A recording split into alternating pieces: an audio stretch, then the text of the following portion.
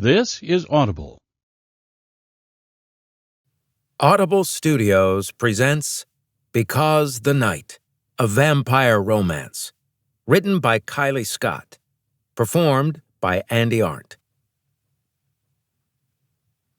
Chapter 1. The house is protected by a tall stone fence and hidden by an overgrown garden. Given the way the hinges of the wrought iron gate screech when I push it open, I doubt anyone has been here in years, which is weird. This Spanish revival in the Hollywood Hills must be worth a fortune. A weed-infested gravel path leads to the large, arched wooden front door. 3 stories of white walls and terracotta roof tiles tower above me. My boss, Jen, said to go through the place from top to bottom and make a note of anything that needed to be fixed. Any water leaks or signs of animals, etc. The Thorn Group doesn't normally provide this service. Guess the client is special. Inside the house, the air is stale, and sheets cover much of the furniture. The place feels like a museum. It has all of the original features: wooden rafters on the high ceiling and French doors opening onto a courtyard. But the overall atmosphere is oppressive as fuck. When I sneeze from the dust, the sound echoes through the empty house. Same goes for my footsteps. The electricity works, but half of the bulbs are blown, and the other half are too dim to be useful. It all adds to the haunted house vibe. I wander through room after room, carrying the set of heavy old house keys, peering into corners and under shrouded chairs and tables. There's no security system, and yet the place hasn't been touched.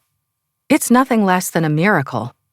A grand piano and a wall full of leather and cloth-bound books take pride of place in the living room. Art and photos and antique mirrors hang on the walls, and a bar cart stocked with half-empty bottles of liquor sits beside the ornate fireplace full of ash. It looks like the owner just up and left, walked out mid-cocktail party or something.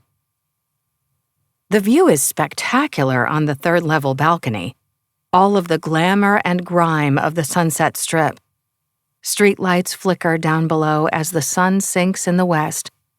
There's an old saying about a red sunset. Some warning of the weather and things to come, but I can't remember what it is. A cold autumn breeze has me wrapping my cardigan tighter around me. Time to get this job done. There's a hot bath and a good book waiting for me at home. Though there's no food, so a grocery stop will be required. A salad from Trader Joe's sounds good. So does their sea salt brownie bites, because balance. Taking notes on my cell, I move from room to room as night sets in. The house is in good condition for its age, and if I focus on my work, I can ignore its general spookiness. Right up until a branch scrapes against a window, making me shriek. Shit. I rub the heel of my palm against my rib cage. My heart is hammering inside my chest. Jen not giving me urgent, last-minute jobs would be great. Exploring abandoned buildings with bad lighting is also officially not my thing, something I might want to add to my contract moving forward. None of this situation should have happened. I entered Jen's office to ask for a raise, only to have her forget I scheduled the meeting and send me here. Having walked through the upper, main, and lower levels, the latter of which is partially set into the hill, only the basement remains. Another of those weak light bulbs barely illuminates the staircase. I have to force my feet to keep taking the next step and go down there. The basement is about what I expected, a boiler and storage in one vast room. But the sheer amount of stuff down here is awe-inspiring. Furniture and paintings and wooden chests, endless racks of dusty old bottles of wine. It's like an antique store and a vineyard had a baby, and that child chose chaos. This is wild. Who owns all of this? How many generations did it take to collect it all? I plod along, leaving footsteps in the dust. With the way the hairs on the back of my neck are standing at attention, it feels as if someone is watching me. which is ridiculous. But then, I always did have an overactive imagination. If this were one of my true crime podcasts, the psycho killer would absolutely be about to jump out and grab me. And each and every member of the audience would shake their heads and say what an idiot I was to enter the creepy basement. They would absolutely be right. In the shadowy back corner is a locked door. It's made out of thick, scarred wood, as if the surface had been burnt and attacked over time. I don't want to know what's behind it. I don't even want to go near it. But I pull up my big girl panties and search the old ring of ornate keys for a match. As much as I try to be quiet, the keys clink and scrape. Not that it matters, there's no one here but me. I remind myself of this fact over and over again. However, my shoulders rise higher and higher with each passing moment. There are 6 keys. I try them all, testing them against the rock-solid lock, until finally I am left with only one. Every fiber of my being is praying that it won't work, meaning my job here is done and I can haul ass back home. Click. But no, the key turns and the sound of the lock releasing echoes around the room. I've heard screams that were quieter. My throat is so damn tight it's hard to breathe. Nope, I can't do it. Jen can fire me for all I care. No way am I turning the handle and opening the door to see what's inside. I've never been a big believer in the unknown, but the bad vibes, or whatever the hell they are, rolling off of this door are too intense to be denied. I don't want to know what's back there. What I do know that I'm doing is getting out of here, right now. Having made the decision, my sense of relief is mighty. A calm and reasonable person would take their time in the low lighting, be careful not to trip over anything. But each step I take away from that door is faster than the last. The urge to vacate this place is now the only thing I am feeling. As I near the staircase, a low, menacing growl comes from somewhere behind me. Next comes slow, shuffling footsteps. This cannot be fucking happening.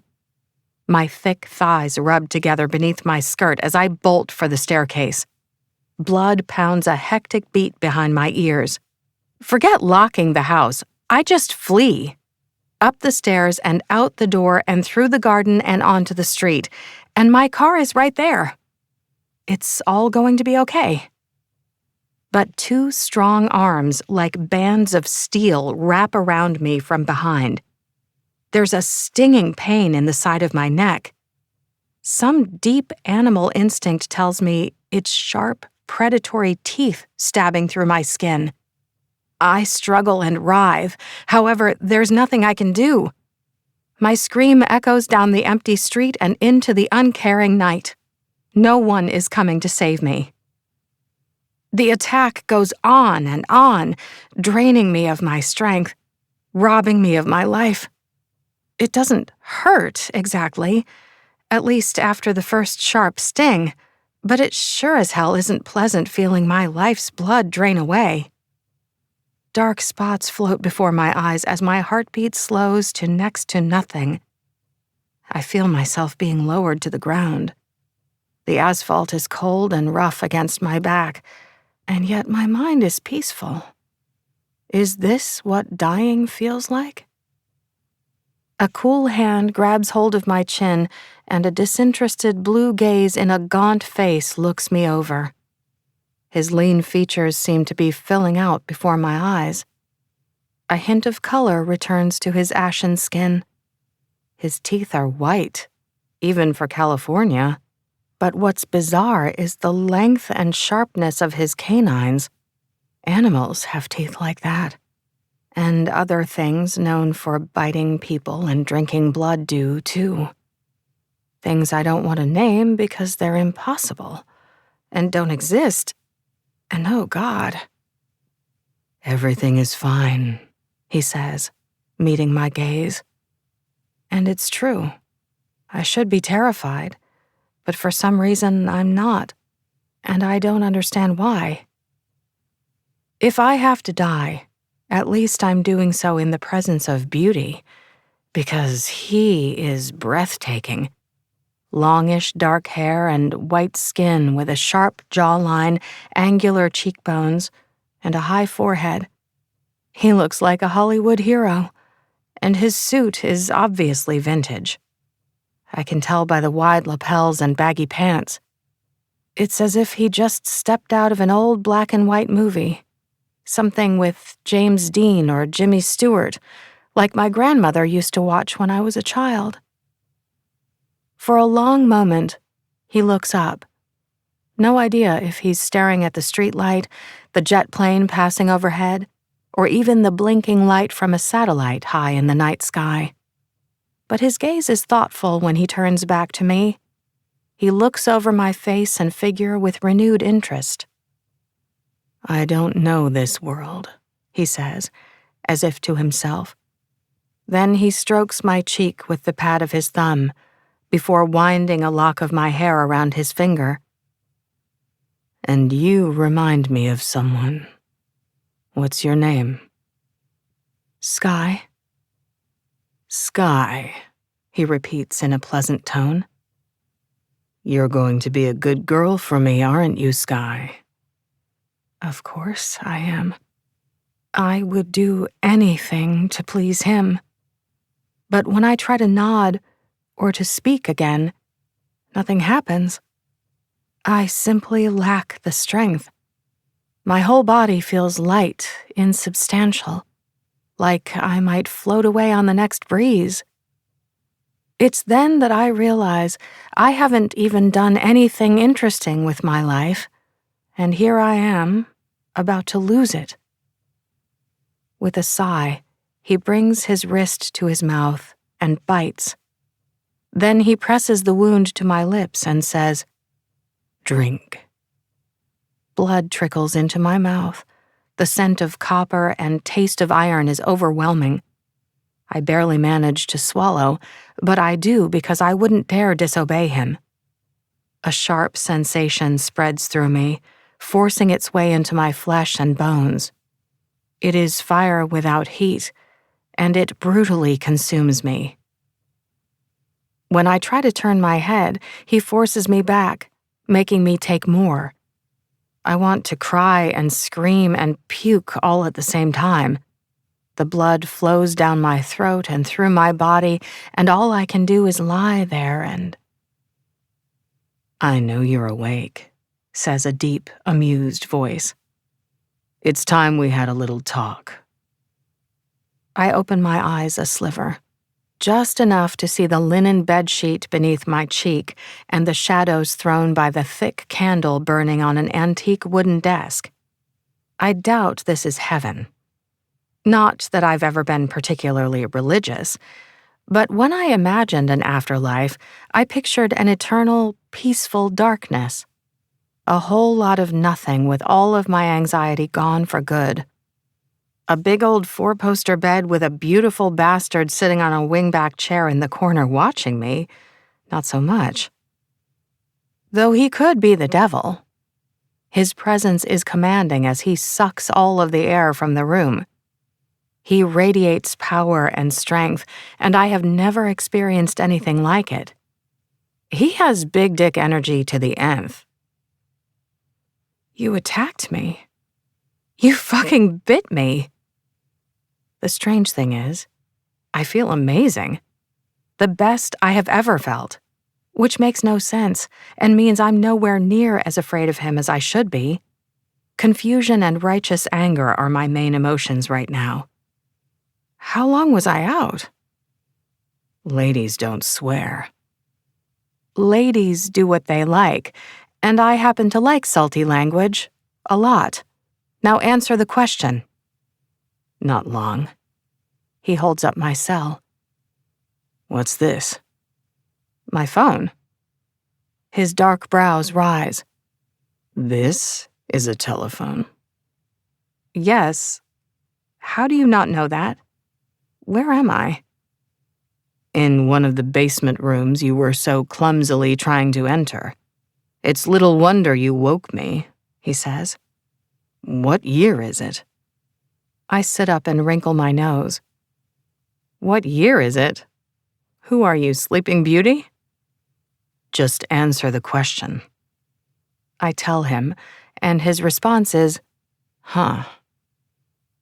Something is definitely going on with me. My sight is somehow so much better. Even with only the low light of the solitary candle, I can see everything. From a couple of dust motes dancing in the air to the missed stitch on the collar of his button-down shirt. It's like looking through a magnifying glass. Seeing the world in such detail is overwhelming. Relax your eyes, he says. Broaden your focus. It takes some getting used to. What did you do to me? Have the old tales already been forgotten? Not only has my sight changed, but I can hear more things too. An insect scuttling across the floor upstairs and a night bird calling in the garden. We're underground in a basement room with solid stone walls and no windows. There's no way I should know that a car is cruising past the other end of the street or that a neighbor is playing Saturn by SZA. My fingers tighten on the thick woolen blanket thrown over the end of the bed, and the material tears as if it were wet paper. It's all too much. Scents, sights, sounds, touch, and taste, everything has suddenly been amped up to 11. The asshole sighs. You're going to break a lot of shit before you get yourself under control, aren't you? What did you do to me? You know. He smirks and rises to his feet. I can see it in your eyes. I don't know, but I do have my suspicions, as wild as they are. I run my tongue over my teeth and taste blood after one of my enhanced canines scratches it. Vampires aren't real. If you say so, he says. It's not possible. Okay. His amused gaze makes me want to scream. I hate you. And now you have all the time in the world to do so. Isn't that nice? Oh my God. You're serious. As the dead, he confirms. No, I won't kill people. You don't have to. Though it takes practice to resist the urge to feed until you're satiated once the blood fills your senses. He snaps his fingers at me like I'm a dog. Asshole. Enough of this. We have errands to run, and you'll be getting hungry soon. Come here, Sky. There's an answering tug inside me at his words, an urge to do what he said. It's like an invisible psychic thread linking us together. Look at me, he orders, gazing into my eyes. Come here, Sky. Once more, I feel the tug in the center of my chest. But honestly, he can go to hell. I am not one of the undead. The whole idea is ridiculous. Because vampires wouldn't have panic attacks, and I'm clearly having one now. My life, my friends and family and job and... Come here now. He doesn't raise his voice, but I have to cover my ears to protect them against the wall of sound that hits me. It echoes around inside my skull, all sharp edges. The agony of it is still echoing inside me as I climb off the bed. Not doing as he asks has consequences, apparently. That hurt, I whisper, massaging my temples. Please don't do it again. So the sire bond does work on you. It just takes extra will on my part. That's going to be annoying. Sire bond? I made you. Therefore, I'm your sire. He pushes his thick, dark hair back from his face and stares down at me. I am average height, but barely reach his broad shoulder. Your old life is over. The best way to keep your friends and family safe is to stay away from them. My go-fuck-yourself gaze says it all. You're more difficult to kill now. But it's not impossible. He circles me like a shark before taking hold of my ponytail and wrapping it tightly around his fist. Then he tugs, pulling me back against his hard body. And make no mistake, I will end you if you don't start being useful and stop misbehaving. Do you understand? Yes. Good. He releases me with a warning look. Who sent you here tonight? How did you get the house keys? My boss gave them to me. And who is your boss? Are you going to hurt them if I tell you? He thinks it over for a second. It's highly doubtful. I'd be more concerned about my own skin if I were you. Now, don't make me ask again. Jennifer Manning, I say reluctantly. I work for a company called the Thorn Group. He smiles. The Thorn Group? Is that so? I glare at him. Not that he cares. Let's start there, then. We have a lot of ground to cover before dawn. Chapter 2. Why me? I ask as we drive through West Hollywood. I needed a tour guide to this century, and there you were. Great. I've spent my entire life never being chosen for anything. Being average height, average weight, and bookish, I tend to blend. Neither the cool kids nor the jocks wanted anything to do with me in school, and men like him have looked straight past me ever since. That's just great. People have begged me for the gift I just gave you, offered me riches beyond imagination, yet all you do is whine. Dude, you killed me. You actually killed me. Do you seriously expect me to thank you? How long is it going to take for you to get past that? I don't know, I say. But when I do, we're going to have a long conversation about consent. He shakes his head. When I was dying, you said something about me reminding you of someone? I don't know what you're talking about. Maybe I imagined it. My memories of the attack and him turning me are shadowy at best. There are plenty of people out tonight, and so much traffic. He must have been awake sometime in the last century because he knows how to drive, and he drives my 10-year-old Prius so I don't accidentally break it, like how I cracked the wood banister as we were heading out. All I did was put my hand on it and bang. I obviously don't know my own strength, or speed for that matter. Every move I make now needs to be slow and steady and careful. Given my general lack of patience, this is no easy feat. The vehicle's keyless start and automatic transmission were new to him. I also had to talk him through the various electronics. For a while, he just sat and stared at the dashboard in a daze. Guess there are a lot of lights and information. Now I stare out the passenger side window in a similar state. I think I'm in shock. I know this is happening, but it doesn't seem real, like I am watching it all from a distance. Women such as yourself used to be more accommodating, he says, less sharp-tongued. Women such as myself? I ask archly. He doesn't respond, but the word homely appears in a still and silent corner of my mind, and I absolutely bet it's what he means. Asshole. How long were you in that room for? A while.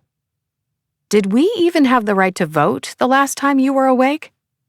Yes, that happened in 1920, he says. You don't wear a wedding ring. Are you a spinster or a widow? Neither. I'm single. Spinster isn't a term that's used now. No boyfriend? No, and no girlfriend or partner either. So you live with your family? I snort. I have my own place, thank you very much.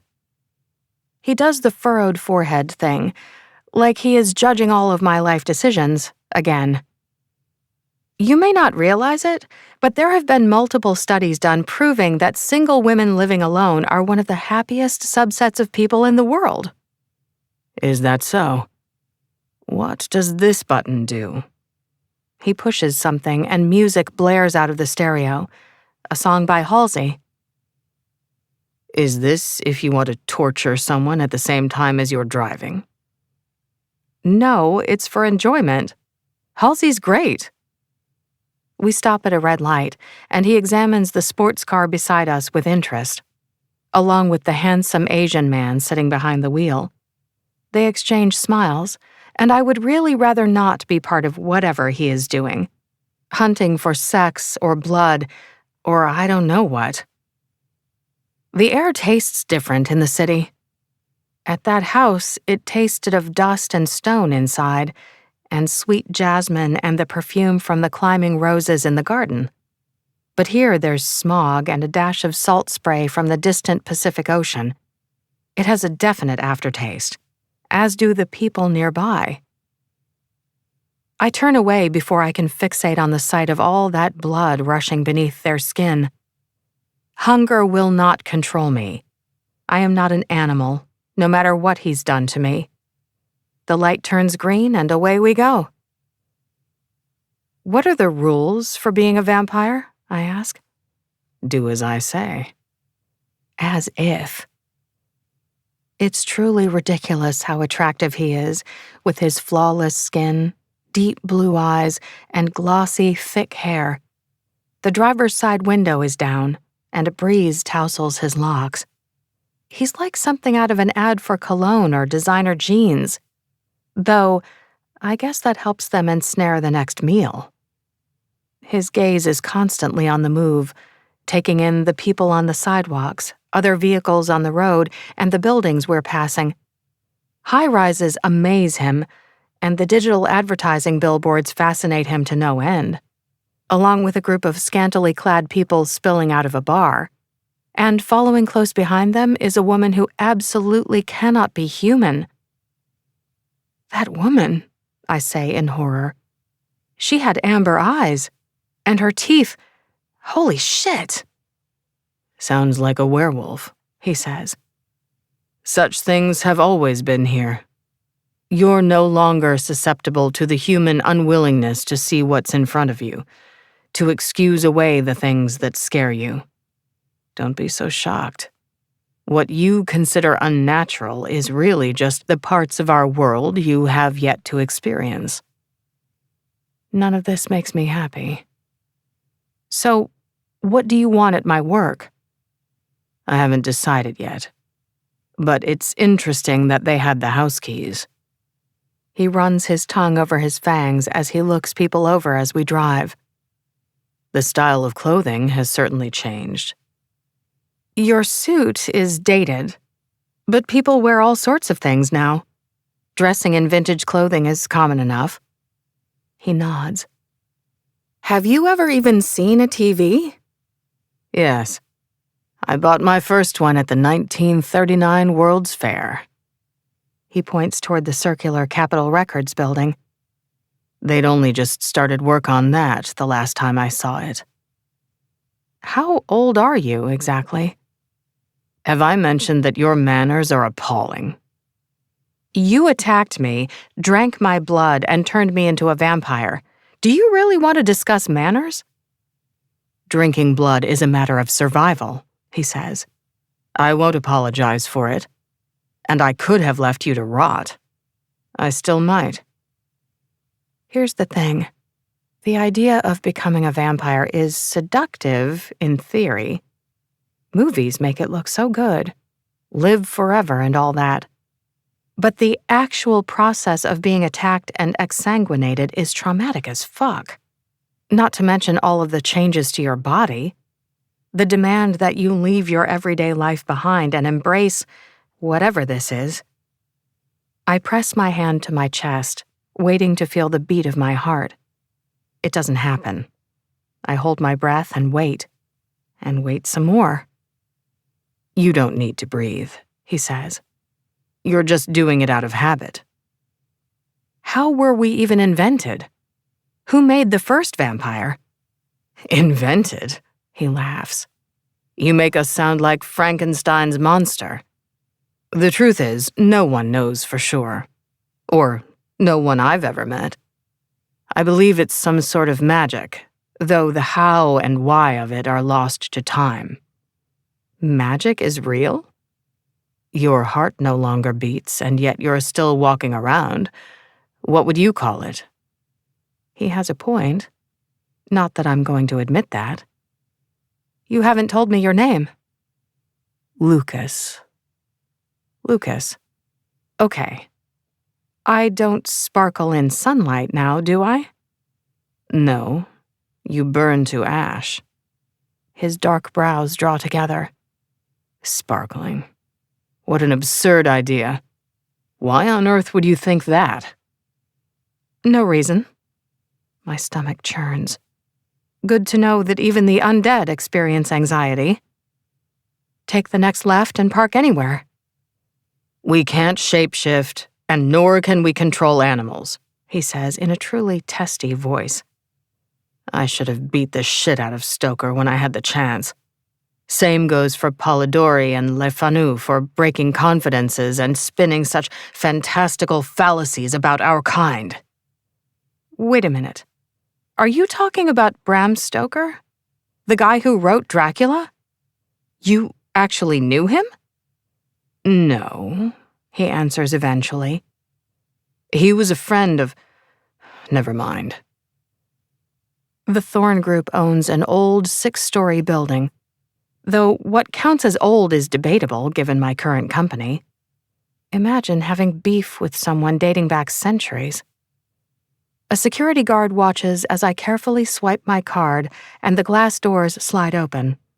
He has white skin and military short hair, and the bulk of his attention is on the man behind me in the vintage suit, the one who is staring at the sliding doors with an awestruck expression.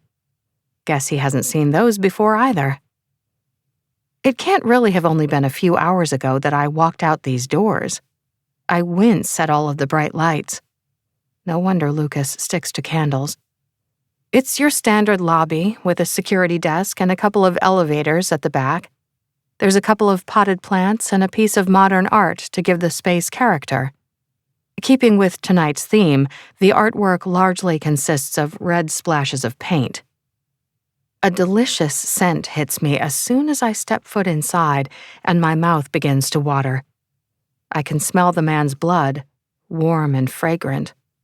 I can hear the way it whooshes through his veins and the steady beat of his heart. It calls to me like nothing I have ever known. Lucas stands with his hand wrapped around the security guard's neck. I didn't even see him move. Then he stares into the man's eyes and asks, "Who owns this place?" "Miss Cole," the security guard answers mechanically. He's not even struggling. Lucas has put him under some sort of compulsion. "She's working late tonight. Her office is on the top floor." "Thank you." Lucas gestures me closer. "Come here, Sky. You need to feed." "No, absolutely not." "It wasn't a question." "You don't understand. Even if I could do that, there are security cameras watching us." "Security cameras?" "Yes." Then I remind myself he's ancient. Like motion picture film cameras, but smaller.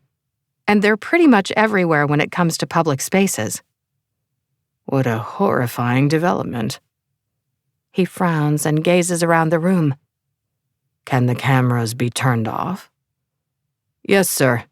The security guard nods. "Or the recording can be deleted. I'd be happy to do it for you." "I appreciate that. Come here, Sky. Don't make me ask again." My whole body is shaking with need. "If you don't feed, you'll die," says Lucas. "That's certainly a choice you could make, but you need to know it won't happen straight away. Desiccation takes a while, even for a newborn. First, the hunger will take control of you.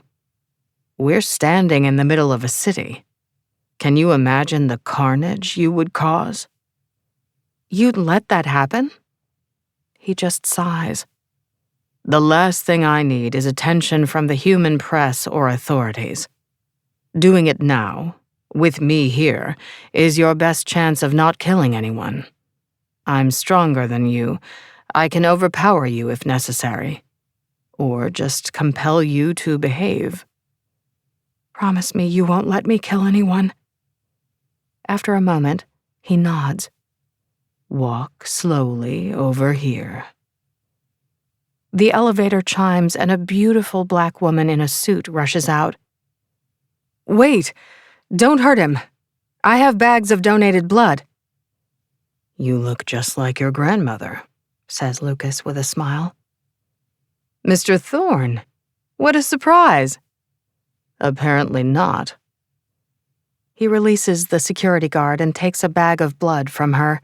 His nose wrinkles in distaste. Donated blood, did you say? He bites the end of the attached tube and sucks some down. That's disgusting. It's cold and you can taste the plastic. I've met Helena Cole on numerous occasions, Christmas parties and such. She's tall with natural hair and her wardrobe is to die for. All of the best designers and shoes I would kill for, but all I can see and hear and smell right now is her blood.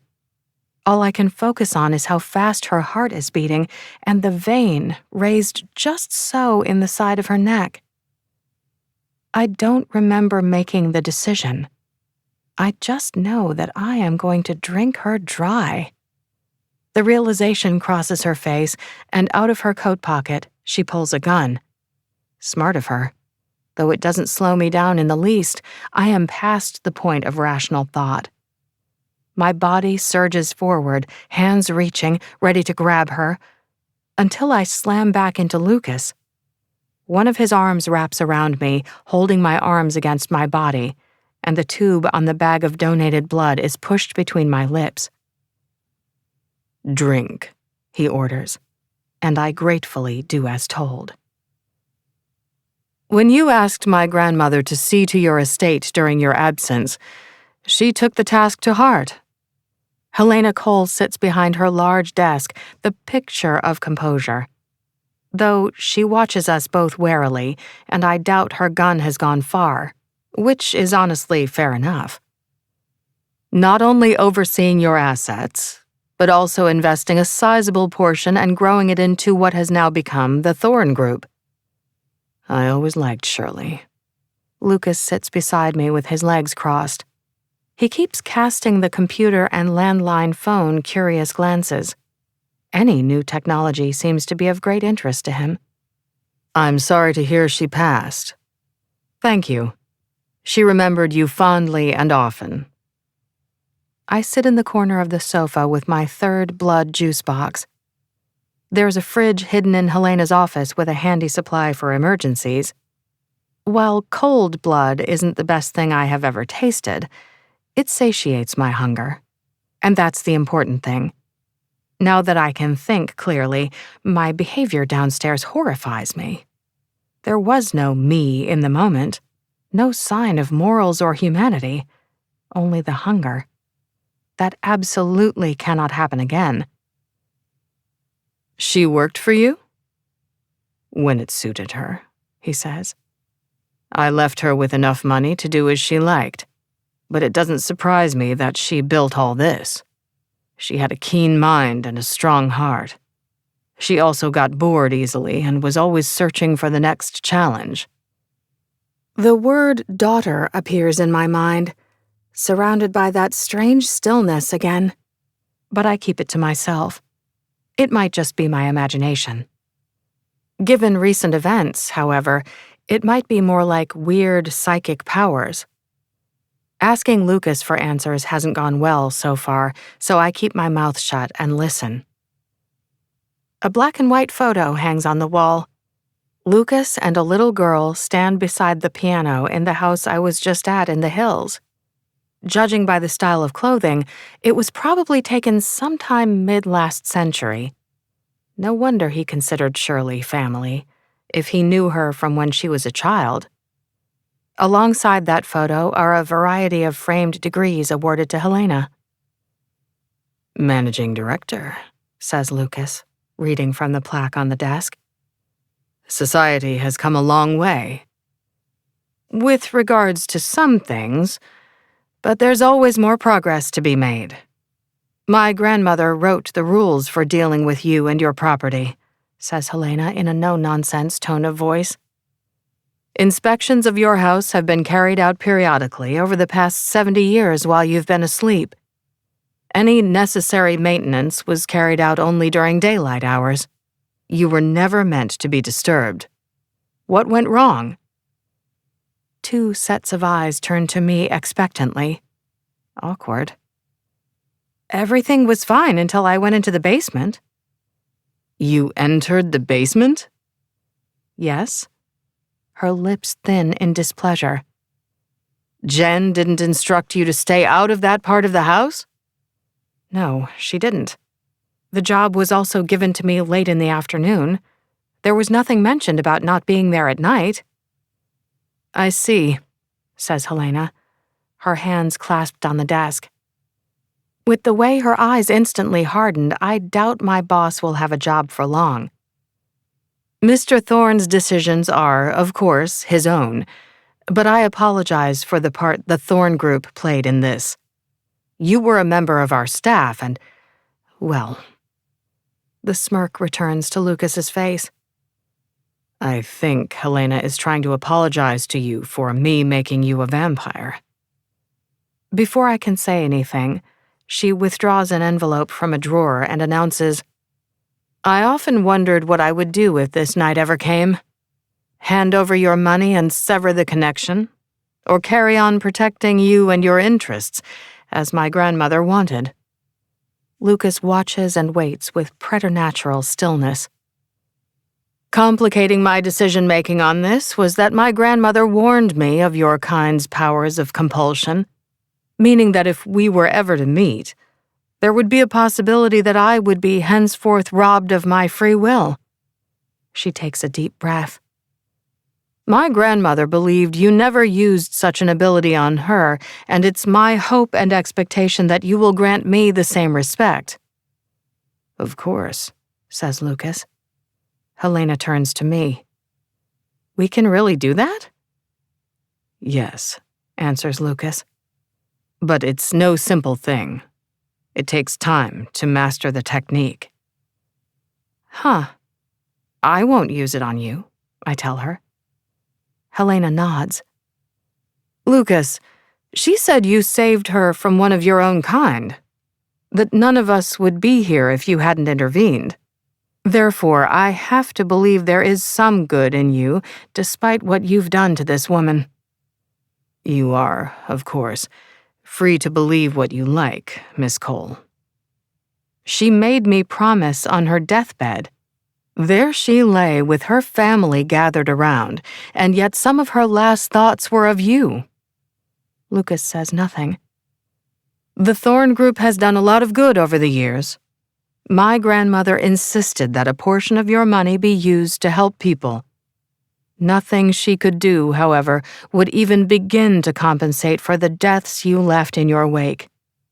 But my grandmother also said, 'It's better the devil you know.' And she knew things. She continued to talk to others of your kind once you were gone. It drove my mother wild that she put herself in danger like that. I am going to keep my word and trust that my grandmother knew what she was doing. For now." Helena holds up a black credit card. "You can access your funds with this. Let me know what else you require. The head of our legal department is also a family member and is aware of your unique situation. He should be able to assist with anything that may arise." "Anything?" asks Lucas, cocking his head. "Within reason," says Helena in a flat and unfriendly tone. "We won't help you bury any bodies." "I'd appreciate it if the house could be seen to." It'll be taken care of, says Helena. Items my grandmother believed would be of use or interest to you have also been collected over the years. They'll be delivered tomorrow. He nods. I must insist that there be no further mishaps involving my staff, and know that they will only visit the house during daylight hours. Understood.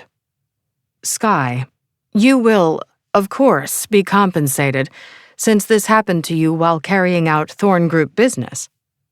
I nod. Was that everything you required for now? Yes, says Lucas. Thank you. Please remember to compel the security guard into forgetfulness on your way out. It would be for the best if he never remembers you being here. Helena sits back in her chair. Good night, Mr. Thorne. In the elevator heading down to the lobby, Lucas turns to me and says, There aren't people who operate the elevator anymore? No. You just press the button you need. It's pretty straightforward. He nods. I thought that meeting went quite well. She hates you. There seems to be a lot of that tonight. I mean, she really hates you, and she was not hiding it, I say. I half expected you to throw a hissy fit. He raises his eyebrows. A hissy fit? Yes, it means I can guess what it means. Another thing he does exceedingly well, sneering. I do not throw hissy fits. Whatever you say. I inspect my nails. Even they seem stronger and brighter. Can I really not go home? When I was first turned, I was a lot like you. I missed my home and wanted to see my family. I thought I could control myself, control the hunger. There was a village nearby, so I tested myself. No one was left alive come dawn. He gets all up in my face, backing me into the corner of the elevator, flashing his fangs. It's more than a little scary. When he speaks again, the words are laced with a European accent. What do you say, Sky? Still want to go home? No. No, he agrees. I didn't think so. If you hadn't been there earlier, I would have killed her. Is that your way of saying thank you? Of course, if you hadn't turned me, none of this would have happened in the first place. He clicks his tongue impatiently. When the elevator doors slide open, it is to a scene of slaughter. Blood is smeared across the gray marble floor of the lobby and halfway up the wall. The security guard's throat is torn open, his sightless eyes are staring at the ceiling. A scream catches in my throat, and I slap my hands over my mouth to hold it inside. Standing over the body, licking his fingers clean, is a young man with olive skin and long brown hair. Handsome, of course, and exceedingly tall and built. He is basically a murderous, blood-sucking lump of muscle. Christos, says Lucas. Fancy seeing you here. You were followed. We had someone watching your house. For 70 years? The stranger's smile is purely predatory. He wants to see you. Does he? Lucas steps out of the elevator. What a mess. Was killing him absolutely necessary? I was hungry. Christos shrugs. Who's the girl? Is she a newborn? Did you make her? None of your concern. His gaze narrows on me in a way that creeps me right the fuck out. The word death appears in my mind as I follow Lucas into the lobby. If this is a psychic gift compliments of the change, it could be more helpful. Because there's a whole lot of death happening around me. The poor security guard. And still, it's all I can do not to drop to the floor and start licking up his blood. Such a heady scent. It's delicious. My hands start shaking, and holding myself back is not easy. Thank fuck I filled up on the blood bags upstairs. Was that all you were asked to tell me? Asks Lucas. That he wishes me to pay him a visit? A scowl twists Christos's face, and his huge hands curl into fists. It's an order, not an invitation. Lucas nods and smiles. Look at you. You look like shit. The other vampire laughs mockingly. My, how the mighty have fallen. Despite my heightened senses, I can barely track Lucas when he moves. He is little more than a blur. But suddenly, he's standing beside the other vampire, his hand stained red, and in it there's a... Oh, fucking hell. It's his heart. Christos folds to the floor, his chest a bloody ruin. He didn't have time to react to the attack. Lucas was just that damn fast. The male's remains lie there for no more than a moment before his body turns into a pile of ash. Holy shit, I mutter, stunned. Lucas pulls a handkerchief out of his coat pocket and proceeds to wipe the ash from his hand. No other trace of the vampire remains. I'm not sure what shocked me more, the quick and brutal murder, or the pile of ash that's all that remains of his body. Both, probably.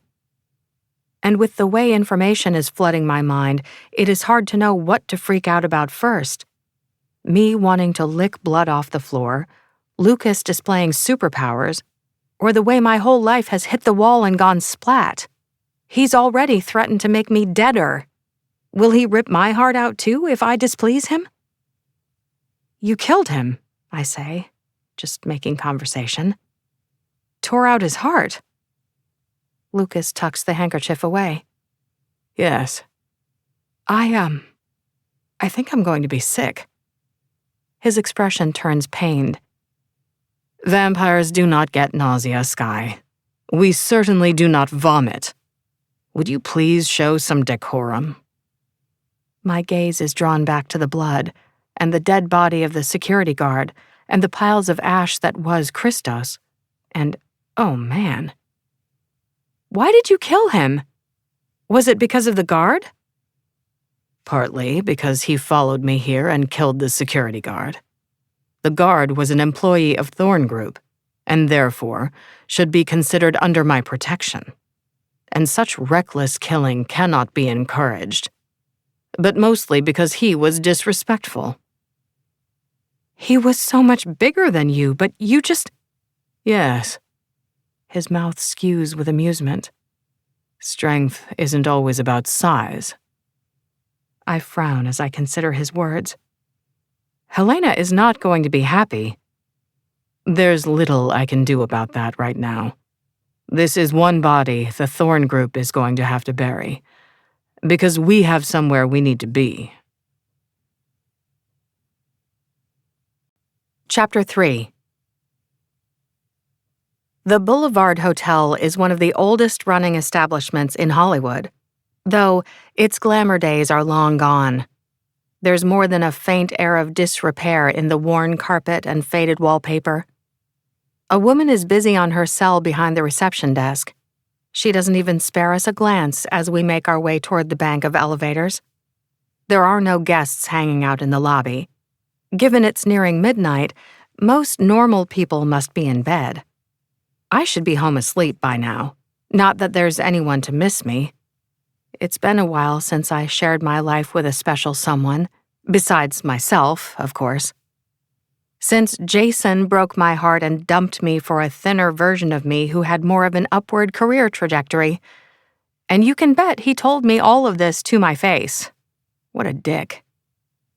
But prior to this evening, lousy exes were the sort of thing topping my list of woes, along with other ordinary everyday details, like figuring out how to both pay for new tires and my rent. How painfully mundane. Attacking people to drink their blood didn't even rate a mention.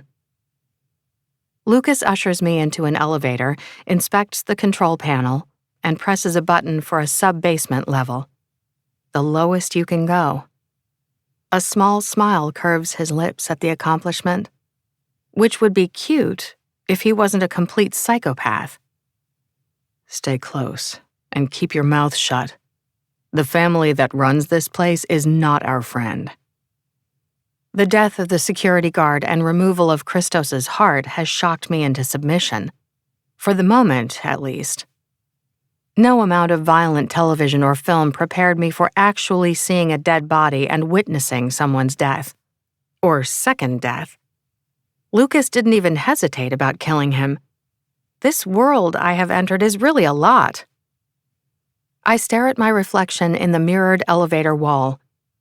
Yay that I have a reflection. Boo that it takes me a moment to recognize myself. My skin has taken on the same flawless sheen as my maker's. To think of all the skincare products I've used to try and achieve exactly this. My dirty blonde hair is now supermodel levels of thick and lustrous. But it's my eyes that are truly creepy. The usual confused color combination has changed to a clear, pale green. I might have been forgettable before, but now I am officially hot and utterly unnatural. You would have to be a fool to think there wasn't something going on with me, especially given the teeth. I grimace at my reflection, and 2 long canines are plainly visible, brutally sharp and shining white. "We stay the same as when we died," he says. "Only prettier. It helps to lure in prey. Normal humans don't tend to notice our eyes or teeth." "How do they not see it?" "That we're predators?" he asks with a sly smile. "I always thought it was partly a kind of magic, but it's partly also that they don't want to see it. Never doubt the power of denial. Their safe little worlds don't have room for the likes of us. How would they sleep at night if they knew there really were monsters hiding in the dark?" Nice to see no blood or dead body on the floor when the elevator doors open this time. We step into a boring concrete corridor where a man wearing a neat black suit stands waiting. He has white skin and a shaved head and pointy teeth. Not a man, then. A vampire. Like Christos, he is seriously tall and built. Larger even than my companion, who has to be bordering on 6.5 feet tall. And behind this new, oversized dude is a large steel door, the sort that belongs to a refrigerator unit. "Sir," he says in a deep voice. "Baron." Lucas smiles. "It's good to see you. I believe he's waiting for me." The giant says no more. He bows his head and holds the door open for us. He does, however, give me serious side-eye. No idea what that's about. Inside, there's a party happening.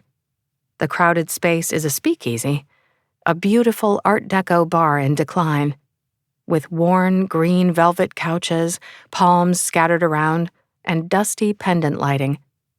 There's a wall of liquor bottles and a stage and dance floor. The customers range from couples in formal wear out of a bygone era to what resembles a motorcycle club in the corner. So much leather. I'm not sure my cottagecore aesthetic holds up to this lifestyle. No one else here is wearing anything like my gray cardigan, blue floral dress, navy tights, and flat ankle boots. From what I can see, they all have sharp teeth. Hold that thought.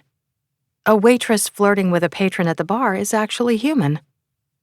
Music is pouring out of the sound system, the bass loud enough to vibrate through my chest.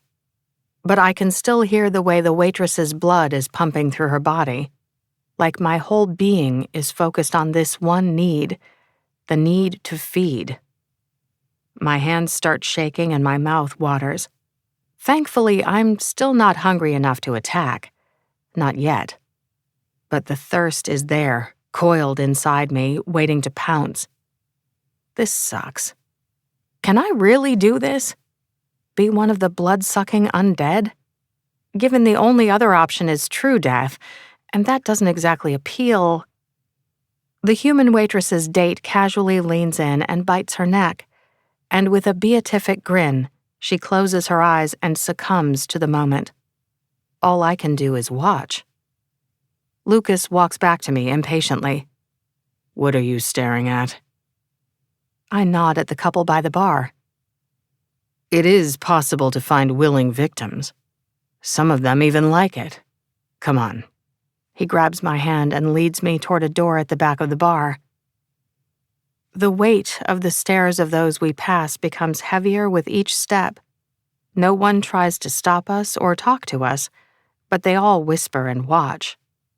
I have never been in a room full of killers. Not to my knowledge, at least. And their uncanny beauty and grace is disturbing.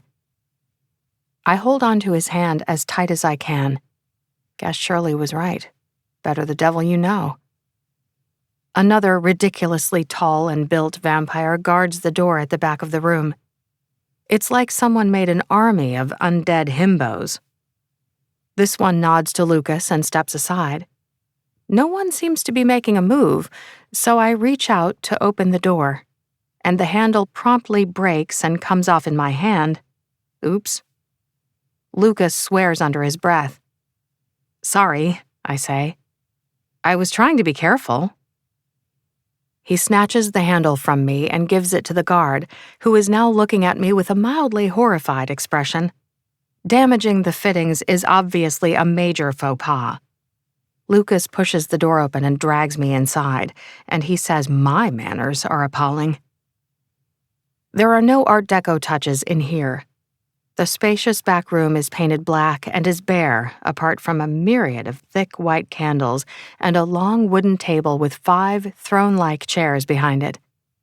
Vampires are seated in 3 of the chairs, and the only other creature in the room is one standing off to the side, wearing a long black robe and holding a digital notebook and stylus. Guess he's here to take notes. A supernatural, undead personal assistant. Huh. Lucas pulls his hand out of my grip, steps forward, and says, You wished to see me. Hello, Lucas. A stunning woman with umber skin and her long hair in braids gives him a smile. Her blood-red dress dips low at the front to reveal a massive ruby pendant. A definite statement piece. It's been a while. Rose. Where is Christos? Demands an old man. He looks ancient, with white skin and hair. The style of his suit is dated as heck. Something from a century or more ago meant for hanging out in ballrooms or carriages. He was supposed to accompany you. My apologies, Archie, says Lucas. He won't be joining us. He snarls. You killed him? Yes. He was mine. His lips flatline. You had no right. Have I really been gone so long that you thought I would tolerate being followed? Asks Lucas. Let alone his disrespectful behavior. He killed one of my lackeys. Never did know when to keep his mouth shut, says the last person at the table, a handsome man with brown skin and dark hair. But you can't just go around killing our kind, Lucas. At least, not ones from other families without the agreement of their sire or the board. We have rules now. What rules, Javier? Asks Lucas with a raised brow. There's a board? You've been gone a while. 70 years. Much has changed. Rose taps her nails against the table. She nods to the man writing on his digital notepad in the corner. The scribe will ensure a copy of the rules are sent to you if you give him your email. Lucas turns to me with one dark brow raised in question. Your electronic mail address, I say. We can set one up later. The point is, we rule Los Angeles now, growls Archie. Not you. Rose clears her throat. Things got a little out of hand near the end of the last century. A group of younger ones started running wild and causing chaos, leaving bodies lying around for humans to find. Far more than their officials could reasonably be expected to ignore or excuse. They put our whole race at risk. I see, says Lucas. This board was formed, and one of our first decisions was to implement a cull. The troublemakers were destroyed, along with any known to associate with them. Many lives were lost in the conflict, but it was necessary. It was the only way for us to regain control, says Archie. We had no choice. They were making swarms of newborns to aid them in their stupidity, says Javier. The 70s were a trial, but the 90s were a fucking mess. We came this close to all-out war. You're lucky you missed it, though the music was quite good. Once it was done, we did our best to put the violence behind us. The board started to meet regularly to discuss any issues regarding our kind. We have as little as possible to do with the human world. They're more than capable of governing themselves. But the board agreed to adhere to a set of rules for a term of 30 years to avoid another cull, says Rose. One of these rules was a moratorium on creating newborns. Which is still in effect until we vote on it in a few days, unfortunately, says Archie, turning his hateful gaze to me. Awful timing on your part. This one will, therefore, have to be destroyed. I freeze in horror.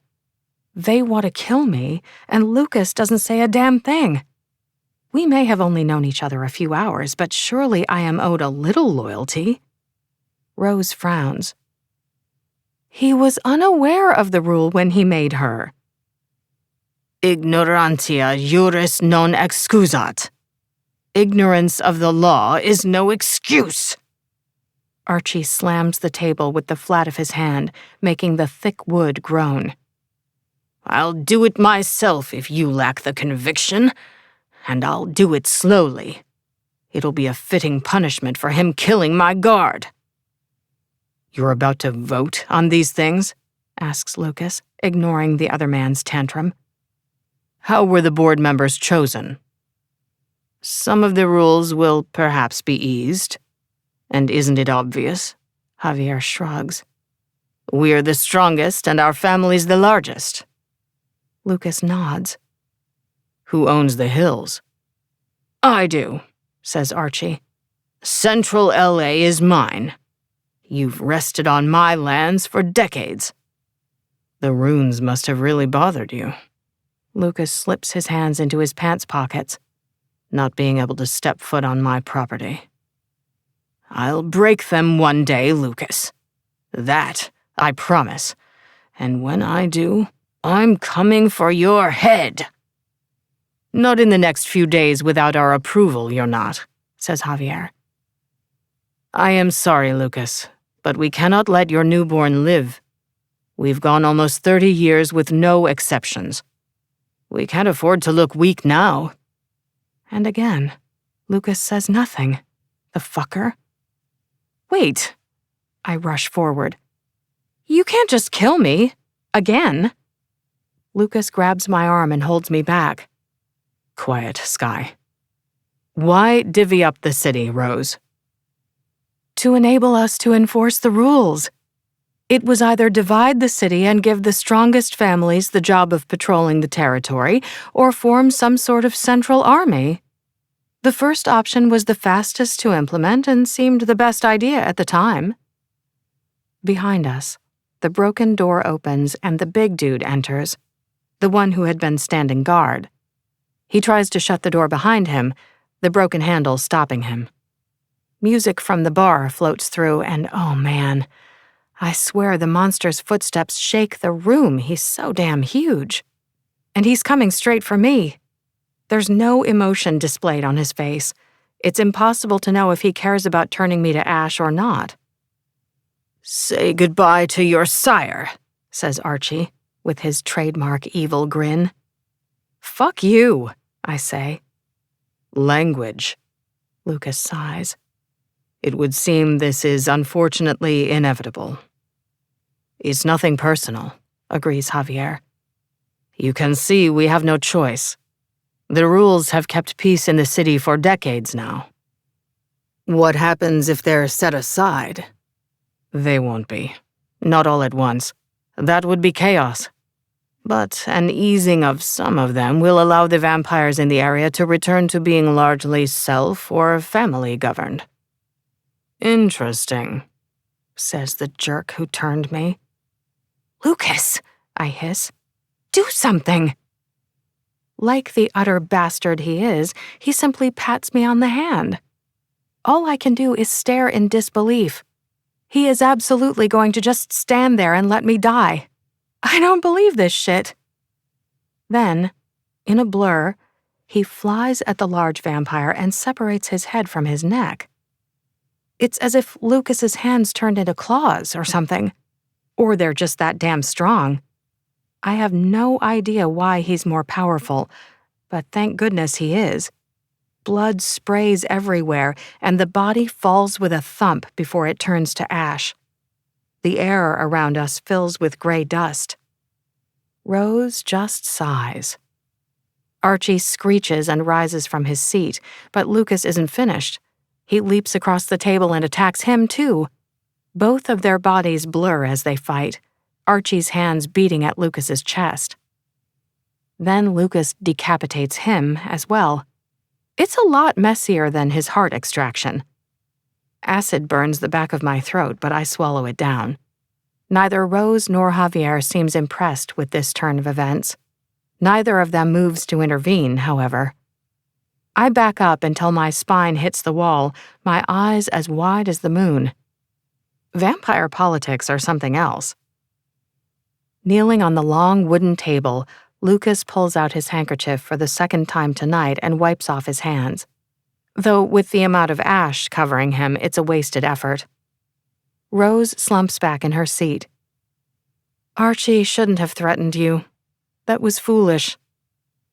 "Most people feel better after a nap," says Javier. "But you seem to have woken up in an even fouler mood than before." "We can make a case for him having challenged you, which resulted in this." Rose frowns. "But you can't just go around killing vampires, especially not board members. We really do have rules now, at least for the next few days." "Don't make us have to hunt you." Lucas's smile is bitter. "I can't believe you want to regulate our existence. Attempting to avoid just that is why most of us came here." "It was necessary," says Rose. "You have no idea the dangers we faced." "Do you truly believe either of us would have agreed to it otherwise?" asks Javier. Lucas grunts. "No one touches a hair on my pretty little newborn's head." Rose sighs some more. "Yes, you've made that quite clear." "The hills are mine." Lucas jumps off the table. "I don't want to see another vampire in the area uninvited." "We'll see that word gets around," says Rose. "But Archie's family is sizable and their loyalty to him zealous, to say the least. I would anticipate visitors out for revenge if I were you, whether we condone such activities or not." Lucas nods. "I understand." "You are, of course, permitted to defend yourself. Will you be taking Archie's seat on the board?" "Hell no." "Lucas," Rose sighs. "One way or another, someone will need to represent your territory.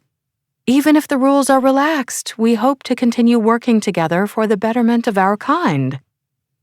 "I am not spending the rest of eternity in fucking board meetings." He wanders over to stand at my side. His vintage suit is trashed, the formerly white shirt smudged with ash. "It was good to see you both. Hopefully next time we can have a proper visit and not talk business." Javier just waves him away. "You picked the worst damn time to wake up. It would have been simpler if you'd stayed asleep," says Rose. "You know that, don't you?" "I know," says Lucas. "But it was time. Or near enough." "Time for what?" I ask as we're heading out the door. I do my best to keep any lingering fear out of my voice, and any hint of a freak-out off my face. Lucas doesn't seem the type to appreciate either. The trip back through the bar is even worse this time. Patrons are no longer content with just whispers and stares. We're actually getting growled at, which is rude. In all likelihood, they're members of Archie's family. "Time to live, Sky," he says, throwing an arm around my shoulders, as if his night of killing has made him merry. Such a psychopath. "It's time for us to live." Chapter 4. Behind the scarred door in the basement of the house in the Hollywood Hills is a network of rooms. It's a little like Batman's lair, but with fewer bats and no technology. It's actually quite homey, with paintings, black and white photos, and tapestries on the walls, and all of the furniture is antique. There's even a chandelier. The door opens into a sprawling, grandiose living room with a collection of Chesterfields, chaise lounges, and wingbacks. There's also a long wooden table that seats 12. A wall of books that appear to be even older than the ones upstairs, and several cabinets full of curiosities. A wide hallway leads off from the room. That's where the bedroom is, along with a variety of other locked doors. Lucas heads through his bedroom and into the attached bathroom upon our return, with me following close behind. We didn't talk much on the drive back to the house. I think I was in shock. But now I have questions, and lots of them. As much as I resent Lucas, he is my sole teacher when it comes to the undead and this new life of mine. Are the heart and the head the main ways to kill vampires? I ask. Yes, he says, shrugging out of his filthy suit jacket and toeing off his shoes. Plotting my downfall already? A girl needs her hobbies. He snorts. Hold on to your sense of humor, Sky. It'll serve you well in the centuries to come. Fire and sunlight can also kill, but you need sustained exposure. I don't suppose you have any magical rings that enable us to walk around in daylight? He stares blankly at me. Just asking. A talisman like that might well be possible, but it would take a lot of power to create. I've never met a witch who liked me that much, or one who was that powerful. Shocking that they wouldn't like you. My head is a mess of thoughts and feelings. It really has been a hell of a night. You mentioned runes back at that vampire bar. A druid I knew needed some fast cash and agreed to work on this place when it was being built. He etched runes into the stone walls down here to protect and keep. Think of it as casting a spell. The bathroom is immaculate black and white, with cool fixtures straight out of the 1920s. In particular, a big old clawfoot bathtub looks inviting. The shower is suspended over it with a curtain to keep the water from splashing onto the floor. There are druids, too? I ask, my brows raised. The protect part I understand, but what does keep do? This world is bigger than you know. Much more than humans and animals walk the earth. As for the runes, look around. He gestures about us. Notice how these rooms aren't as stale and dusty as you'd expect after being closed up for 70 years? The ones above ground are, though. I usually have staff to deal with upstairs. The runes are concentrated down here in my real home.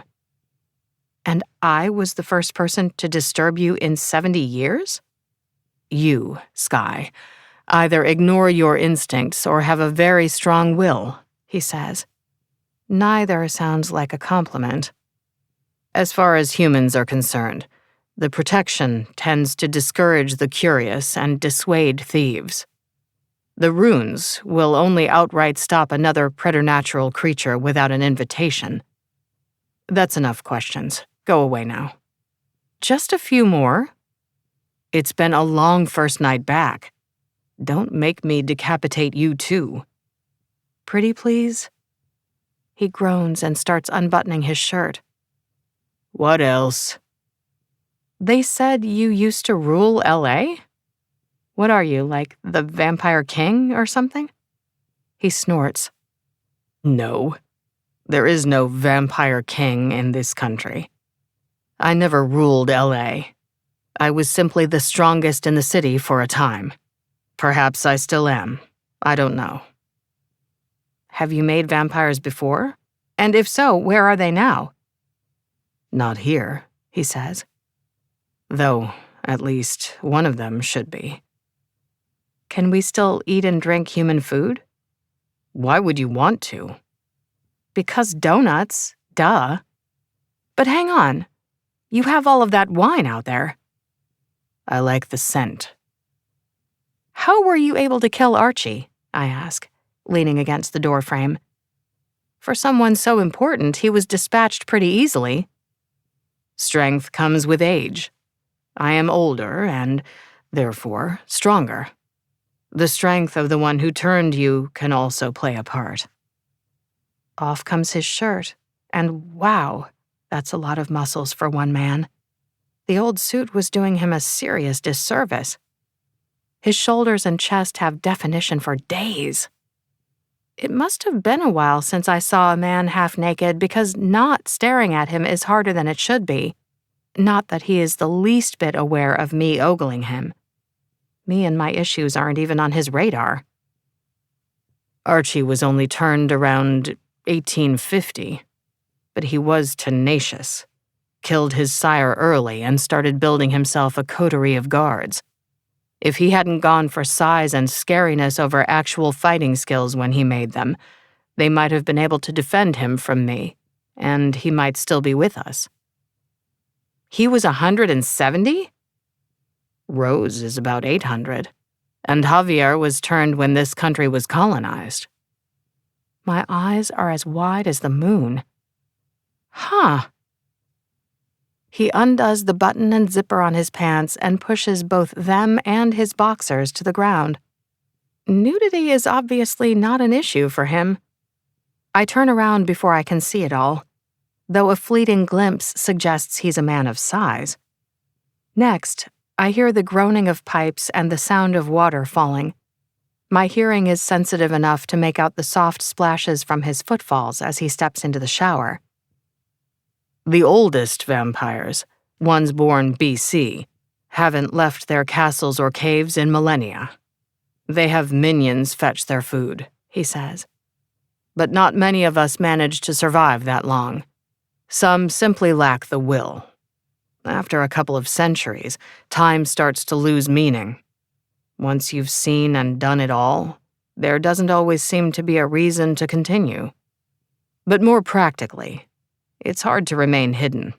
We need humans to feed on, but they tend to get upset and hunt us once the bodies start piling up.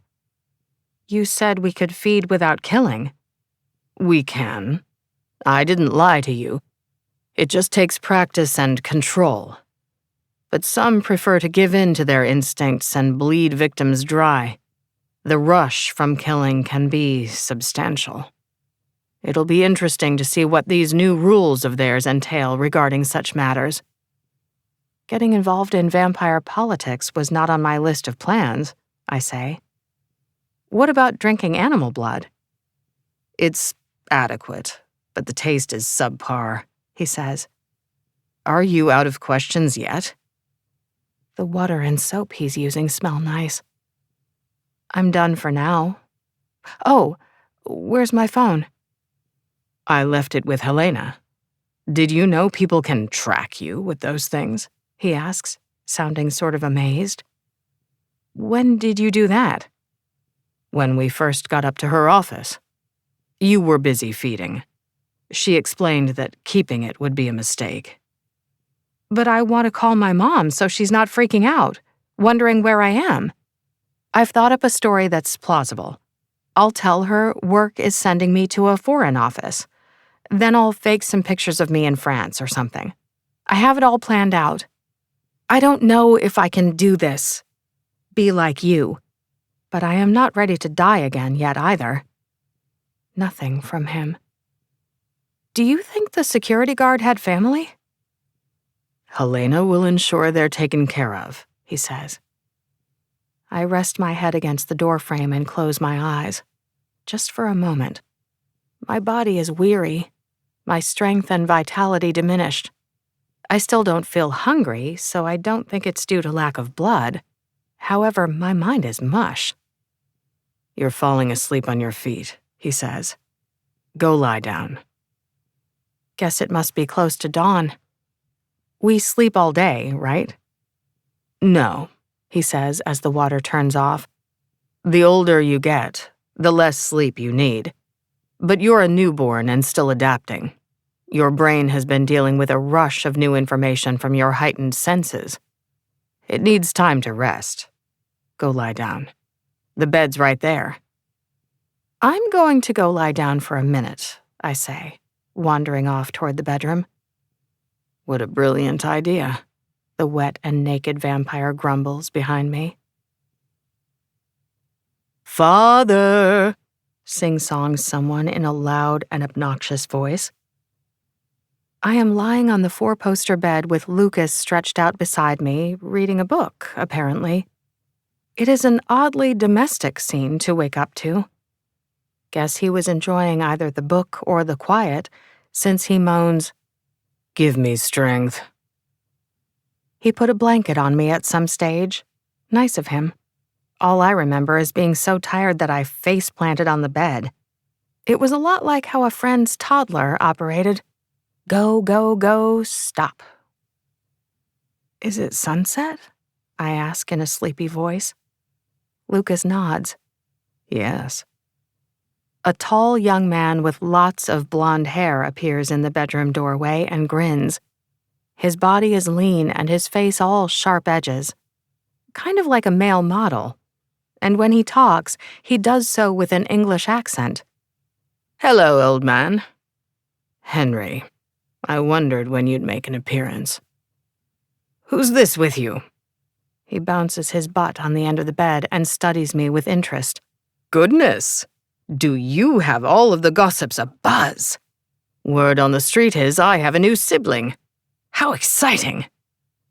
"Why are you asking if you already know who she is?" Lucas sits up and sets his book aside. He's wearing a pair of pajama pants and not much else. Not staring at his chest is a big ask. "Because it annoys you." Lucas grunts.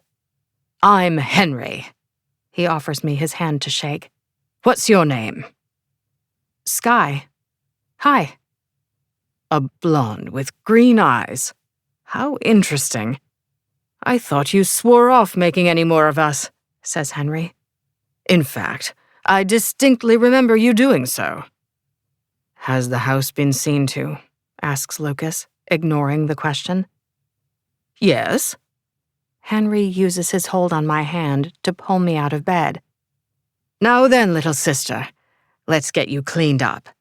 We do have a family reputation to maintain, after all." "She needs to eat first." Lucas leaves the room and returns with a blood bag in each hand. "The fridge has been stocked. Here, hold it carefully. You don't want to break it." "Thank you." I put the tube between my lips and start sipping. "You're one of those, are you?" asks Henry. "I admit, blood bags are practical, but hardly a substitute for the real thing." Lucas raises his dark brows. "I tried to tell her, but she's happy, so—" "It really is grand to see you." Henry opens his arms. "How about a hug?" "Don't make me kill you," says Lucas. "Father's love language is death threats," whispers Henry. "Try not to take it personally. Very difficult childhood. Not even Freud could sort him out, though he certainly tried for a good many years." "Are there any other siblings?" I ask. Lucas frowns. It must be his fallback setting. "None that we need to discuss right now. Father spent his first few 100 years as a spy and a thug. It makes him slow to trust," says Henry. He turns back to Lucas. "I had almost forgotten how repressed you are. You know, us men are more in touch with our feelings now. We actually talk about things. Occasionally, we even cry. You should try it sometime." Despite the pout on Henry's face, the word that appears in my mind is joy. He is beyond delighted at this reunion with his sire, and that these words are still coming to me consistently is interesting. I need all the help I can get in navigating this new world. We adjourn to the living room, where Henry flops down onto a blue velvet couch. After putting an Ella Fitzgerald album on the antique phonograph, Lucas sits gracefully in a black wingback, the largest chair in the room. It kind of looks like a throne, which makes sense. I curl up in the corner of a black leather sofa. And yay me for not breaking anything yet tonight. All of the furniture seems sturdy. To guard against vampires who don't know their own strength, perhaps? "I wasn't supposed to wake you for another almost 30 years, says Henry, curling a blonde lock around a finger. "What happened?" Lucas nods to me. "She happened." "It was an accident," I say, setting aside my breakfast for the moment. "My boss forgot to tell me to stick to the above-ground levels and to only be here during daylight hours." Henry sobers. "That must have been terrifying for you, facing a starving vampire on your own. You're lucky it was Father, who has enough control to stop himself and generally doesn't drink to kill. Otherwise, you'd be dead as a dodo." I wisely keep my mouth shut. "No wonder you turned her," continues Henry. "You must have felt like absolute shit with that eternally tortured soul of yours." Lucas frowns. "We're vampires. Drinking people's blood is what we do." "Well, yes, but there's no need to be rude about it. And, old man, even you have to admit that attacking someone like that and draining them is, déclassé. You must have terrified her, all desiccated and dried up like you would have been." "She's one woman," says Lucas. "You were in a frenzy for half of 1943 on the front lines. You killed thousands. They were Nazis. They had it coming." Lucas shakes his head. "Enough. I'm not having this damn conversation with you." "Since you have Henry here to help you adapt to this new age, do you still need me, or am I free to go?" I ask, sounding far braver than I feel. Lucas's gaze turns hard. "And where exactly would you go?" "Sweetie," says Henry, "trust me when I tell you, you don't want to be alone out there on your own. Not right now. In a couple of days, they'll probably be relaxing the rules, and no one is quite sure what's going to happen. It's been like living in a dictatorship, being here for the last 30 years. Having to watch over your shoulder for the board's boogeymen all the time. But is tyranny truly any better than anarchy? I suspect we're about to find out." "We can discuss it later," says Lucas. "Henry, why are there rips in your clothes? Did you run out of money?" Henry gasps. "Excuse you? These jeans are designer. I invested in Apple in the late 70s and made millions." "You invested in fruit?" asks Lucas. "Computers, Father. Apple computers. Please try to keep up." I sip my blood and stay silent. "So, spill the tea. What was all of that decapitating about last night?" asks Henry, crossing his legs and getting comfortable. "I've been living quietly in this city for decades, and now all of a sudden I'm back in the limelight because of you." "I highly doubt that." He smooths his palm over the arm of the chair. "A show of strength was required." Henry nods. "Archie has been salty about your goat status for years." Am I supposed to understand a word of what you just said? "Goat means greatest of all time," I explain. "He's paying you a compliment." Lucas looks toward heaven, though I doubt any of us are welcome there. "This is so much fun," says Henry. "You should have made a sky years ago. Not only is she decorative, but she keeps the peace. Having a sister like her is fantastic. I'm so glad you approve. What shall we do together first? Asks Henry. Oh, I know. Have you ever been to Paris? I set the empty blood bag aside. I've never even been out of the country. Well, you're rich and immortal now. It's time to start thinking big, says Henry. Where do you want to go first? I'm rich? Oh, yeah. He wiggles his eyebrows. Not even taking into consideration all of the money Shirley made. That woman was a genius when it came to finances.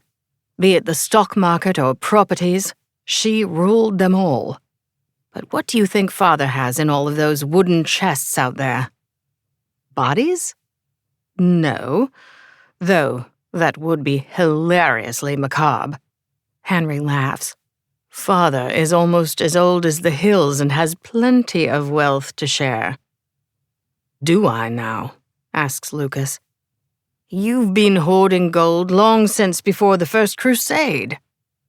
You're that old? I ask with wonder. Older, but it's a sensitive subject. He doesn't like to talk about his age. Wealth is easy when you live for centuries on end, says Lucas. You hold on to knickknacks or books or weapons for nostalgia, and before you know it, they're considered priceless relics. Human lives are so short, they're willing to pay anything to connect with their past. True enough. Henry carries on. So, Skye, you'll probably want to hang around town until after your funeral. It's good to get your mortal life out of the way. Put it all behind you and make a clean start. We could take the private jet next weekend and head over to Europe for a while. It'll be great. Wait, I say. What? Since when do I own a private jet? Asks Lucas, talking over the top of me. You don't, old man, but I do. These are the sort of advancements you miss out on when you decide to snooze for a century, and I know you had your reasons, but still, very dramatic of you, wouldn't you say? Skye's not going anywhere. How possessive, says Henry in a teasing tone of voice.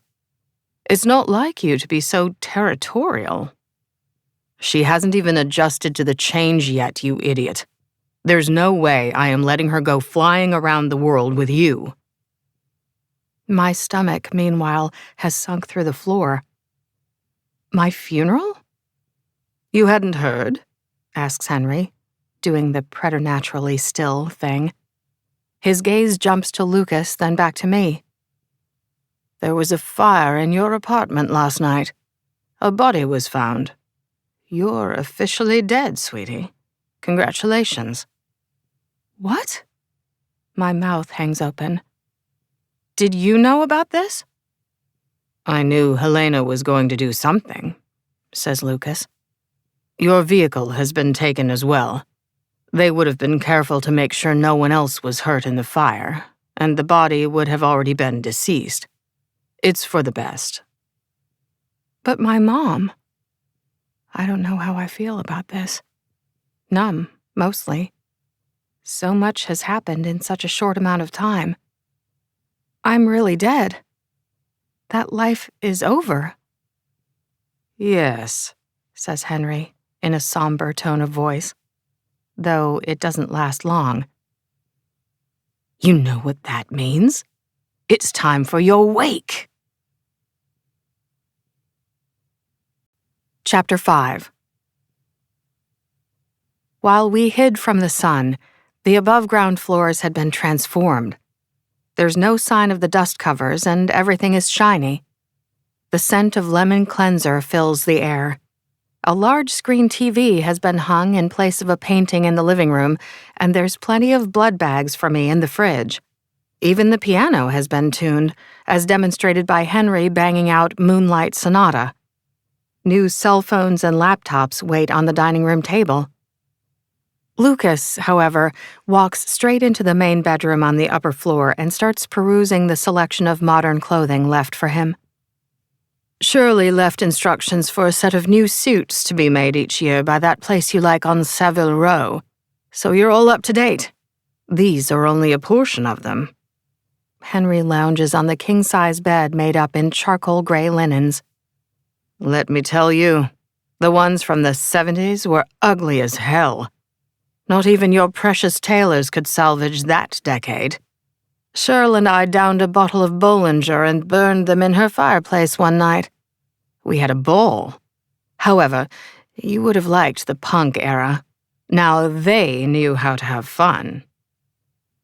"You were supposed to look after her," says Lucas in a low voice. "Father," Henry sighs. "She passed of old age in her own bed, surrounded by a loving family. There was nothing to be done. Humans die, no matter how much we sometimes wish otherwise." "She never changed her mind and asked you to turn her?" "No. She remained wiser than all of us to the end."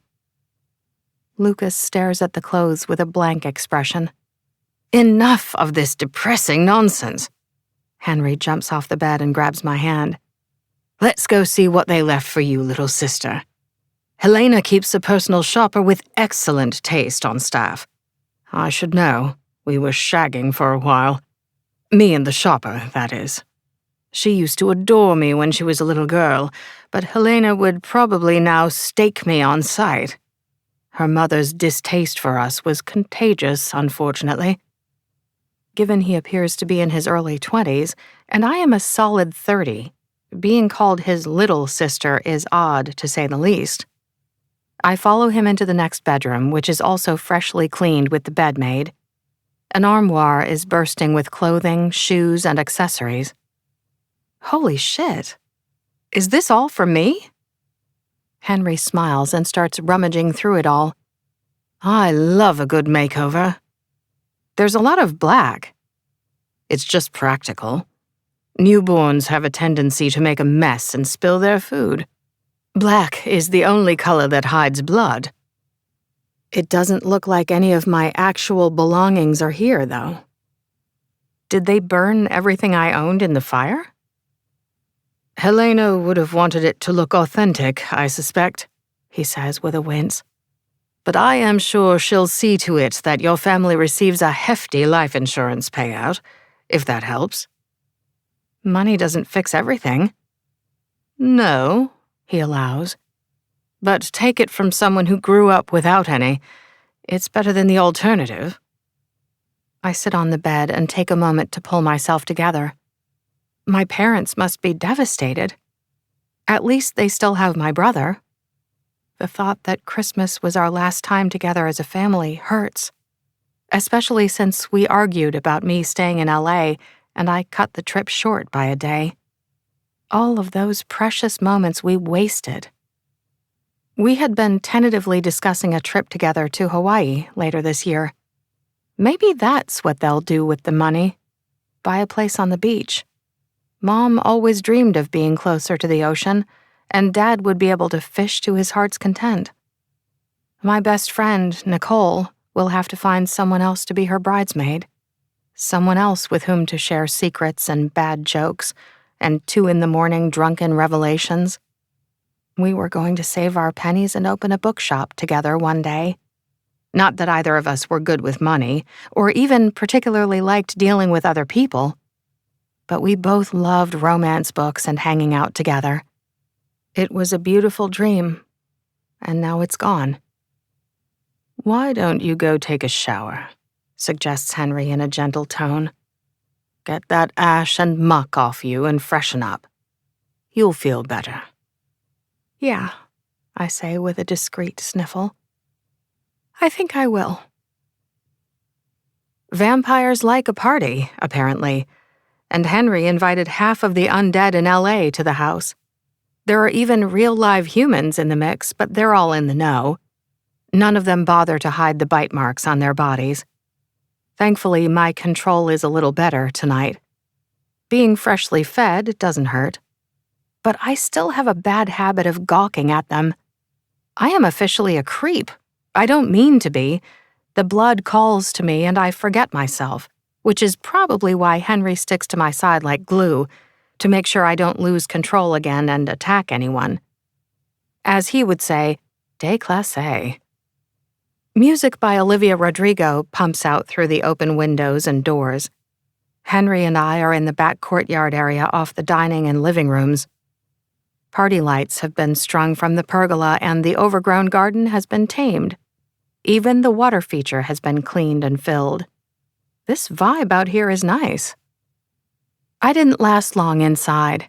Too many voices and bodies and scents. Too many eyes staring at me. Anything new is a novelty to vampires, apparently, and I am the first newborn in a long time in this city. But yeah, inside the house was beyond overwhelming. My body is also being weird in new ways tonight. Like, I'm turned on for no reason. Even the brush of my clothes against my skin is enough to elicit a response. So strange. However, being outside in the night air is lovely. What's truly amazing is the beauty of the world with my vampire sight. Guess I was dealing with too many things last night to be able to appreciate it. But the curve of a leaf or a petal on a flower can be dazzling. The distant lights of the city below hold me spellbound, and the ability to see the expanse of stars in the heavens shining above is amazing. There are no words. I worked for a gambling hall, running messages and helping in the stables, explains Henry when I ask for his origin story. No real options beyond grunt work for a low-born bastard. But I had a talent for card games and word got around. Then some asshole aristocrat accused me of cheating and shot me. Father frequented the hall and took pity on me, and here I am today. Were you cheating? Of course I was, sweetie, he says in an amused tone. Are these people all your friends? Some, he says. Mostly they're the ones who needed to see Father up and about again. They'll help to spread the news. It caused quite the stir when he said he was going to sleep for a century. They need to know he's back and not to be messed with. But he doesn't sleep. Deny us blood for long enough and we slip into something like a coma. You or I wouldn't have the strength to wake ourselves. But Father is old, with a singular sort of will, and I am sure you smelled absolutely delicious. More of the guests are wandering outside to keep an eye on us. So weird. Tonight is another show of strength? Yes, exactly. Vampires love a good turf war. They find it all very exciting, stealing each other's shit and slaughtering so-called friends. Gives them something to do to pass the time. We're not all like that, but enough of them are to be a problem. It's the issue with living forever. One gets jaded. Not even the board and their rules could stamp it out entirely. So it saves time if we show the idiots it's a bad idea to mess with our family, even if there are only a few of us gathered here presently. But Lucas and Archie weren't friends. Not even a little. They never got along. But Archie kept up his attempts to reach Father over the last 30 years purely because he didn't want him waking up and claiming his territory. I guess he had a point. The runes never weakened, however, and I remained close at hand, so here we are. He leans against one of the pergola posts with his arms crossed over his chest. Father flouted the rules by making you and then refusing to allow them to execute you. And whether he likes it or not, he's now the power to beat. In this neighborhood, at least. People need to see us strong and united. How were these guests able to get past the runes? Because Lucas allowed it. Henry smiles. He can have an open-door policy if he chooses. The runes behave according to his wishes, especially now that he's awake. Are runes how the myth started about vampires needing to be invited into a home? No, that one's true. But a human needs to live in the building. It must be someone's home, he says, tucking a strand of blonde hair behind his ear. He has a number of piercings. All these questions. Hasn't Father told you anything? Only bits and pieces. Whatever created us ensured we had weaknesses, he says. Running about in the daylight will turn you toasty. We can't enter a human's home without invitation, but any other building is up for grabs. Silver stings to touch, but a stake through the heart will ruin your entire night. What about crosses and garlic? Bollocks. Complete nonsense. Once upon a time, a pope was being pressured to come up with a solution to us preying on his clergy.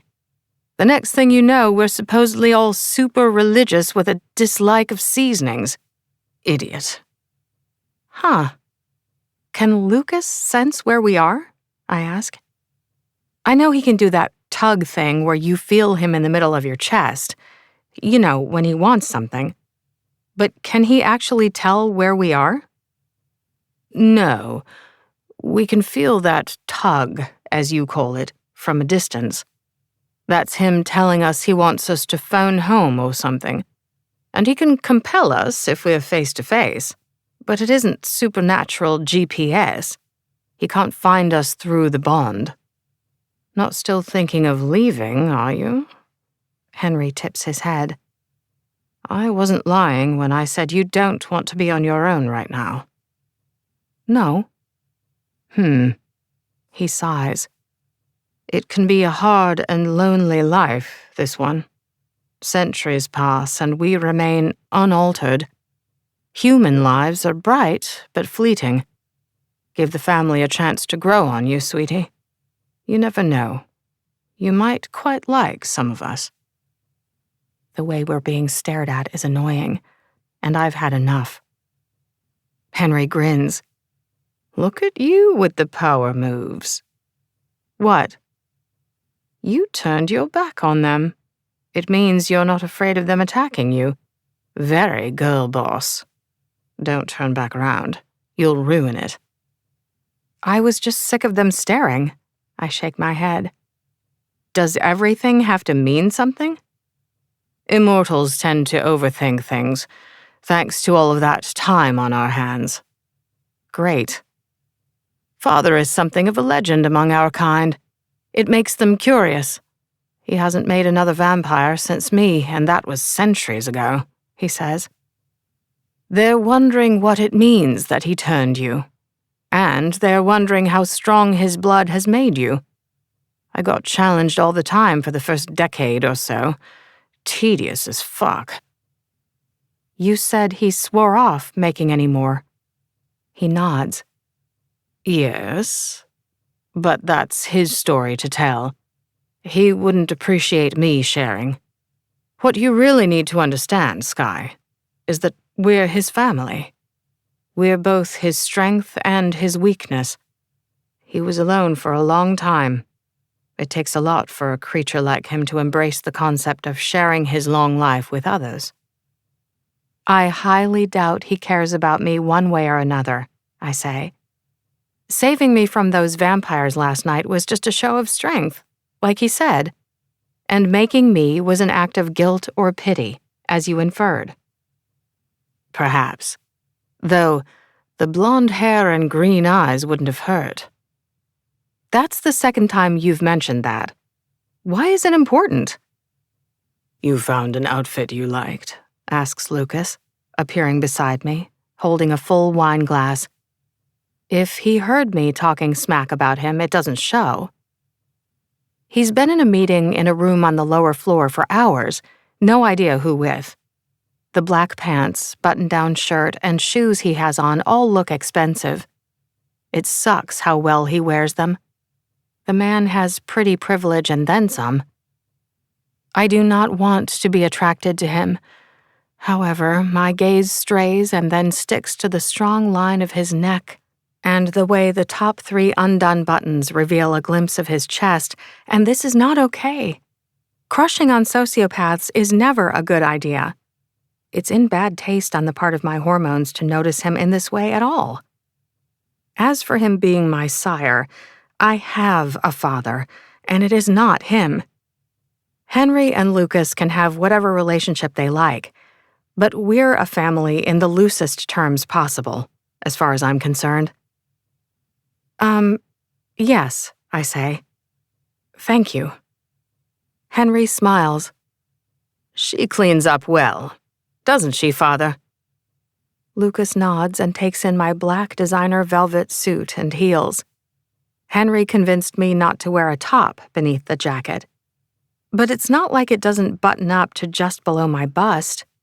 The bulk of me is covered, and no longer having to worry about gravity definitely has its perks. 4-inch heels are also easier to handle, given my vampire grace. Henry took over doing my makeup after I accidentally broke the shower door and snapped a hairbrush. Controlling my strength is still hit or miss, apparently. My new brother has a variety of talents, including contouring, but it would be boring living forever without learning new things. Very nice, says Lucas, with a vague frown, like he's not quite sure if me dressing up is allowed. But it's the word beautiful that appears in my head, which is curious. His gaze lingers on my dark red lips. Not a color I would normally wear, but Henry was insistent. Guess he was right. Lucas turns to face the guests gathered nearby and looks each and every one in the eye. They all break eye contact first. Then he turns to me and hands me the wine glass full of blood. Drink this. It's one of your blood bags. The contents came from one of tonight's guests. Cage-free and consent certified, says Henry with a smirk.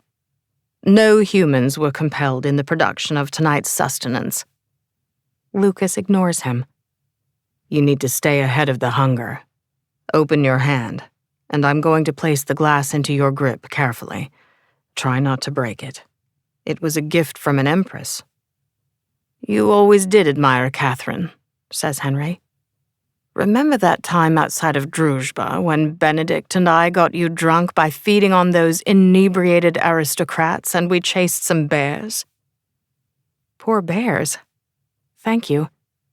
I accept the glass as delicately as possible, and yes, success.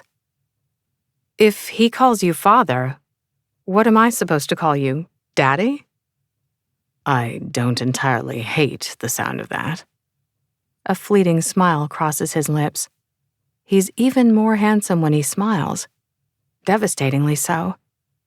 We can talk about it later if you like. Henry snorts. It was a joke, I say. First names are fine. Who's Benedict? Someone who is not here, answers Lucas, watching the crowd. And that's all he says, as per the usual. Keeping secrets doesn't make him half as alluring and mysterious as he seems to think it does. All right, so it probably does. But it is still a deeply annoying habit. I take another sip of blood. Okay, next question. Do we get any other gifts when we change? Like what? Asks Lucas. I don't know. Like reading minds, or starting fires with our thoughts, or stuff like that. Not that I've heard of, says Henry. Lucas studies me. It's very rare. Why are you asking, Skye? No reason. I take another sip. Just watched too many vampire movies, I guess. His gaze narrows on me. I stare back at him, transfixed. It's the same way I feel with the humans and their irresistible blood, as if I have a need only he can meet, which is absolutely not the case at all. The way my nipples have hardened to peaks beneath my jacket, however, is not helping. Have you fed recently? Asks Henry, interrupting the staring contest. Thank goodness. You're looking a little hungry, Father. It's next on my list of things to do. Monica! Henry calls out to a woman in a slinky dress, curled up on the lap of another vampire. Come here, please. Then he turns back to us and says, We met in the VIP section at a stage dive concert last year. A charming girl, and vegan, which gives the blood such an interesting taste. Monica is gorgeous, with olive skin and shoulder-length curly brown hair. She's naturally graceful. She doesn't even need vamp juice to make her so, and I am not the least bit jealous at all because that would just be weird. Lucas's gaze fixes on her and his whole body goes statue still, like he's about to pounce or something. Then a smile curves his lips, and he takes her hand and leads her farther back into the garden without a word. I watch until they're out of sight, for some reason. It must be a newborn thing. Being clingy with the vampire who killed me and made me drink his blood, etc. Nothing else makes sense. Because I don't actually care about him walking away with someone else. Don't worry, he'll be back in a minute. Henry bumps his shoulders against mine with a smile. Well, maybe not a minute.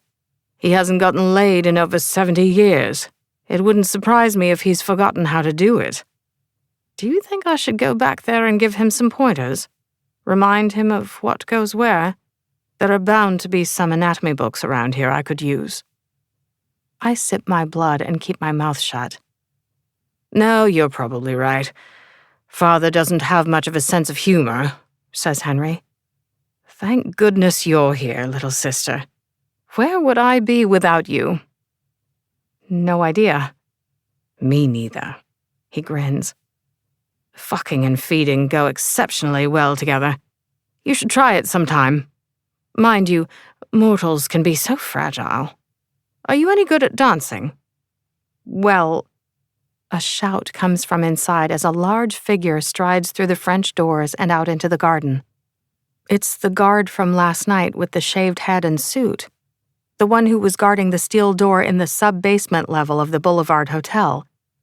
Everyone gives him a wide berth, but they don't go anywhere. Heck no. They're all gathering outside, eyes alight with excitement at whatever's about to happen. Oh shit, mumbles Henry. What? I ask. Lucas, the man shouts. We have business, you and I. Lucas appears opposite him in a blur of motion. He wipes blood off his chin and says, Hello, Baron.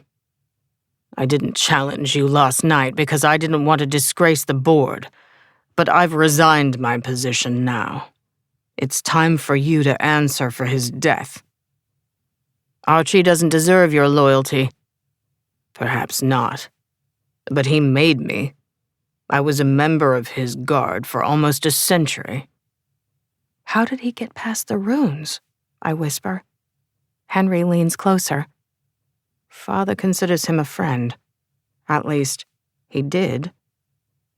I understand, says Lucas, with sadness in his eyes. It's a matter of honor. Are you ready? Baron nods. It isn't as quick as when he killed Archie or Christos. They charge each other, hands grappling and pummeling. Lucas breaks loose and spins, slamming his elbow into the other male's nose. I wince at the sound of breaking bone. When blood spurts, a moan rises from the gathered guests, and they lean closer. Baron bashes his fist into Lucas's cheek, making his head rock back. A flash of pain crosses his face, there and gone, and I lunge forward without thought. Henry grabs me around the waist and anchors me against his hard body. No, you don't, sweetie. You would only distract him. He wouldn't thank you for interfering. But look closely, he says, lips brushing against my ears. You can track his movements, can't you? You can see him? I nod. Lucas isn't moving as fast as he can. He's letting him hit him. That's right, says Henry. He's letting his friend get some hits in before he ends the fight. He's doing him a kindness. Didn't Baron know he couldn't win? Without a doubt, Henry scoffs. But some choose to find meaning in eternity by living by archaic codes or some such nonsense. Self-righteous wankers. Lucas doesn't drag it out, however. Soon enough, he has the other vampire on his knees in a headlock. The smaller cuts and bruises on their faces are healing as we watch. Nice to know we have accelerated healing. Don't make me do this, Baron. My honor, is all the other male says in his strained voice. Lucas's lips flatline. Then he punches his hand through the male's back and pulls out his heart. The body slumps in his hold before turning to ash. And that is that. Father didn't exactly have many friends to begin with, whispers Henry. Now he has one less. I say nothing. Lucas straightens and turns our way. Ash covers his fine suit, and blood drips from healing cuts on his cheek and lip. He allowed himself to be beaten black and blue. His forehead is furrowed, and shadows fill his gaze. Like all of the long years of his life are suddenly weighing heavily on his broad shoulders. The grief and loneliness in his expression is acute. A polite round of applause starts among some of the guests, and several of the humans raise their glasses in a toast to his victory. What idiots. Like this death was in any way a victory. Lucas turns on them all with a snarl. Get the fuck out of my house. The whole pack flees like their asses are on fire. If Lucas wanted a show of strength, this has definitely achieved that end. But at what cost? Best thing to do when he gets this way is distract him. Otherwise, the gloominess goes on for weeks, whispers Henry.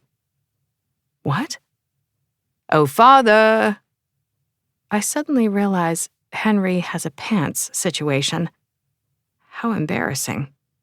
I definitely wasn't pressing my butt against him on purpose.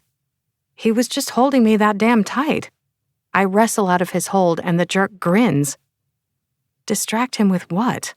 I ask. Henry? Instead of answering me, he announces at the top of his voice. You're never going to believe this. Awkward timing, I know, but her lust is kicking in and she smells fucking amazing. Chapter 6. Henry? I take another step back from him. There may or may not be things happening in my panties, but they're sure as hell nobody else's business. And the way Lucas is now staring at me is not good. What the hell are you talking about? The horniness is all part of the change, answers Henry. It's totally normal and nothing to be ashamed of. I'm more than happy to help you out if you like, sister. I hold up a hand. Please stop talking. Just no. Meanwhile, Lucas has started growling low in his throat. Father, Henry laughs in delight. Is this you actually being possessive? Or are you just a little overstimulated from feeding and fighting, Go away, Henry, says Lucas. Now. Monica stumbles out of the back garden with her hand to her neck. Her gaze is dazed, her color off. Hey, what's happening? Was someone yelling? Hello there, Henry smiles. Let's get you a glass of juice, With vodka, she says. He took a lot. You really shouldn't drink on a depleted bloodstream. And he steers her off toward the house. Lucas walks toward me in his ash-stained suit. The cuts on his mouth and cheek have closed now, though the spilled blood has yet to dry. He really did let Baron beat the shit out of him. It's not only blood you want when you're newly turned. I'm fine. Thanks for the concern. Henry was right. It's nothing to be ashamed of. I am not ashamed. Your body undergoes all sorts of changes, he says in the same calm tone as he closes in on me. The bruising around his eye changes color from black and blue to green and yellow to back to normal. An increase in lust is just another. I'm sorry you had to kill your friend. I press my hand against his hard chest, stopping him from getting any closer. But I'm not a shiny new toy to distract you from your troubles. Of course not, he says. You're different. You're mine. What? I frown. No. I made you. I care for you. You're mine. You care for me? Bold of you, given you've threatened to kill me several times in the last 24 hours. And yet you're still here and unharmed. If a little undead. I shake my head. Being cast adrift in a world of night with him as my guide is a lot. Lucas, this is not how I see our relationship progressing. A mentorship kind of situation is necessary. Maybe we can even stretch it into friendship in a century or two, when I've had a chance to calm down and process my trauma over you killing me. But nothing more. Not with you. He leans in and sniffs me, like an animal. Henry was right. You do smell amazing. And the way you look. Thanks, but still no. You're funny. He smiles. I wasn't asking. What? Before I can say another word, he turns me. We're in the same position Henry and I were earlier, my back pressed to his front and his arms tight around me. Look at the stars, Sky. I saw you watching them earlier.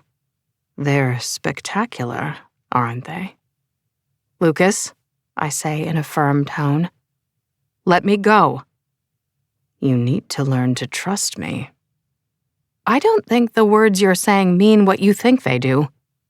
He pins my wrists behind my back with one hand, the other hand already undoing the buttons of my coat. I can't remember much about my mortal life, but I can remember so clearly how on that first night, the whole sky seemed to come to life. Leave the buttons alone. You're getting blood and ash on my suit. I'll buy you another, he says. I'll buy you whatever the fuck you want. Of course, there were no city lights to compete with back then. Still, it was awe-inspiring. More than the strength and speed, it was being able to see the stars like that. This isn't like when Henry held me. My awareness of him physically was next to nil. Don't get me wrong, he's an attractive boy, but that's exactly what he is. An extremely old fuckboy. Lucas, on the other hand, feeds the lust higher. The way he holds me is both firm and gentle at the same time. His body is bigger and stronger, and his voice, there's something hypnotic about it. When I struggle and get nowhere, part of me almost doesn't mind. Proving once and for all that my hormones have terrible taste, just the absolute worst. Giving in, however, is not an option. Not with him.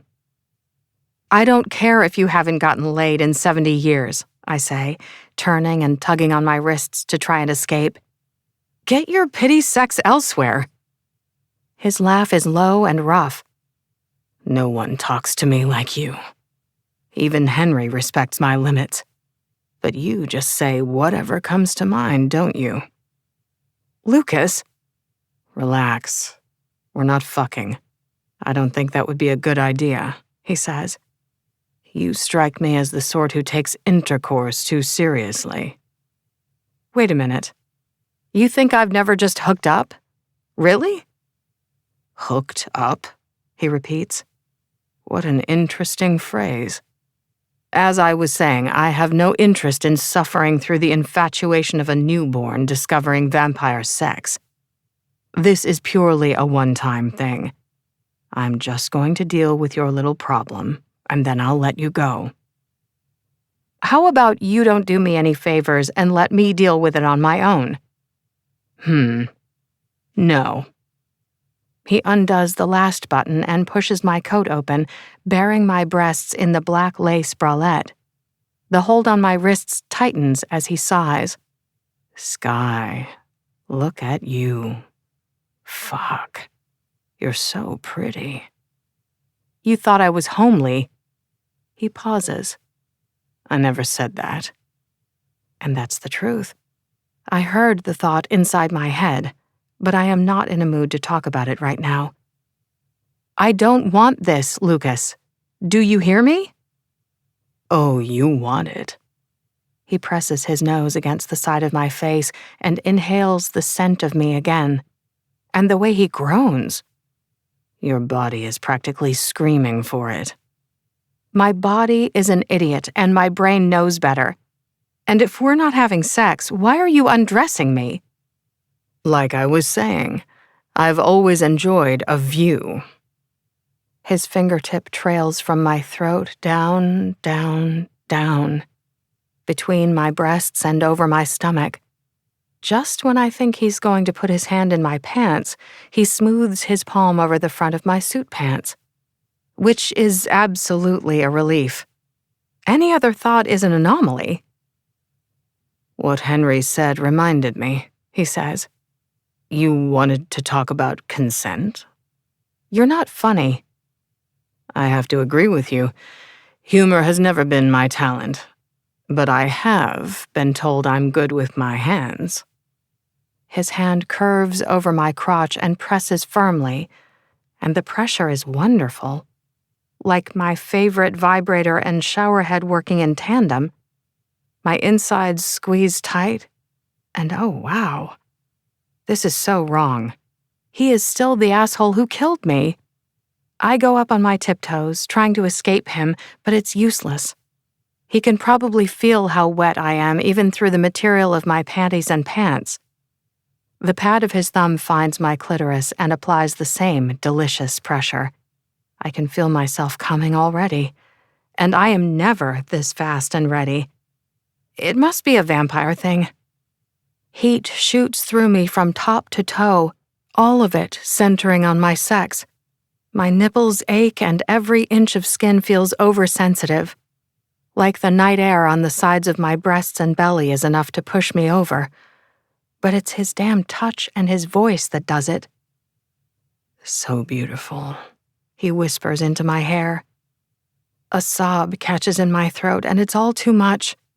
The moon and stars could disappear from the sky, and I would neither notice nor care. My head falls back on his shoulder, and my body shudders as the sensation goes on and on. Another vampire benefit, apparently. Orgasms that are out of this world. It's as if I've been born anew to pleasure and sin. And throughout it all, he holds me so tight it's like nothing bad can touch me. Nothing can ever hurt me again. With the exception of him, of course. How embarrassing. It was so easy for him to decimate me. I didn't feel an ounce of shame before, but for some reason I am full of it now. I push out of his hold, and this time he lets me go. Just as well. Then he just stands there in the dark, looking as handsome as sin, watching me with those immortal eyes. I do my buttons back up with fumbling fingers. The horrible thing is, he's taken the edge off the lust. But I could so easily fall to my knees and beg for more, and I bet he knows it, too. What? I snap. Honestly, he shrugs. I was half expecting you to try and hit me. I turn my back on him and walk toward the house. Henry, I want to go out. The nightclub is all polished concrete and metal. People pack the downstairs dance floor and bar area. It goes without saying that I've never been in a VIP section before, but Henry leads us straight past security and up the stairs to the mezzanine level, full of white leather lounges, low lighting, and glass tables. A supermodel, some A-list actors, and half a rock band are spotted in the first 5 minutes. Apparently, this is the place to be. At least there's a small chance anyone I know would frequent here. As much as I dislike leaving my own life and plans behind, it's best if no one knows I didn't die in that fire. Though, part of me wonders if anyone would even recognize me now. I changed my coat for a black V-neck tee, and Lucas swapped out his suit for another, exactly the same. Lord knows how much they cost. The cut and style are immaculate. He could be the poster boy for fashionable undead capitalists everywhere. His dark hair is slicked back, and his gaze is constantly on the move, taking in everything. The Rolls-Royce Ghost that we found waiting in the garage, alongside a Bugatti Chiron, also pleased him immensely. This century seems to be a win for him. Of course, the great thing about being a vampire in a nightclub is neither having to yell to be heard over the music, nor needing to line up to use the bathroom. Guess we just absorb the blood we drink. Very useful. Nicole and I used to frequent a bespoke cocktail bar a few blocks away. A more simple and subdued setting. Less pulsating lights and blaring music. We would drink gimlets and talk about life and books and everything. I miss my best friend, and it's barely been a day. Staying away from the people I love is going to be hard. It is strange feeling lonely when you're surrounded by people, and I'm not the only one who has lost a friend recently. Not that I pity him, exactly. You're staring at him again, sweetie, says Henry. I am very angry at him for multiple reasons. It's going to take me a while to process them all. Henry shrugs. You have to understand. He comes from a time when the head of the family had the last say in everything, and women, in particular, had fuck all rights. That is no excuse. No, he allows, but it does explain a few things. It explains nothing. He's perfectly intelligent enough to adapt and not behave like an asshat. Well, yes, but what would be the fun in that? I narrow my eyes on my new brother. He just laughs. Father's always been a broody bastard. Even when we were in Paris in the 1800s, drinking blood full of absinthe and opium, he was somber at best. It's entertaining to watch him navigate you and the modern world. Turning you has honestly done him a world of good, reinvigorated him to no end. That's just so wonderful to hear, I say dryly. You don't really miss your mortal life, do you? Yes. My life was boring, not bad. I have no idea what this is, apart from violent and complicated and having way too much to do with him. He nods. Give it time. You're in mourning. What? For myself? I ask with a smile. And he nods again. Lucas stands at the railing nearby, watching the mass of dancers writhe below. All of that seething humanity seems to fascinate him. He doesn't even blink as he takes it all in. But enough about him. I will not let him ruin the second night of my bizarre new life. Being in a place like this with my enhanced senses is interesting. The play of lights dazzles my eyes, and I can feel the thump of the bass loud and clear through my breastbone. With my newfound stamina, I could dance all night. And who knows, I just might. A bottle of Cristal champagne sits in a bucket of ice alongside some Ciroc vodka. It is all to lure in the humans and help us blend.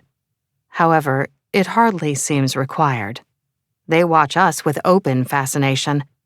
Care of a preternatural je ne sais quoi or the undead glow-up, I have no idea, but they hardly make hunting for sex or blood a chore. It is unprecedented. People are giving me come-hither glances. I ignore all of them because awkward. As someone who moved through life largely unnoticed, the change is extreme. I should be upset that your father's new favorite. Do you have any idea how boring it was while he was asleep? Henry pouts. Now he's awake again, and it's all about you. You're very lucky I am so understanding. Sorry. Henry crooks a finger at Monica, who is currently dancing and flirting over at the bar. Time to teach you something. After all, knowledge is power, sweetie. Monica sits between us with a grin and a glass of champagne and orange juice. Any earlier lack of energy or color has been remedied. With a finger to her chin, Henry smiles, stares deep into her eyes, and says, "Be a dear and cluck like a chicken, would you?"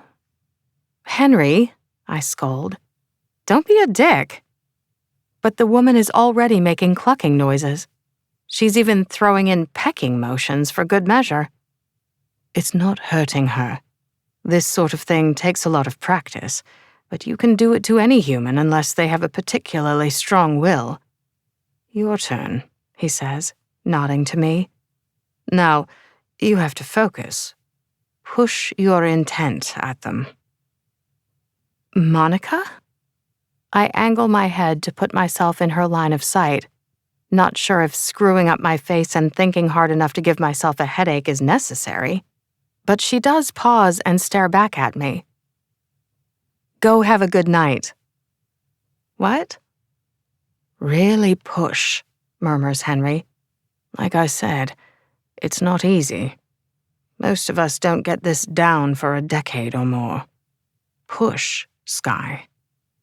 I am trying, I say. Her gaze shifts to Henry before returning to me. The woman's smile is definitely bemused. What's going on? Keep your eyes on me. Okay. It's like I imagine a link between us. My thoughts in her mind. My will taking over her. Which is a beyond gross idea if you think about it, but here we are. I push and focus, and it's as if the world quiets around us. Something that might be down to my concentrating so hard. However, the temporary stillness feels a little like when I hear a word. I choose to take it as a positive sign. Go have a good night, Monica. You want me to go? She asks uncertainly. Do what you like. Have fun. Take care of yourself, okay? A hesitant smile fills her face, then she jumps up and heads back to the bar, this time stopping next to a curvaceous black woman with piercings and a shaved head. Hand in hand, they soon leave together. Henry rolls his eyes. All of the things we can do. The complete control we can wield over their tiny, dull little lives. And you tell her to go be merry and stay hydrated. Do no harm, dude. Sister. Oh my God, we're apex predators. I am not sure if you actually had her, or she just liked the idea of taking the rest of the night off. Probably the latter. We can't tell if it's happening? No. It's a subtle skill. You get to recognize the feel of doing it yourself when the connection is made. But apart from the blank stare on their faces, there's no way of telling if a human is being compelled by another, he explains. Which is a definite downside to that little trick. Never mind. As Father has a habit of saying, practice makes perfect. Right. He rises to his feet. Back in a moment. As soon as Henry is gone, an athletic-looking man in jeans and a fitted button-down shirt sidles on over. He's handsome, with tanned skin and a wide, white smile. In his mid-30s at a guess. I don't have any good come-on lines, he says, but can I join you anyway? I laugh. Sure, why not? Come here often, he asks with a comedic wince. Ooh, now that's a classic. And the answer is no. This is my first time. I'm Aiden. Sky. Sky, he repeats with a flirty smile. Good to meet you. How do you like the place? It's great. And this is all so bizarre, a man like this one making eyes at me. Having the vampire benefits feels like cheating, though it's not like I asked for them. Henry may have had a point. I need to loosen up and learn to have a little fun. It's either that or stay home and read books for eternity, which actually doesn't sound that bad now that I come to think of it. But back to the here and now, I like having a pretty man smile at me. I own it. He nods to the nightclub at large. We just opened a few months back. Really? He shuffles closer and leans in, and I catch the scent of his blood. Just that easy. The sound of it pumping through his heart. The sight of it so close to the surface beneath his warm skin. Guess the loud music and mess of scents in the place kept the need under control until now, but no longer. I move farther away along the low lounge. He frowns and makes to follow. Are you okay? Get any closer and she'll rip your throat out, says a low, dangerous voice. Or if she doesn't, I will. I reach for his hand, panicking ever so slightly. Lucas. Lucas pulls me to my feet and wraps his arms around me, crushing my breasts against his chest. I told you. You need to stay ahead of it. Aiden is already walking away. He's probably summoning security. What a mess. What's wrong? Asks Henry. She got hungry, says Lucas. You were supposed to watch her. I was only gone for a moment. Can you walk out of here? Lucas asks me. Yes. To be so strong and so weak at the same time is infuriating and frightening. Now that I've tuned into the blood, I don't know how to block it out. My hands are shaking and my mouth is watering, and oh shit. I should never have asked Henry to take me out. What a stupid idea. If I kill someone, it will absolutely be my own damn fault. Halfway down the stairs, Lucas stops and swings me up into his arms, carrying me with an arm around my back and the other beneath my knees. Put your arms around my neck, Sky. I do as told, holding on tight. Don't let me hurt anyone. He jerks his chin in response. The crowd surges around us as we skirt the edge of the dance floor. His hands dig into me, anchoring me against him. Henry gets in front of us and clears a path to the door. There is definite flashing of fang. Some of the startled expressions on the patrons' faces would be hilarious under any other situation. The scents of smoke and sweat and alcohol fade as we reach the sidewalk outside. We wait for the new car to be brought around. I say we go home and start catching Father up on history and advancements in technology over the past almost a century. Start him off with some basic programming languages, and then round it all out with superhero movies. What do you think? Henry gives me a gentle smile, but the word that appears inside my head is disappointed. I'm sorry I ruined your night out, I say. It's fine. He frowns. You didn't. Put me down, please. I think I'm okay now. A part of me feels safe in Lucas's arms, and that part of me needs to learn better. As he said, he doesn't need any clingy newborns cramping his style. Lucas looks me over before doing as asked. Guess I don't seem quite so on the edge of attacking anyone. I stand there with my arms wrapped tight around myself, thinking calm thoughts. The traffic has thinned out at this time of night. There's still a line of people waiting to get into the club. A silver Escalade cruises toward us, a back window lowering to let in the night air.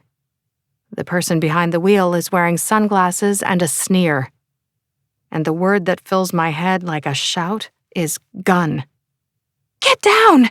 I scream and throw myself at the two males. It's a bad attempt at a tackle. They're both more than strong enough to stay standing, but working at super speed, Lucas looks around and sees the vehicle. Understanding fills his face, and he moves to cover Henry and me. We're on the ground before the first bullet flies. The report of the weapon is ear-shatteringly loud. So, too, are the screams of the humans around us. Chapter 7. Wooden bullets. Lucas examines the ammunition in his hand. Amazing. Welcome to the 21st century, Father, says Henry. 2 attempts on your life in one night. That's when you know you've really made it. We'll have Dracula knocking on the door challenging you to a dance-off next. We're back at the house in the basement living room. Dawn is still several hours away, but going underground seemed safest. The ruins won't stop a sniper from shooting us through one of the upstairs windows. Henry said that was unlikely, however, because wooden bullets aren't as heavy or strong as metal ones. I still wonder if bulletproof glass for the house will be next on the shopping list. The only good news tonight is that no one else was hurt outside the nightclub. We got out of there as fast as possible. Then Lucas made a call to Helena, and Henry called someone else, and things were set in motion. Our asses are apparently covered in case of any security cameras, and where the local authorities are concerned. Vampire politics seem to be a lot like organized crime. Violence, money, and secrets. This is assuming what film and TV taught me about them is true. I spent the ride home downing a blood bag. Handy that the Rolls-Royce had a stocked fridge. The Thorne Group really does think of everything. Lucas puts a Louis Armstrong record on while I hug an embroidered silk cushion to my chest. Are we assuming this is about Archie? Seems likely, he says. Sky, how did you know? My gaze jumps to his face. The gun wasn't in sight yet when you reacted, he continues. You were asking earlier about the possibility of extra gifts being bestowed when you're turned. Is there something you want to tell me? I choose my words with care. I wasn't sure if it meant anything at first. It was mostly just a random word appearing in my head now and then, like it was giving me a hint of what someone was thinking. He nods. Then I looked at the driver of the Escalade and he was staring at us, and I heard the word gun inside my mind, I say. Given they'd only just rolled down the back window, I jumped to the conclusion that it was a drive-by shooting and we were the targets and reacted accordingly. You only hear one word? Yes. Henry frowns. What if the word is like the or and? That would be incredibly unhelpful, I say. But apparently that's not how it works. When we were outside the club, I heard the word disappointed from you. It seems to be a random mix of things that people near me are feeling. And it's not constant, just now and then. Such as when I thought you were homely, says Lucas. The way I hesitate says more about my feelings than I like. Yes. Father, gasps Henry. How rude. And blatantly incorrect, I might add. She's gorgeous. I wonder if, with practice, you could train yourself to tune into a mind. Lucas taps out a beat on the arm of the chair. I have only met a couple of other vampires with gifts such as this. One who could move things with his mind, and another who could read objects, get a feel for where they had been and such like.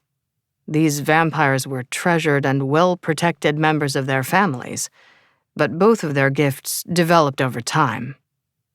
If word got out, people would definitely want her, says Henry. His gaze narrowed on me. Lucas also stares as if he's reassessing me, like he's surprised to find I have sudden hidden value. It is honestly a bit much after everything. I rise from the sofa. I'm going to have a bath. Covered in grit from the sidewalk and hints of ash from earlier, I could do with a wash. It doesn't take long for the old clawfoot tub to fill. I dump my designer wear on the floor and climb in. The water is deliciously hot and the room full of steam. No idea why or when I start crying. Again. The last 2 nights have been intense. I want to talk to my best friend and get her take on all of this. I want to hear my mom's voice. And I really want to walk in the sunlight one last time and feel the warmth on my face. Woe is me. The door cracks open and Lucas steps inside, closing it behind him. I don't like the taste of your tears. You can taste my tears? I ask with a sniffle. I press my knees to my chest and cross my arms to cover my breasts. That's so bizarre. And I'd really appreciate it if you could find the key for that door so I can lock it when I want privacy. I could still just break it if I wanted to get in. Given how upset you get when I break something around here, I'm guessing you won't, I say. Your sadness fills the air. Go away, please. You've seen me naked, he says. I'm not allowed to see you. I didn't look at you. And no, not without an invitation. Consent again. It's not like I can see anything the way you're sitting. He kneels by the tub and rests his arms on the side and makes himself right at home. Okay, it is his home, but still. Why did you come in here, Lucas? What do you want? I don't know. His forehead furrows as if he's genuinely mystified. I just couldn't sit out there doing nothing while you cried. Since when do you care? Again, I don't know. It's not like me. He thinks it over. It would seem I've undergone some changes during my sleep. What was it like? Painful for a while. The hunger for the first few months was fierce, but I was determined to wait it out. Then my body started to weaken, and my mind began to drift, going over old memories and such. It was similar to what I remember dreaming to be. Why did you do that to yourself? I ask. Just because you were bored? His smile is small. No, I was upset about something. Turning my back on this world for a while seemed safest. I nod, not that I understand a damn word. Now and then, one of the old ones loses their grasp on reason. They turn savage, slaughtering their families and anyone else nearby, causing chaos until they can be stopped. You were worried that would happen to you? He shrugs. My anger was very great. And now? The side of his mouth kicks up just a little. Much better. Thank you for asking. While I am not ashamed of my body, hanging out with random, uninvited dudes while naked is a new thing. Okay, I've stopped crying. You can go now. You don't need my assistance again with... He just stares at me, waiting. Believe it or not, Lucas, I know how to masturbate just fine. And I thought you said that was a one-time thing. Something about a newborn's infatuation being yucky and inconvenient? He rises to his feet, all grace and strength. The expression on his face, however, is pure fuckery. What did you call it? Pity sex? Get out. Sky, he says, waiting until he has my attention. Then he says, You were never homely. I was just being an asshole. I know. At this, he nods his head. Enjoy your bath. I wake up the next evening with Lucas lying on the bed beside me again. Only the pants remain of his sleek suit.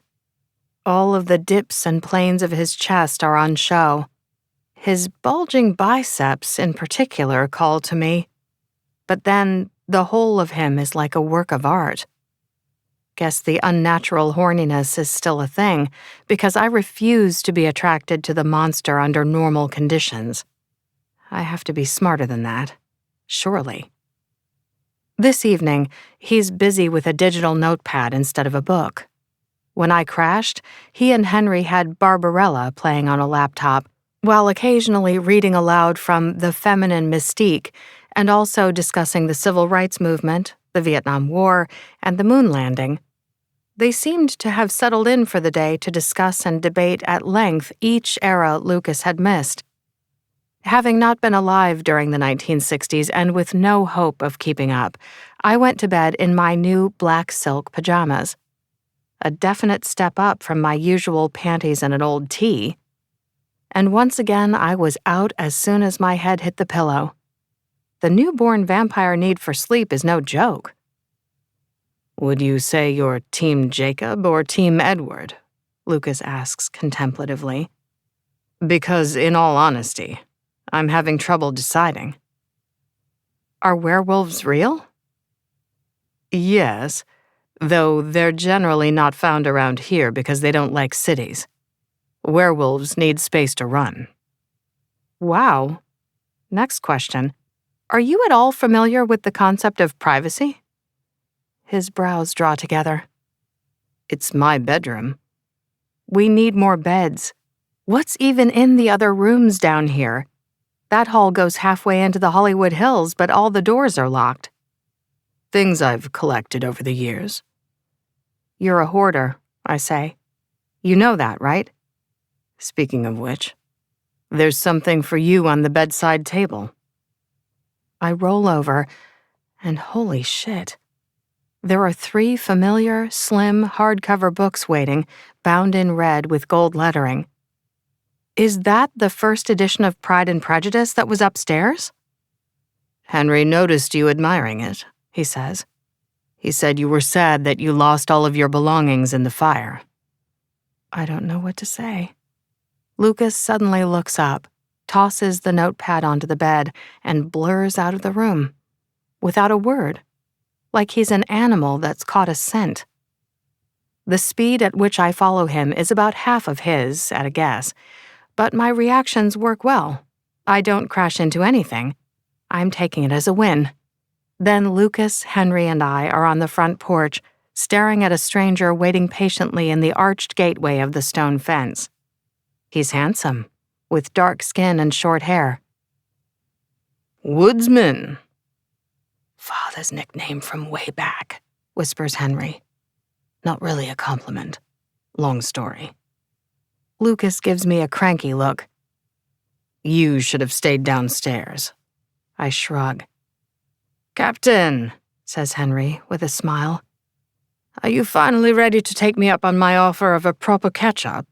We haven't hung out together in an age. Not since 1863 after the siege of Vicksburg. The stranger nods at Henry. I learned my lesson about spending time with you when the humans tried to burn down the church I was sleeping in. How was I to know they'd be so touchy about us being undead and all? Henry smiles. It wasn't like we weren't helping them win. A bit of gratitude wouldn't have gone astray. But you wouldn't believe how good I made that uniform look, Skye. The blue really brought out my eyes. The stranger shakes his head.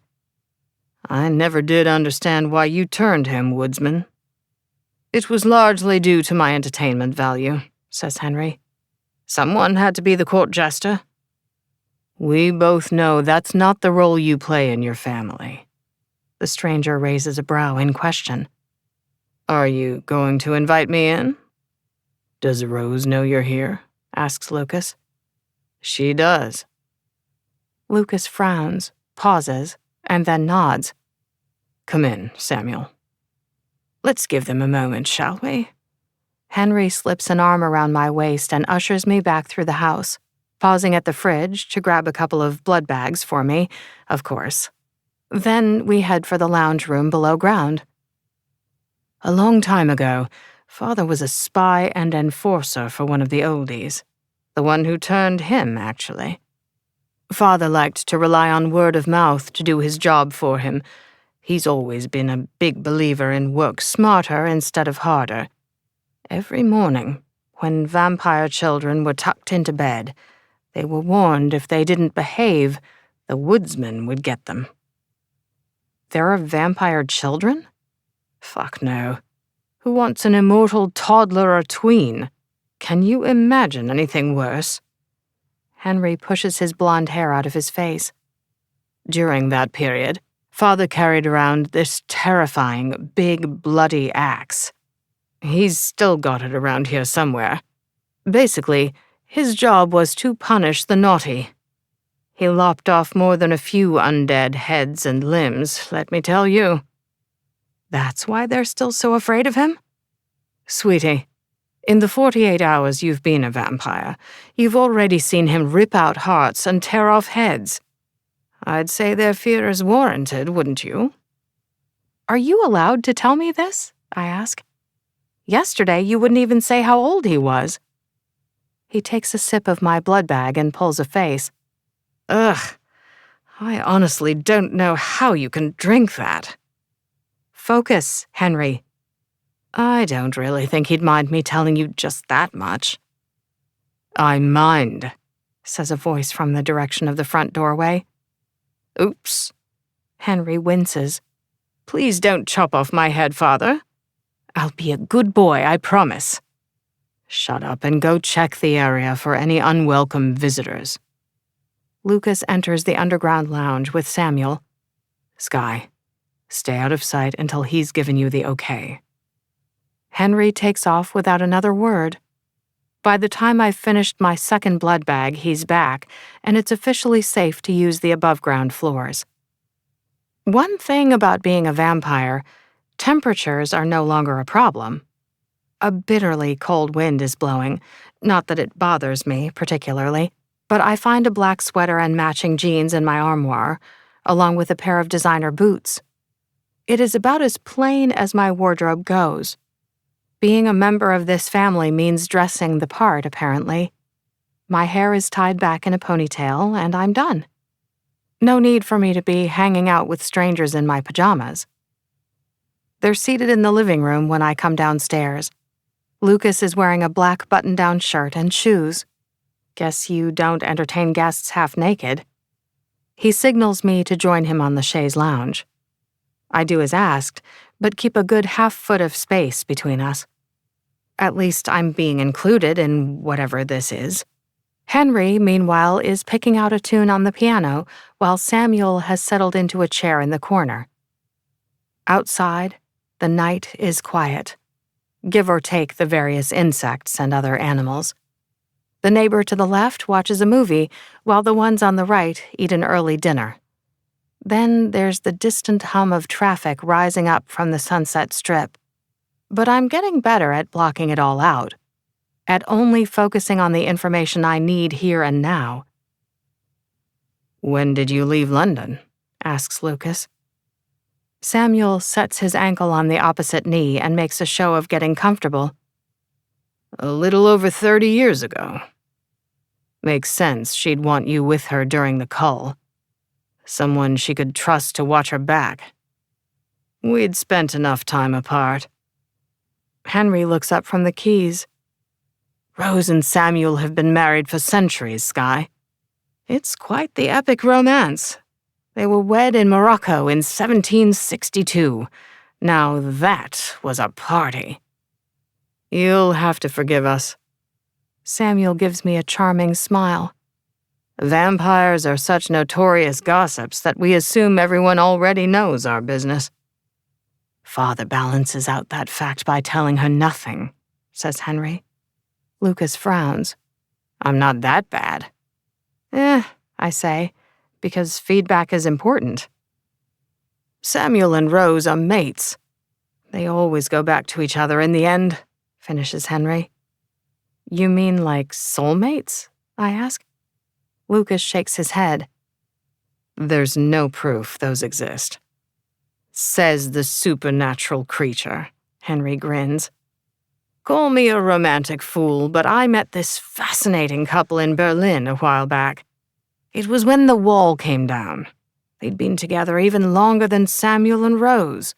They met back when Genghis Khan invaded India and had rarely left each other's sides since. Can you imagine? Lucas's brows draw down. Spending forever stuck with someone? No, thank you. I thought it was lovely, Henry pouts. Not that I'm signing up for it or anything. What do you think, Skye? You're on my side, aren't you? My longest relationship barely lasted a year. I smile. What would I know? Lucas clears his throat. Here's something you should be aware of, Skye. In Rose's family, Samuel plays the part of spymaster. I am, of course, unable to confirm if that is true or not. Samuel looks me over in silence for a moment. Your Skye here is the first newborn made in the city in almost 30 years. It's been a long time since there's been any new blood in L.A. Guard her well. Some will be jealous that you got away with flouting the rules. some will simply target her in an attempt to make you look weak."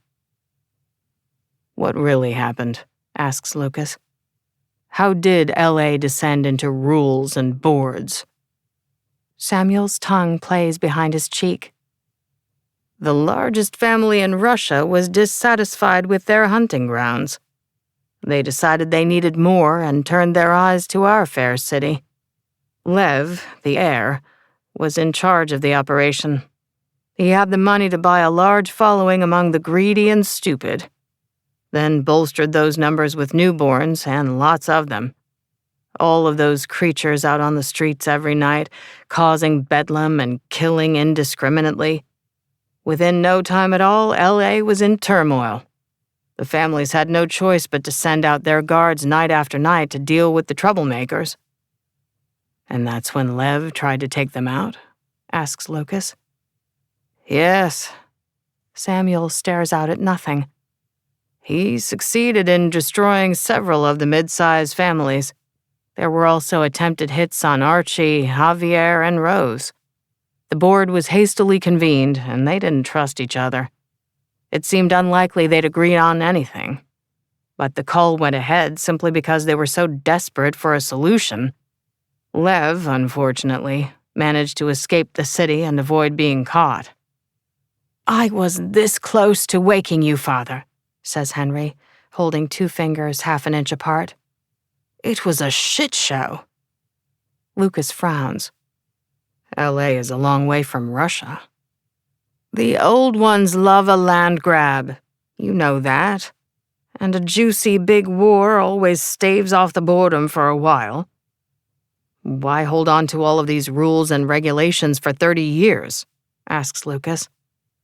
"You have to understand, what happened here in the 90s wasn't unique," says Samuel. "The vampire population had gotten out of hand everywhere. There were more of us than could safely share this world and its hunting grounds.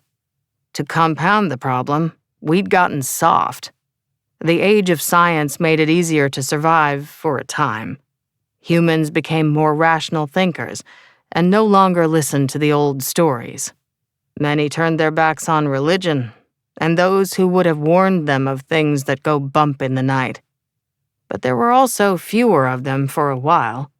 100 million lives were lost in the human wars of the last century.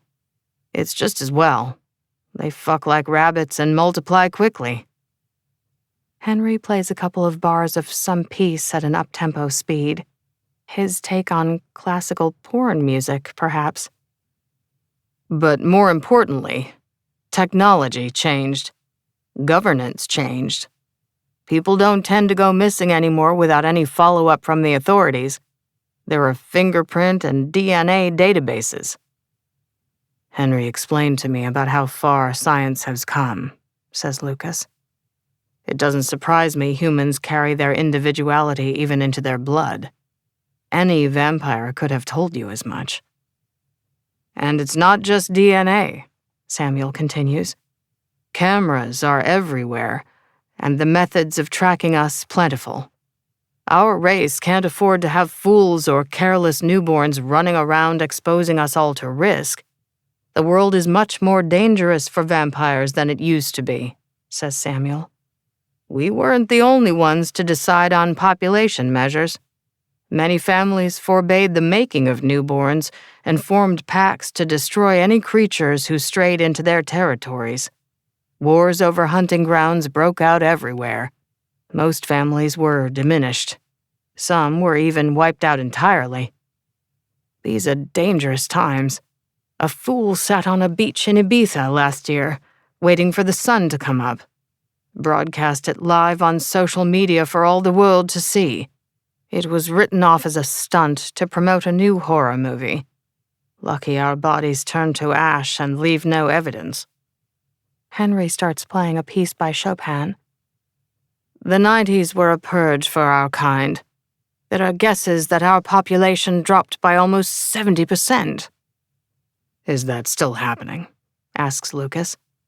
"No. At least, not to the same degree," says Henry. "By the time the new century came around, our numbers were sufficiently lowered enough for everyone to relax. But from the reports I've received, the world out there still isn't as cushy as it once was, Father. We should have talked about this earlier, chides Lucas. Henry sags on the piano seat. I only just got you back. Forgive me if I wanted a few nights of fun before detailing the many ways in which the world went to shit while you were sleeping. Lucas rests an arm on the back of the chaise and toys with the end of my ponytail, picking up a lock of hair and winding it around his finger. This is odd behavior, to say the least. We're not touchy-feely friends. We're not even friends. Though, this seems like a serious conversation that is best not interrupted. I, therefore, give him the side-eye, but keep my mouth shut. My boot, however, shifts nervously against the Persian rug at my feet. Tonight, my body wants to move. Sitting still sucks. I'm like a restless child. Why are you here, Samuel? Asks Lucas. What do you want? You have to take Archie's seat, he answers. Anything else will make the board look weak and leave them open to challenge. You would be forcing them to move against you. As you can imagine, the laws have been unpopular. The board has already publicly committed to a lessening of them, along with reducing the presence of board members' guards on the streets. But Lev has been cited in Seattle. We know his family didn't take well to his failure here, and the mess that is now your territory would appeal to anyone looking for a place to start some trouble. The house on Lake Como is lovely this time of year, says Henry. Or the penthouse in Copenhagen. Fuck it. Even the draughty old castle in Scotland would be tolerable given the circumstances, just in case anyone was wondering what I was thinking. The fact is, you weren't here to help sort shit out when we could have done with assistance, Lucas, says Samuel, in a brusque tone. If you're going to stay in this town, you need to step up. We don't want another cull, but if Lev, once again, starts causing chaos, we may not have a choice. What's happening with Archie's family, now that he's gone? Asks Lucas, changing the subject. Some have gone into hiding. Some are being absorbed into other families, reports Samuel. But even with his group diminished, one of Archie's guards, Joshua, is making a move. There are rumors that he was the family assassin, but we're having trouble confirming that. I find it unlikely, since my sources have confirmed that it was he who ordered the hit on you last night outside that club. Why not do it himself, if he's really the assassin? Asks Lucas. That's my thought. Wait, someone named Josh tried to kill us? Asks Henry archly. Are you serious? Samuel shrugs. Oh, his head is fucking mine. Like hell, I'll have a Josh paying people to take shots at us. Lucas holds up a hand for silence, the one that isn't busy playing with my hair. He pauses for a moment before saying, I don't remember anyone of that name being particularly close to Archie. Was he the designated heir? Did he inherit the family money? No, that's the interesting part. Samuel's smile is slow and kind of evil. Archie kept his purse strings tight and his wealth well hidden. In the event of his unfortunate demise, it was all to go to his favorite. But you'd already dealt with Christos. It's going to take Josh a while to track down exactly what Archie did with it all. And in the meantime, Josh has no visible means of his own. He's only just over a century old and not exactly good with finances, according to reports. He also made overtures to a disgruntled member of Javier's guard, one who's been vocal about his dislike of the board. Joshua offered him serious money for his sire's head. How do we know this? Javier employs a hacker. That's someone who can break into computer systems, explains Henry. Intercept electronic mail and messages and so on. Is someone funding Josh? Asks Lucas. And if so, who? That's the question, says Samuel. But he's gone to ground and I can't find him. Wasn't even able to locate the marksman they used in last night's attempt. I will say it's a level of organization and secrecy I wasn't expecting. Until we figure out if someone powerful is backing him, we have no idea if the attempts on your family will continue or how serious they'll be. Henry sighs and plays some low, jarring notes. You're going to have to send for them, Father. I already have. Lucas's face is a perfect blank. All right, Samuel. Please tell your board that I accept the seat. Chapter 8. The three of us escort Samuel out to a waiting limousine. Then Henry nods to Lucas and takes off into the night. Guess he's stalking the neighborhood again for enemies. I actually have enemies, sort of. How bizarre. Not a problem I thought I would ever have, but here we are. It's good to be out in the night air. There are so many scents, sights, and sounds. A nervous sort of energy is running rampant through me. At least the horniness and hunger have calmed down for now. Or have they? Who have you sent for? I ask, the moment we're alone. Lucas's high forehead is full of furrows. It is a furrow farm. He still remains handsome as sin, however. It's not just the sharp angles of his face. There's something soulful and somber about his eyes, as if he's gazed into the abyss once too often over the course of his long life. You'll see soon enough. The way I want to slap him in frustration, but I don't, so bonus points for me. Why did you change your mind about accepting the seat? Did you know I've been in this town since 1862? No. I've stayed in places longer. But when I built this house, it was because I wanted to put down roots. I like the City of Angels, and I have no intention of leaving, he says, staring off down the dark and empty street. Which means we need to start dealing with the problems here.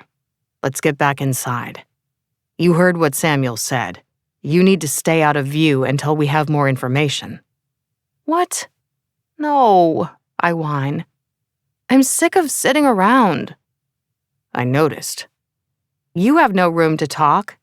You were playing with my hair for half of that meeting. Hands in his pants pockets, he wanders back into the house. I was trying to soothe you. All of your foot-tapping and fidgeting was distracting.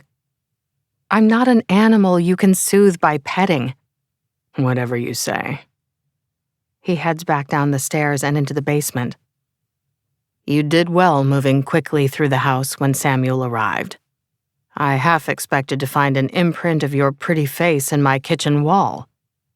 I didn't hit anything, thank you very much. Then how about a game of chase? I pause. What? Go, he says with a tip of his chin.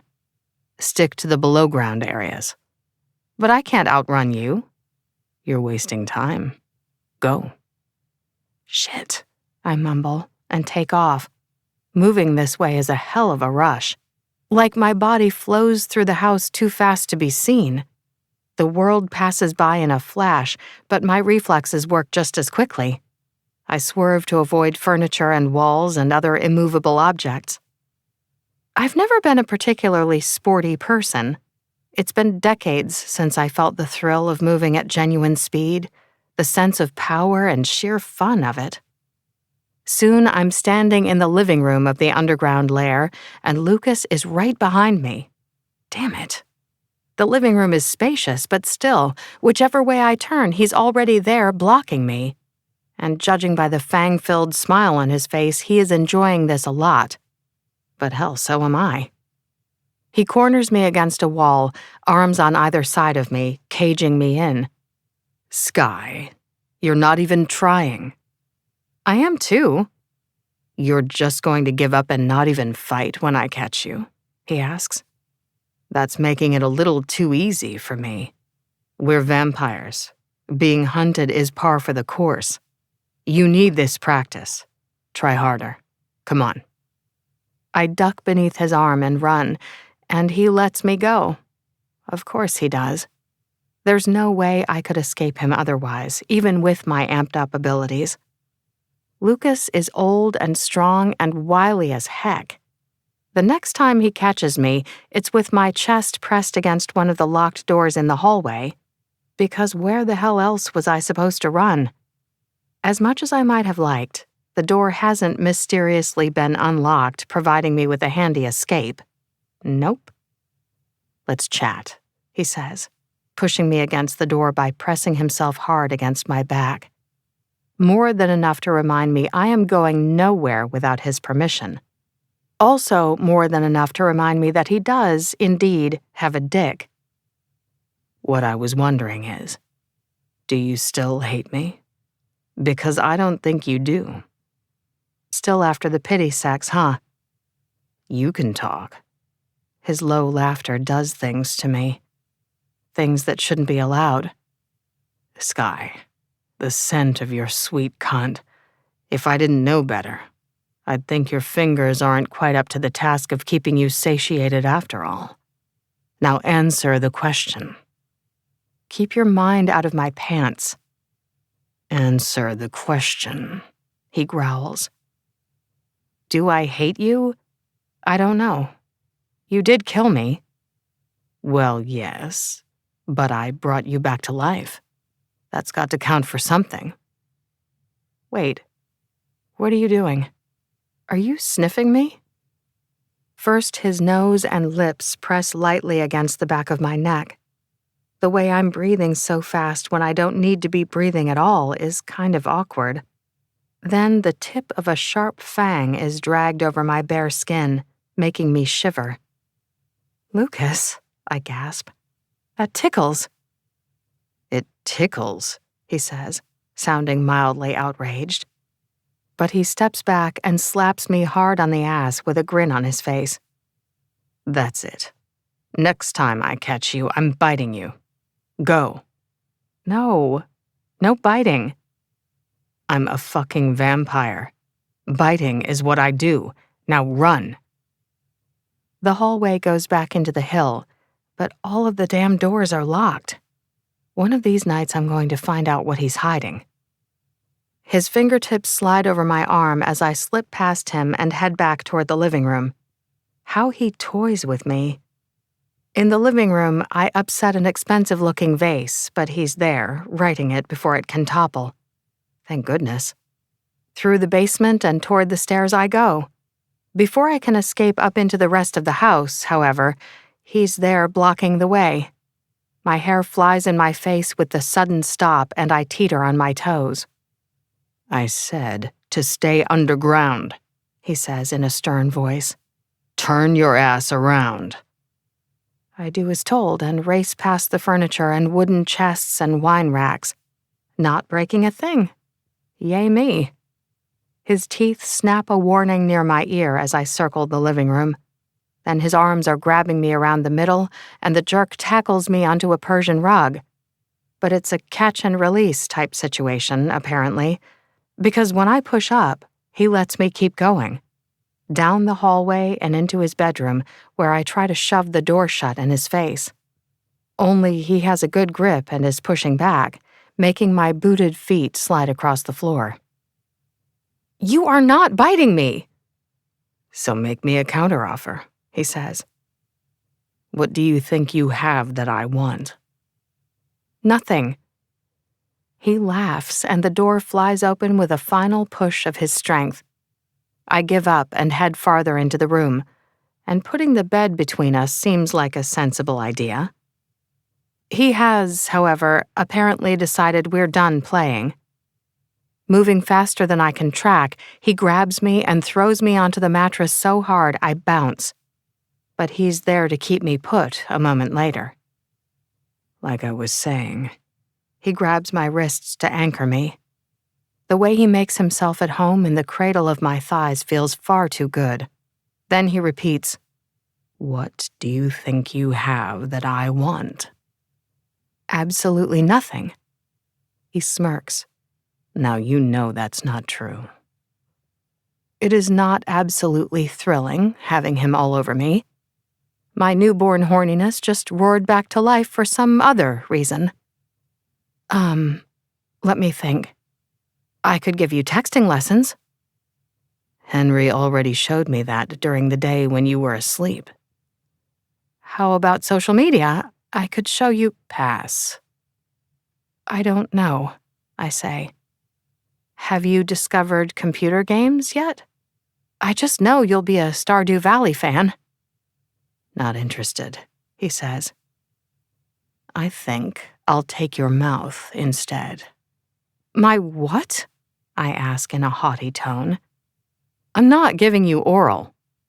He barks out a laugh. Not what I meant. Oh. As if I would let your teeth anywhere near my dick without being first assured of your affections. I laugh. Then, without further ado, he kisses me.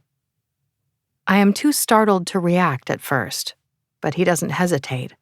His mouth covers mine and his tongue slips inside. And he really knows how to kiss. He traces my teeth and tongue, being gentle and demanding in turns. In no time at all, he seduces a reaction out of me, feeding me kisses deep and wet. The man goes straight to my head. No one has ever put this sort of single-minded determination into reducing me to a pile of mush. His body weighing me down and the firm grip he has on my wrists are my undoing. It is heavenly having him this close. I can admit as much in the privacy of my own head. He kisses me deep and strong and true, like nothing else matters, like he's been saving this up for nights, which makes no sense. He's rich and hot and immortal and could have anyone, while my standout attribute is my inability to keep my mouth shut and stop giving him shit. And none of this explains why my legs are wrapped around his hips, holding him to me. I don't remember my training sessions with Father being quite so handsy, says Henry over by the door. Lucas groans and raises his head. The way his nostrils flare at the intruders is pure pissed-off animal. It's kind of thrilling. We shouldn't judge, says another male with a curious accent. Nordic, at a guess. He'd make a great Thor. All tall and built with long blonde hair and tattoos. Maybe he's starting by teaching her wrestling. On the bed. With his tongue. Where the fuck have you been, Benedict? Asks Lucas. Here and there. You were supposed to be watching my back. I had other duties to attend to. What about me? Cries Henry. I have valiantly watched over you for 70 fucking years. Where is the thanks? I'm sure you did the best you could, says the large stranger. Even though you somehow weren't there when Father woke, I am sure whatever you were doing was very important. There, little brother. You're the worst, Benedict. The absolute fucking worst. Benedict gives us a nod. Feel free to return to your training. We did not mean to interrupt. Of course, you realize he's not really going to train her. Not anytime soon, at any rate, says Henry. Why not? He likes her soft. It's part of what makes her an anomaly in his world. Henry leans against the doorframe. For example, she sleeps in his bed. Has done that ever since he turned her. You're kidding me.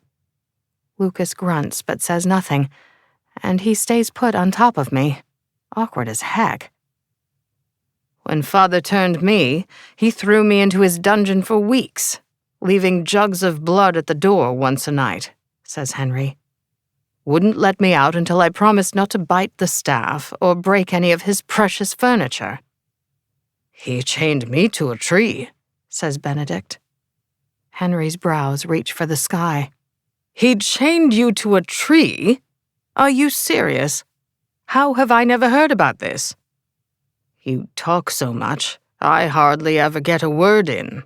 Benedict shrugs. It was this big old oak. A very nice tree, but still. I had to burrow in the ground each day to stay out of the sun. You chained him to a tree? I ask in amazement. It's a long story. Lucas finally climbs off me and offers his hand. He kept trying to kill me. Benedict nods. I did. That's true. Our king tasked me with cutting off the evil creature's head, but Lucas liked how I fought and turned me. The Middle Ages were rough.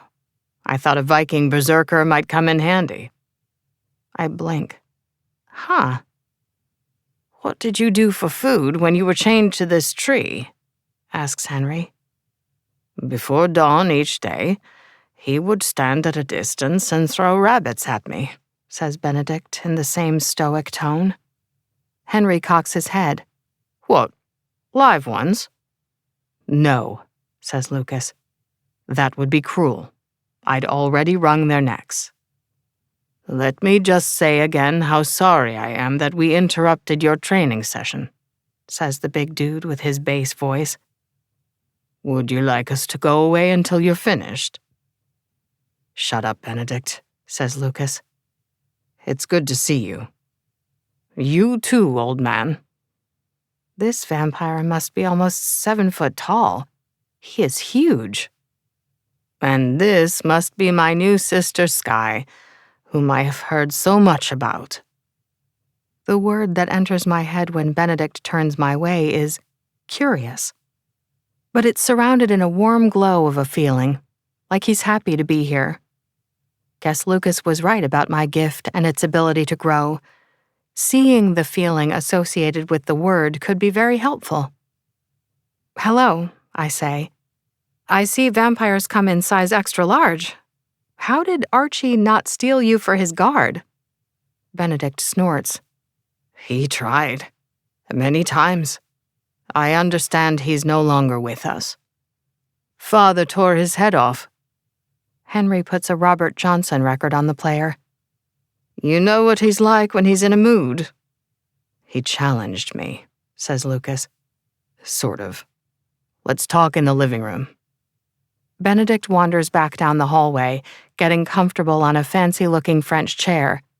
Henry flings himself into an armchair while Lucas takes a seat on the couch, choosing to sit beside me for the second time tonight, which is weird. I'm not going to misbehave. I nod to the big old wingback sitting empty. You can go sit on your throne. Henry laughs. Father's favorite chair does look like a throne, doesn't it? I'm fine where I am, says Lucas, and nods to Benedict. Layla will enter the city at sundown, reports Benedict. She and her people will immediately move to infiltrate the Boulevard Hotel. She anticipates having it under family control by dawn. We'll be there. Lucas pauses. Has she decided if she's going to run the place? She said she'd see how she feels, says Benedict. But between you and me, she's been bored lately. I saw pictures of that hotel. It looks like shit. You know how she loves a good renovation project. I put up my hand. What?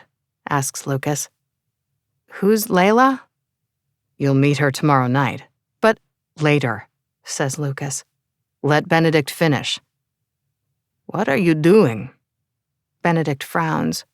That's not how you raise a newborn. You have to nurture their curiosity and interest in this world they now find themselves in. How else are they going to properly adjust to their new life? I was just saying that the other night, says Henry, who is absolutely full of shit. Perhaps if you spent more time talking to her and less time doing whatever it was you were doing on that bed.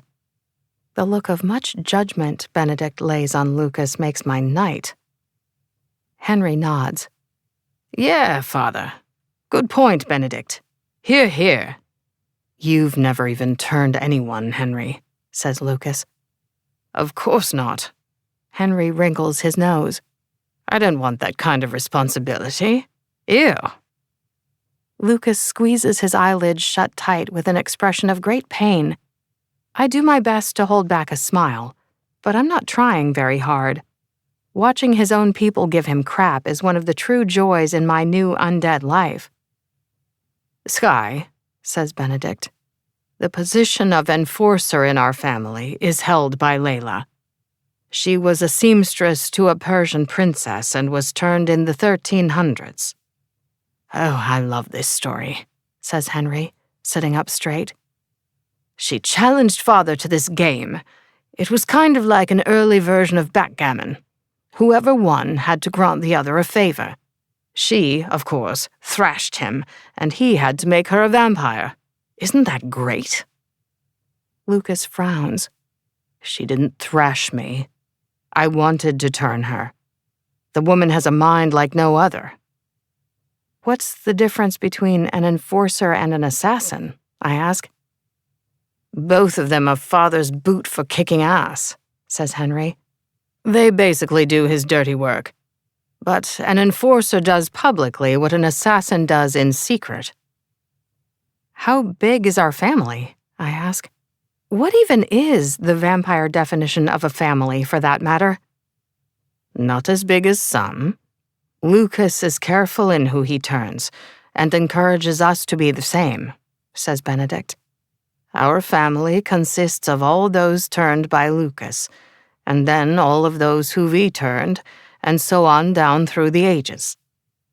What positions do you and Henry hold? He's the court fool, says Benedict. Henry ignores the insult. I'm courtier. My job is to deliver Father's messages and negotiate with other families when required. But since Lucas was sleeping and Henry was available, he has been working with me as a guard. Benedict scratches at his beard. Now that Lucas is awake, I am here to watch his back once more, and Henry will return to the job of talking at people. Henry scowls. I don't just talk at them. It's more involved than that. Then there's the whole spy master side of things. I'm a very important person, Benedict. Whatever you say, little brother. Don't get ahead of yourself, says Lucas. I still haven't decided if you're taking over as spy master. What happened to the last one? I ask. Benedict says nothing, but his gaze jumps to Lucas. She was killed, unfortunately. Henry winces. It's a sad story. Let's talk about it another time. Lucas says nothing, but his frown game is strong. He stretches an arm out along the back of the couch and starts playing with a lock of my hair. Again. He winds it around one of his fingers and tugs, just a little. It's like I'm his fidget toy or something. Do all vampire families work this way? I ask. Not all of them, says Benedict. Not every vampire wants or needs community. There are loners and nomads out there. The sire bond can be broken. There are vampires who just want to vibe. Henry crosses his legs and swings his foot back and forth. Live and learn and experience things, not get caught up in all of the politics and wars. What we have is a more traditional model of a family, but it's still common enough. The major families around the world all operate similarly. Okay.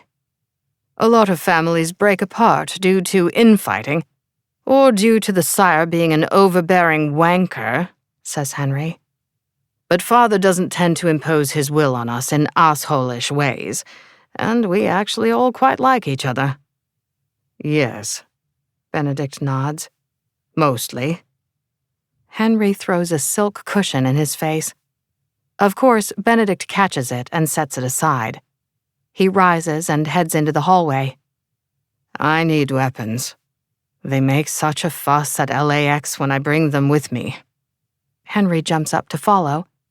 I'll be interested to hear what you think of the new additions I made to the armory.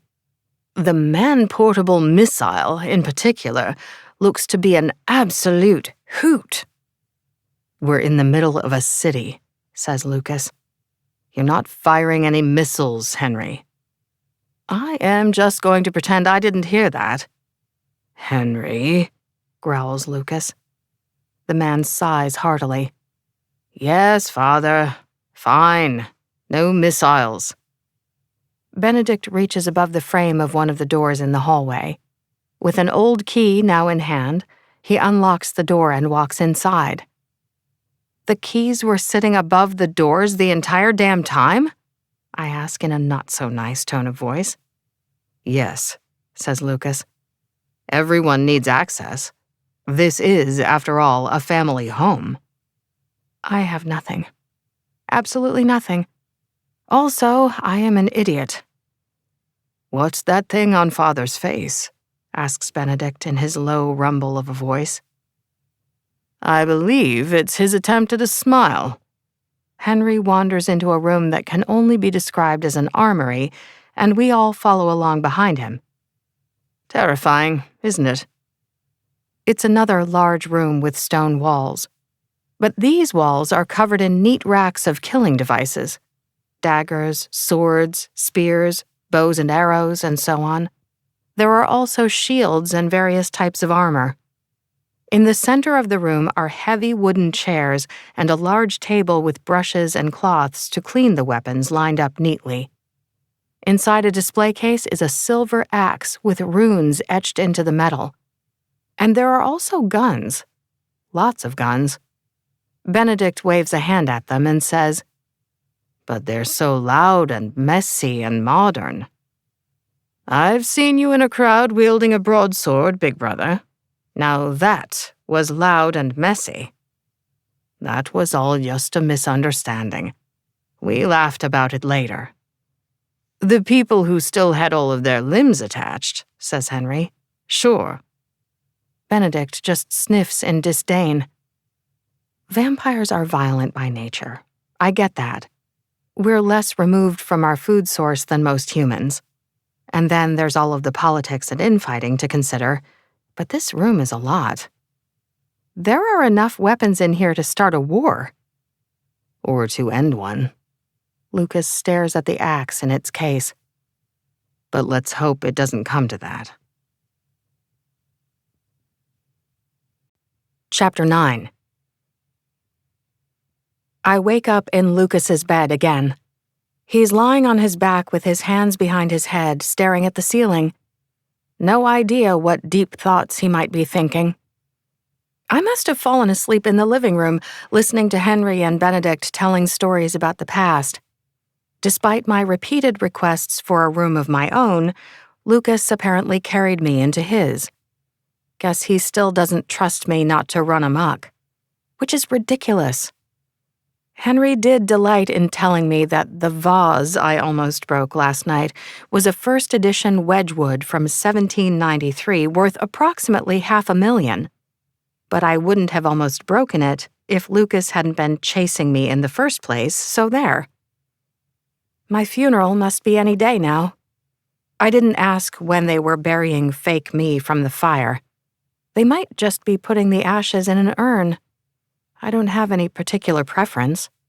Such a sad and horrible time for my family and friends. My heart hurts just thinking about it. No one likes losing a loved one or being reminded of their mortality. I wish I had the photos from my cell and apartment. Anything familiar would be nice. Like my favorite tea or the few pieces of jewelry I treasured. Guess the antique silver locket Mom gave me for my 25th birthday would be out, even if it hadn't been destroyed by the flames. Grief is strange, and I am mourning my old life. It's the little things, like walking to the cafe down the street on a Sunday morning or receiving random text messages from friends. All of that life is just waiting a short drive from here, but it might as well be on the moon. At least I can still remember Mom's voice and Dad's laugh, or the way Nicole would roll her eyes when I tried to tell a joke and mangled yet another punchline. And I play those cherished memories over and over inside my mind. Meanwhile, here I am living in the vampire equivalent of a hobbit hole in the Hollywood Hills with a bunch of immortal male models. The places life takes you. Or death, for that matter. I thought about having you stay here at the house tonight, Lucas says out of nowhere. But it's not the right choice. You need to see how the family works together. You also need to be seen to be fitting in and taking your place. You're worried people will see me as a weakness. Nothing from him. I roll onto my side, all the better to stare at him. Nothing happens. I screw up my face and concentrate harder. Are you trying to read my mind? He asks with a faint smile. It's not working. Just ask me what I'm thinking. It might be faster. All right, I say. What are you thinking? That the situation in LA is more complex than I like. But I still consider this city my home. For now, at least. He jerks his chin at the bedside table. Drink your blood bags. As soon as the sun goes down, we're leaving.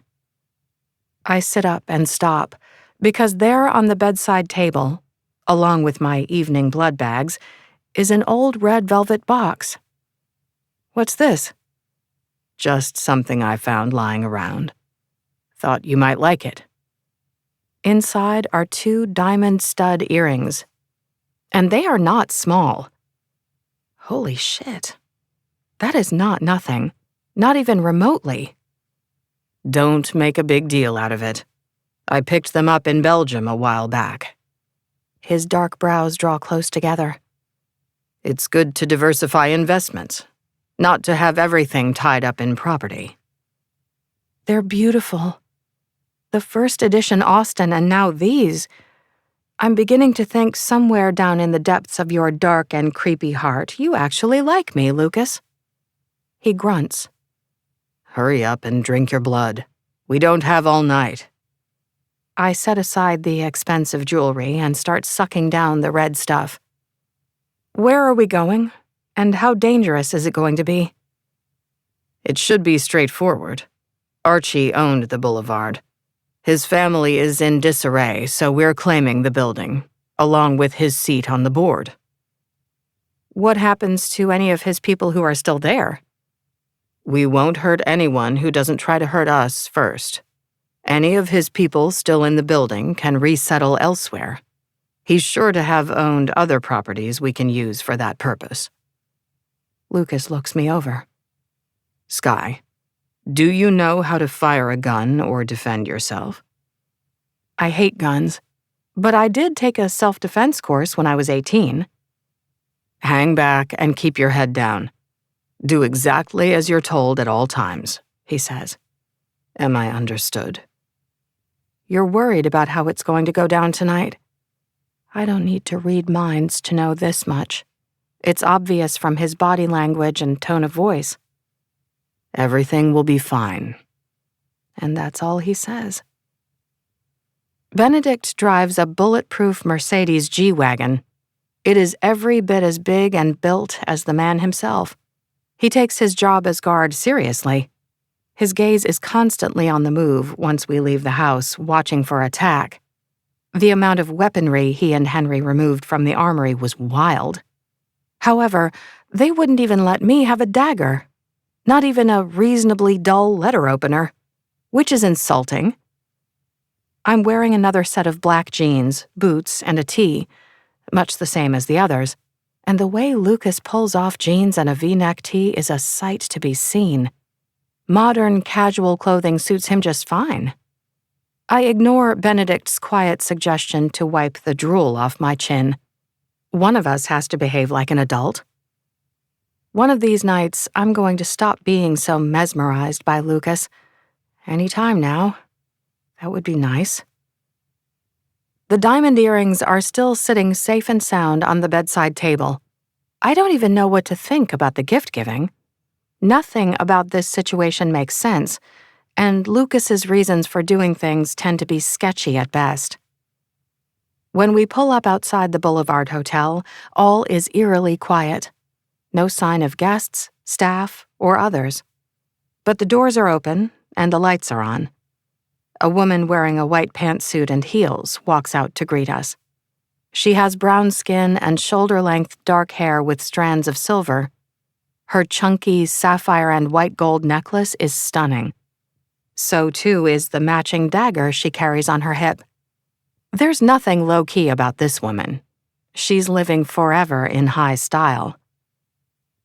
"You couldn't just stay home and leave this to me, could you?" she asks in a husky voice with an accent.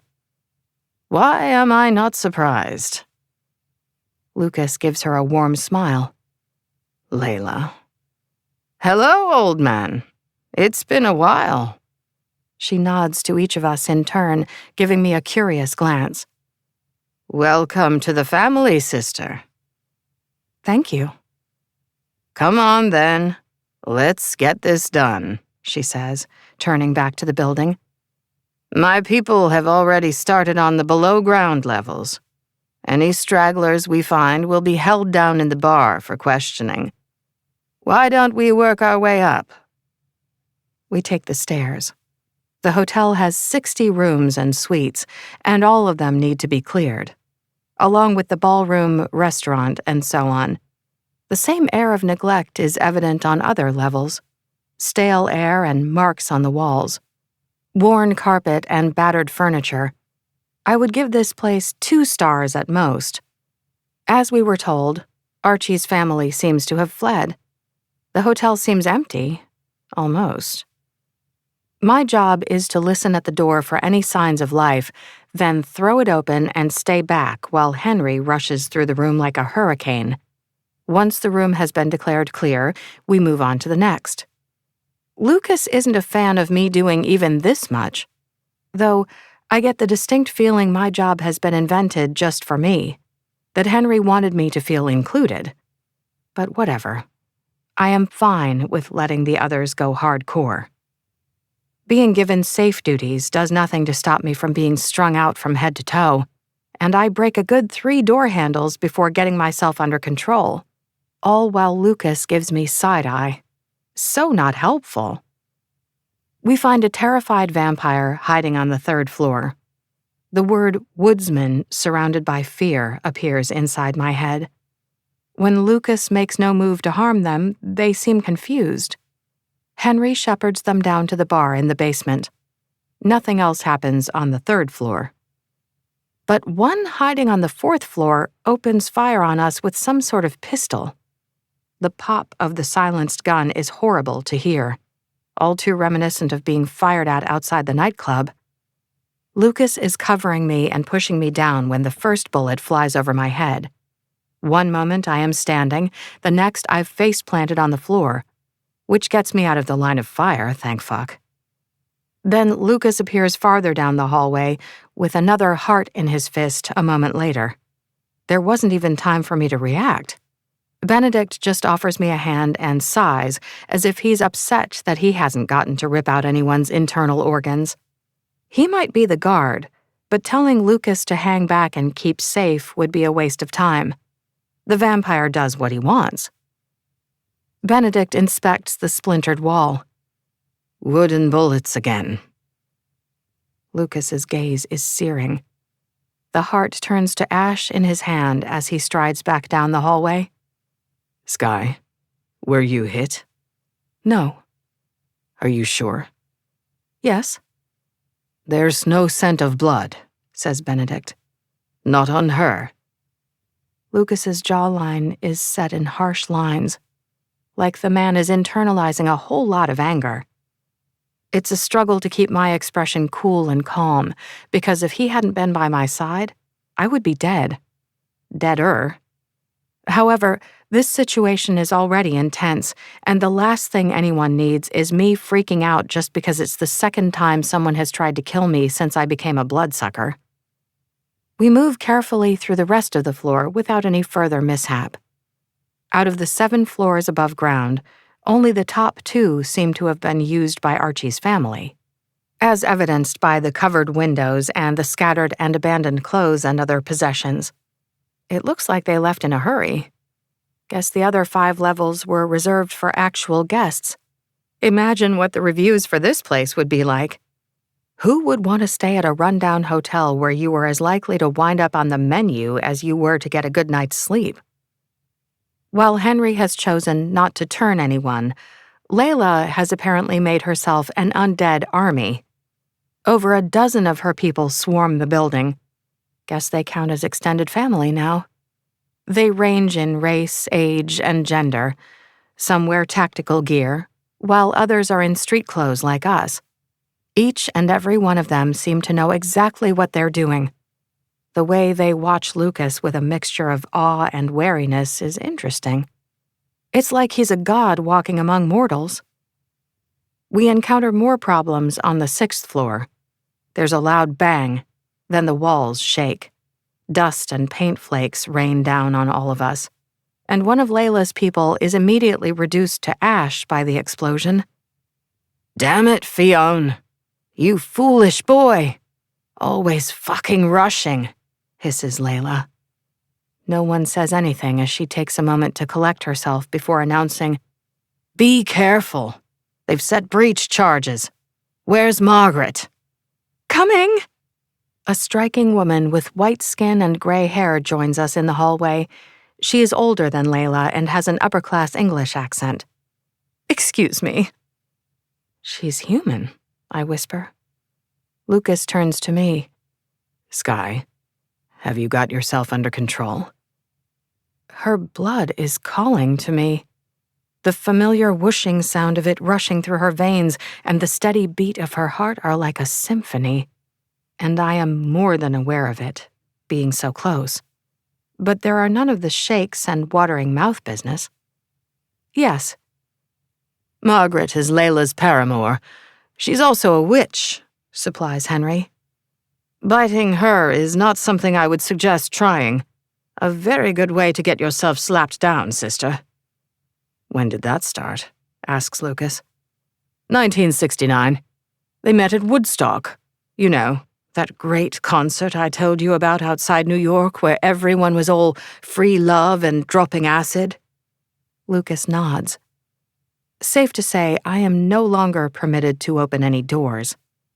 Margaret mutters something and walks slowly forward with one hand raised. A faint clicking noise can be heard behind several of the doors lining the hallway as she passes, but nothing else goes boom, thank goodness. She doesn't look like your stereotypical witch. There's no dramatic pointed hat or such, just jeans and a flowing white top. A collection of silver chains and crystals hang around her neck. But it's a chunk of clear quartz that she holds in her hand while moving forward and dealing with the explosive devices. There's an event space on the 6th floor.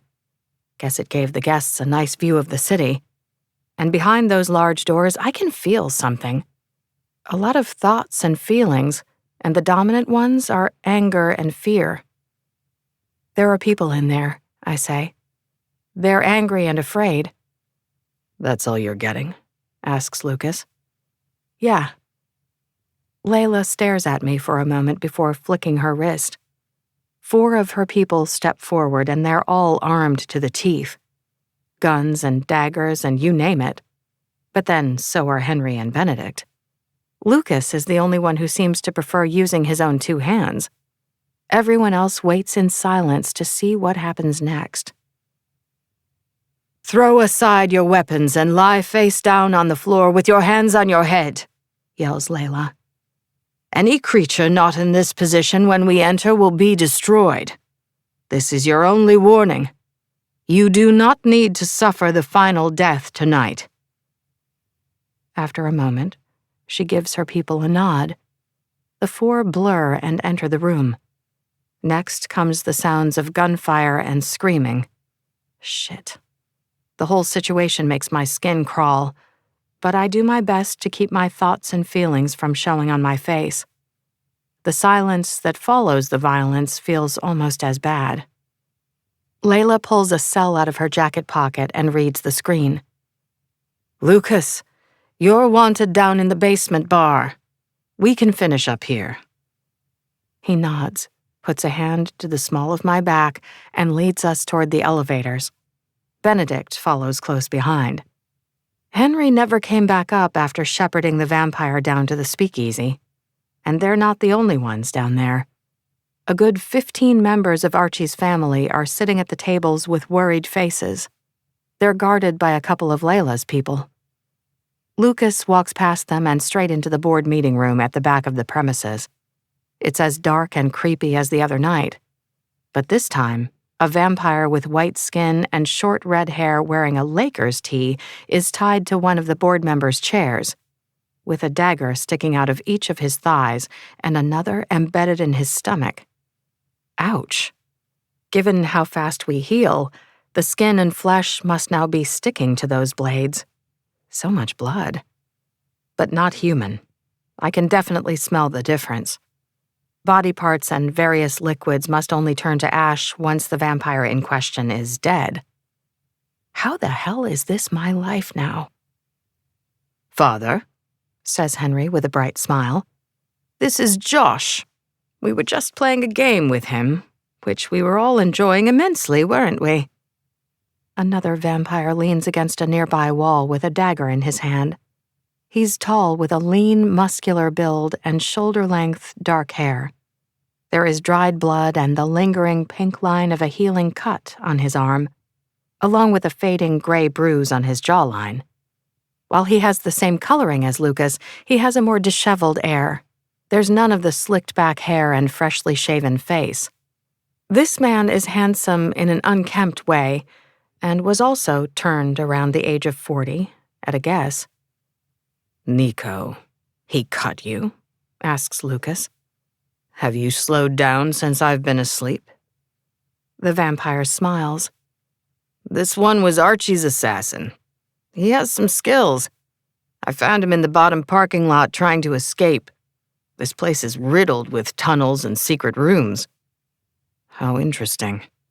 He was his assassin, and yet he chose not to come after me himself. Instead, sending someone to attempt a drive-by shooting. Lucas wanders over to the bound man and pulls out one of the daggers. Why is that exactly? Josh's eyes widen in pain, but his mouth stays shut. Nico lets the knife in his hand fly. It finds its target in the captive's shoulder, and Josh's whole body jerks. Honestly, says Nico, I think this asshole just lacked the courage to go after the woodsman himself. Lucas glances at Henry, giving him the go-ahead. All righty, he says, sitting on the stately board table, which I highly doubt is allowed. Here's how this is going to go, Josh. We've been having fun playing up until now, but as you can see, Father has arrived. Therefore, it's time to get down to business. Either you answer our questions, or... You're going to kill me anyway, groans Josh. I can't believe you interrupted me. That is so fucking rude. Henry flicks his blonde hair back. I've never seen a courtier in action before, but this is interesting. And, duh, you had a marksman fire on Father and his new favorite. Do you have any idea how long we've all been hoping he'd get himself a special someone? Centuries, dude. Centuries. And then you come along and try to kill her too. Nothing from Josh. Though Lucas now has a muscle twitching in his jawline, has to be from irritation. In a feat of supernatural strength, I, myself, managed to not smack Henry upside the head. And the way Nico is giving me the once-over with his cool gaze is unnecessary and not particularly brotherly or comfortable. So, of course we're going to kill you, continues Henry. But it's how you die that's up for discussion. Josh does not look convinced. Here's what's going to happen. Our family assassin, Nicholas, is going to start cutting pieces off you. Fingers and toes and then limbs and so on. He'll just sort of work his way inward. It's his specialty. You'd be amazed how long he can keep you alive while dismembering you. And you will talk. Through it all. They all do eventually. Josh sneers. I'm not even the real fucking threat to you people. Is that so? Asks Henry. Do tell. If you don't kill me, he will. He gave me the money to hire the shooter. I'm fucked either way without Archie to protect me. Archie gave you the money? The man shakes his head and grimaces. No. Who gave you the money and will kill you, Josh? Asks Lucas. He's been with the Russians for centuries. Who do you think whispered in Lev's ear about how LA would be the perfect choice for a new hunting ground? Asks Josh. None of the families here knew how to work together before Lev tried to take over. The city was chaos, just ready and waiting for them to seize control. But it was all really a cover for him to fuck with you and yours. We need a name, Josh, says Henry. Josh spits a gob of blood at my feet. The way the asshole then grins at me is gross. Remnants of crimson covering his lips and teeth. And he wants her bad. You should hear him. He saw the security footage from the other night when you killed Archie. I don't know what it is about her, but the sight of that one at your side sent him into a frenzy. My whole body goes rigid. Who? Asks Lucas in a deadly tone. Your brother. Josh laughs maniacally. You fucked up, Woodsman. He's still alive. Chapter 10. There's a car on fire parked on the street outside the house when we return. Tonight could not get any stranger if it tried. Flames reach high into the sky as the red lights of a fire engine go round and round, but the firefighters have it under control quickly. So many nosy neighbors huddled nearby. Seems like the whole street is out there. Coming home to a fire is not so welcoming, and since when did I start thinking of this place as home? What now? Asks Henry with a groan. See what you can find out, says Lucas. Henry is out of the vehicle and striding toward the authorities with a confident smile in place before we've come to a complete stop. Benedict then drives on into the garage with a pistol sitting in his lap. Everyone is on edge. They could have attempted to blow up the upper levels of the house if they really tried, says Lucas. I don't know for sure if the runes would stop a fire up there, but whoever it is, they're just messing with us. I assume this is more bullshit from your brother to keep us busy, says Benedict. Seems likely. Are we relocating? Lucas shakes his head. No. The other properties don't have the same protections as this one, and it probably wouldn't take long to track us. Let's stay put for now. Benedict just nods. I, on the other hand, have some questions. What if someone does blow up the upper levels? Do we just die horribly underneath the rubble, or what? The runes will protect us down there, says Lucas. And rest assured, there's more than one way out of there in case of an emergency. Any particular reason why your brother would want to kill you? I ask, climbing out of the car and following him through the house and down to the basement level. It's complicated. Lucas scowls. But the last time I saw Mark, he was bleeding out on the floor with a selection of my favorite daggers in his back. I also poured gasoline over him and set the building on fire that he was in. If he did survive, I would like to know how. We need to talk, I say. I'm aware, answers Lucas. Benedict, get me an update on what's happening in the city. If there's been any sightings of Lev or his people. Henry will also have connections. Benedict nods. When do you want to deal with? Later, says Lucas, cutting him off. The big blonde dude heads into the armory. He and Henry had a couple of laptops set up on the table in there earlier. Guess it's their new HQ. This way. Lucas leads me down the hallway of the underground lair. He retrieves the key from atop the frame and unlocks a door. After you. It's another room I haven't been in before. Inside is an office with a large, ornate mahogany desk and matching chair. 3 walls are taken up with more books and curios. The man is seriously such a hoarder, and on the last wall is a chipped and faded painting of a woman. I can definitely see the resemblance. She has blonde hair, green eyes, and the same soft curves as me. The same heavy jawline, full lips, and direct gaze. Huh. You did well tonight. Lucas shuts the door and leans his back against it. Though, you still seem pretty wound up. We should do something about that. I nod to the painting. Tell me about her.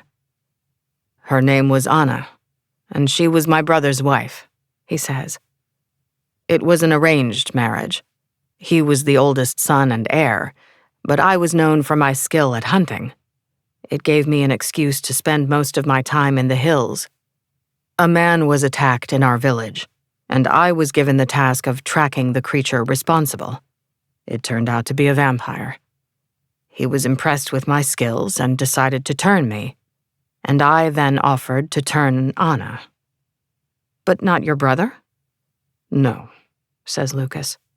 Mark has always been an ass. I had no interest in spending eternity in his company, but I had feelings for Anna. Were they reciprocated? Yes, but she held sacred the marriage vows she had made to my brother. Nothing happened between us. I knew she wouldn't agree to be turned. She had children who needed her.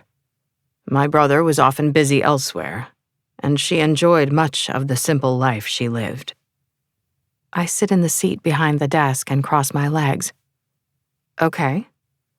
A year later, she died in childbirth, but not before my brother had gotten the story out of her about how I'd been made into a vampire and offered to make her one too. Lucas crosses his arms. Finding out I had feelings for his wife? Let's just say he didn't take the news well. Mark searched for a vampire who would turn him and eventually found one. But he wasn't as strong as me, and he knew it. The one who turned him was only a few years old, whereas my sire was ancient. The bubonic plague killed most of what remained of our human family soon after. The truth is, Mark was my last real link to that life, and I was reluctant to destroy it. Pure sentiment on my part. Every century or so, he made a half-hearted attempt to kill me, but it was almost a game between us.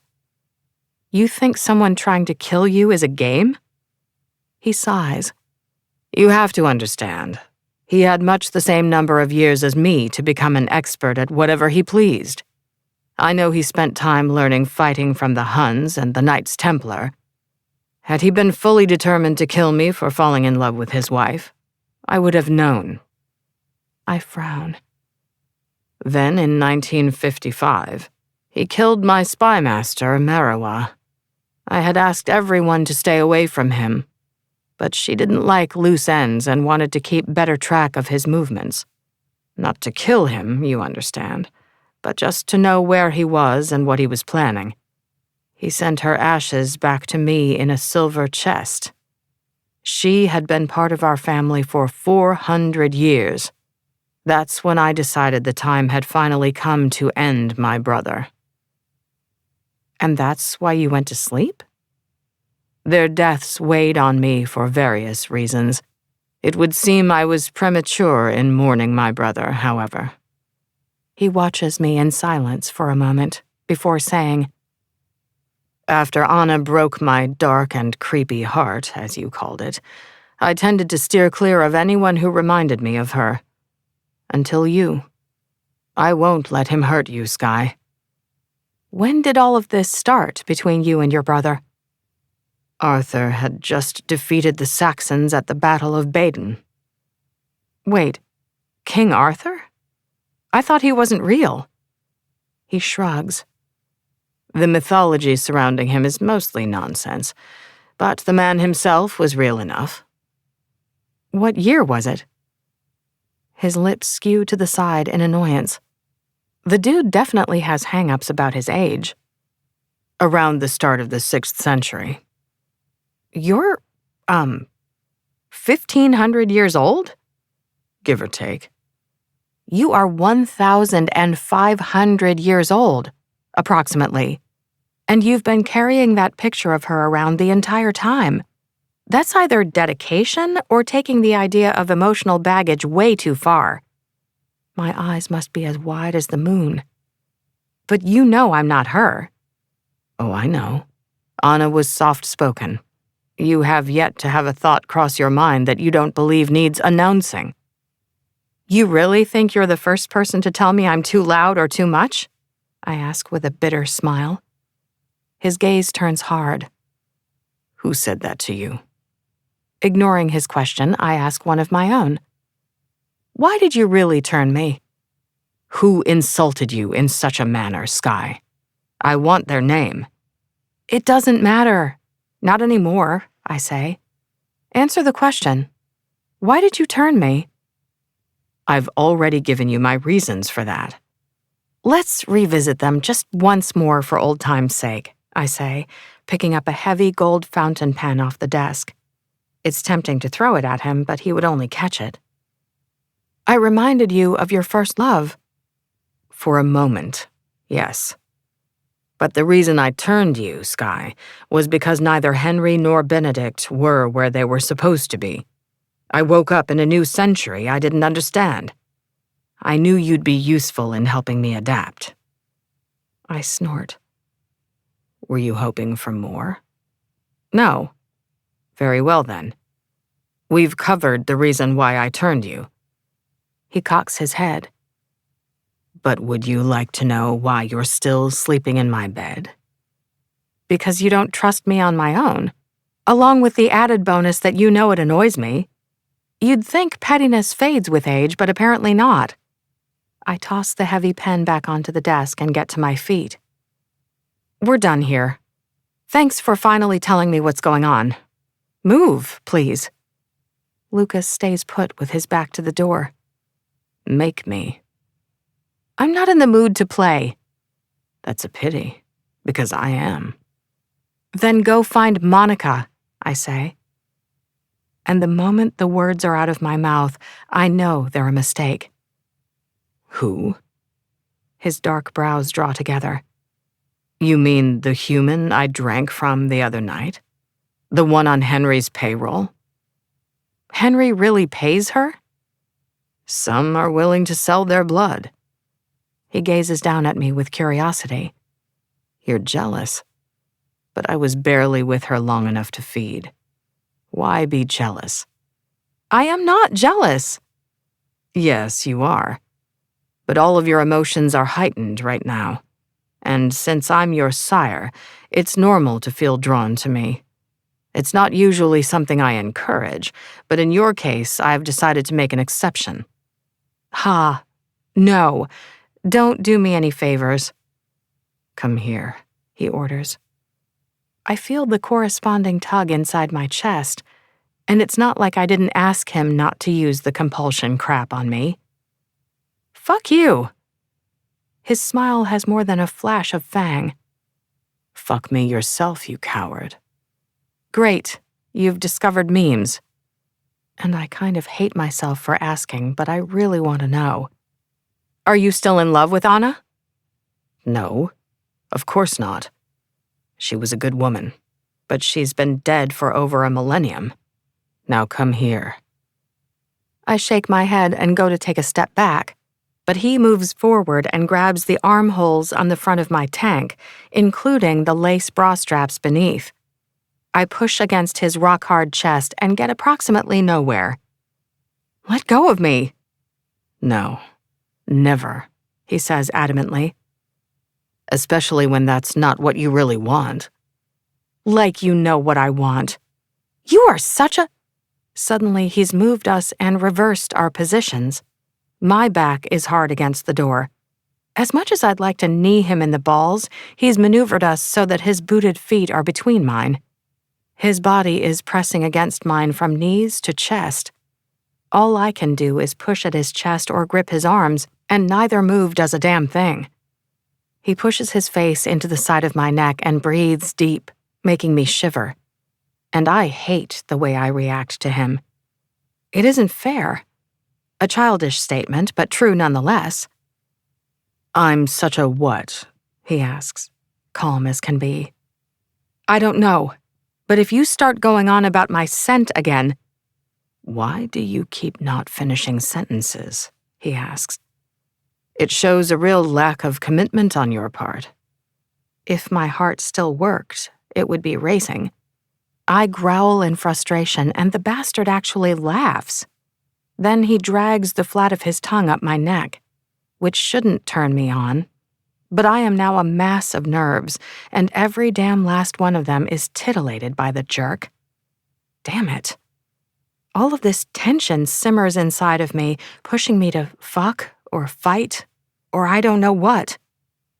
The backs of his fingers move restlessly against my skin, where he's still got a hold of my tank and bra.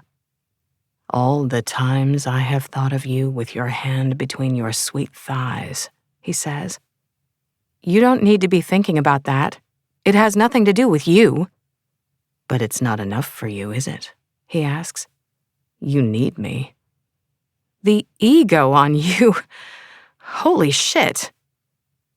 "You don't just smell good, Sky. You taste good, too. Yours was the sweetest blood I've ever had. I think it's time you took your clothes off." I bark out a nervous laugh. Absolutely not. "Why not?" You don't want to have sex with me. You said so. What happened to a newborn's infatuation being a horrible inconvenience and all that? "Like I said, I changed my mind." Change it back again. I'll wait. "I tried, you know," he says. "I attempted to convince myself this infatuation with you was foolish, but it didn't work." It's only been a few days. Try harder. "No. Be as angry as you like. I am, without a doubt, the most selfish creature walking the face of this earth. Because no matter what is best, I refuse to give you up.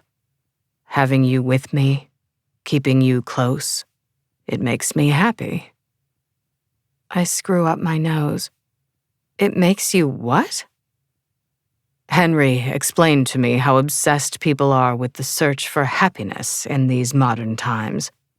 I am surprised to find I agree. Duty, loyalty, they don't often keep you warm at night. But you, my dear Sky, do." Without another word, he tears the front of my tank in half right down the middle.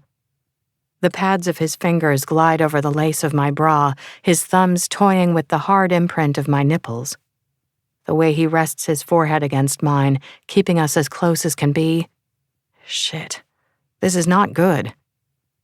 What is also not good is the way everything low in my belly has drawn tight, how the crotch of my panties is wet with need. It makes it hard to remember how much I kind of, maybe mostly, hate the man.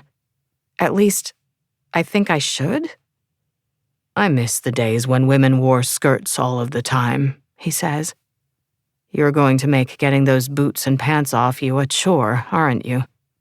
Lucas. And there you go, starting a thought and not finishing it again. It's turning into a habit. His hands cup my breasts over the lace of my bra. The hardening length of his cock presses against me, making me squirm. And there's no way he hasn't noticed. "I have just one question for you, Sky." What?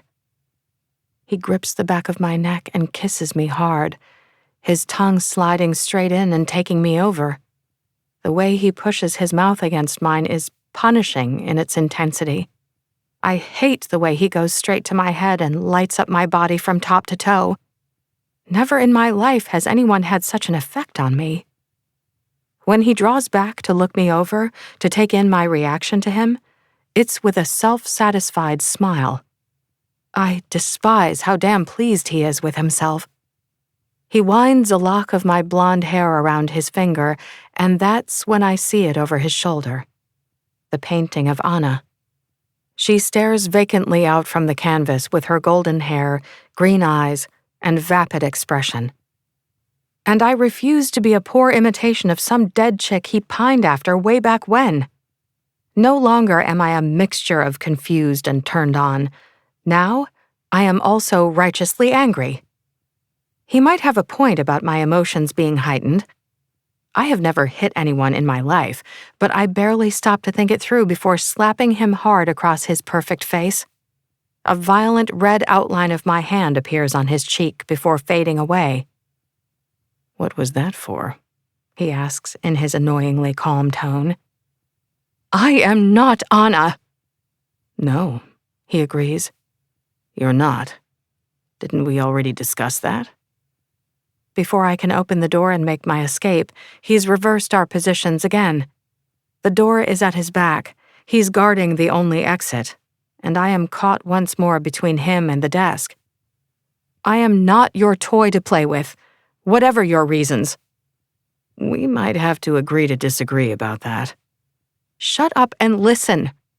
I may not be able to deny a certain attraction between us, but it is absolutely not going any further. For so very many reasons, but especially not so long as you have that damn painting of her on the wall." "You want me to take down the painting?" "Yes. Now get out of the way." He shakes his head. "No." "No?" "You heard me." The violence this man brings out in me. How dare he order me around and put his hands on me? Never has someone bossed me around and turned me on in equal measure. I don't like feeling this out of control. It wouldn't be an overstatement to say I have no idea what I am doing. Not really. But it doesn't stop me, let alone slow me down. My rage doesn't have time for reason. I fly at the man, and he catches me with ease.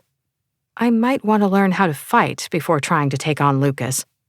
Ask Benedict for some lessons or something.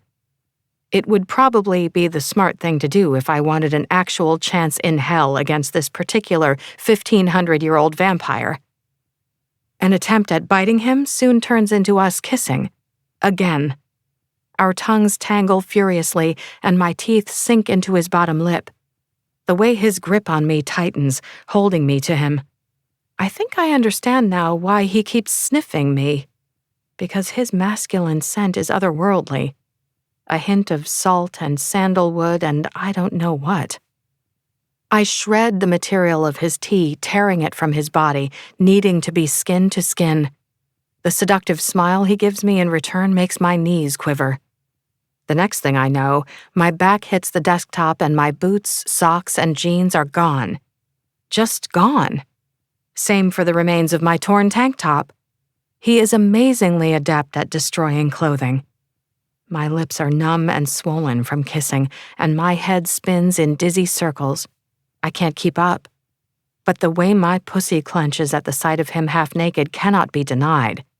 The way all of the smooth skin of his chest is on show. His wide shoulders and muscular neck, in particular, make me stupid with lust. He says I am his weakness, but he is also mine. That's the truth of the matter. "I like the lingerie of this time." He stands at the end of the desk, gazing down on me, at my black lace Brazilian brief. His palms glide over my thick thighs, holding them apart. "You can keep the bra. For now." "Lucas, wait," I say. But I might as well have saved my words. He tears my underwear from my body and drags me farther down the desk, closer to him. Then his face is buried in my pussy. I hadn't given much thought to vampire sex, but it is definitely something to be experienced. His stamina and strength are unmatched. Guess you can learn a lot about anatomy in 1,000 or so years. He drags the flat of his tongue through me over and over again. Then he suckles at my labia, giving me just the right amount of pressure. The decadent, wet sounds of him eating me are obscene. Same goes for my moans. My hands find his thick hair and hold on tight. The way he grinds his face against my sex is wild. How his thumbs hold me open as he fucks me with his tongue. No man has ever come at me with such raw enthusiasm. It's mildly embarrassing how quickly he makes me come, how fast the sensation builds down low in my spine before shooting out to every part of me. He sucks on my clitoris and slides 2 fingers into me, and those digits faithfully find their target. My mind goes into freefall as the orgasm consumes me, all of me drawing tight before unraveling. I am stardust. I am gone. What remains of me is floating in the heavens high above. He moves me back up the desk, and I barely notice. It takes a while for my mind to come down, for me to put myself back together. But when I do, it's to the sight of his body covering me. His jeans are pushed down, he's positioned between my legs, and oh, wow. We are really doing this. Do you want me inside you? He asks. Yes. With one hard thrust, he buries himself deep. And there's a lot of him. A squeak of surprise escapes my throat. The length is blissfully fine, but the width requires a moment to adjust.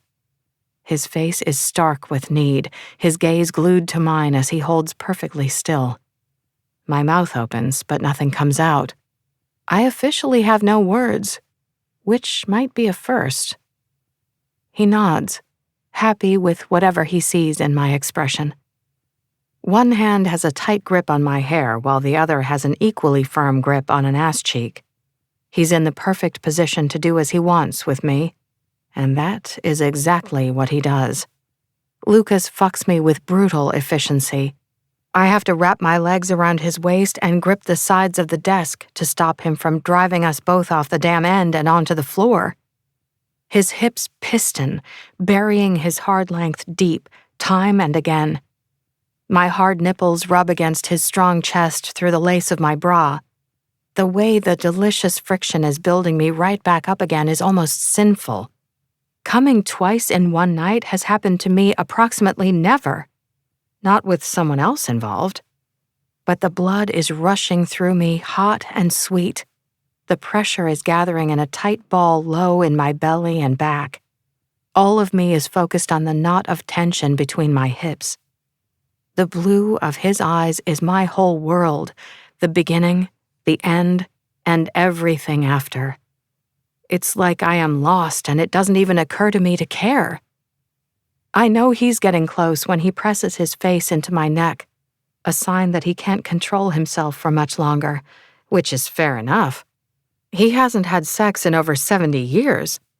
His grip on my ass tightens and he lifts me just a little, just enough to have the wide, blunt head of his cock start hitting a beautiful spot deep inside of me, making me light up from top to toe.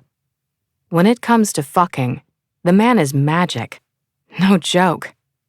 Never have I been so thoroughly railed. Being with Lucas is like an out-of-body experience. The sound of wood cracking and splintering as I come is loud.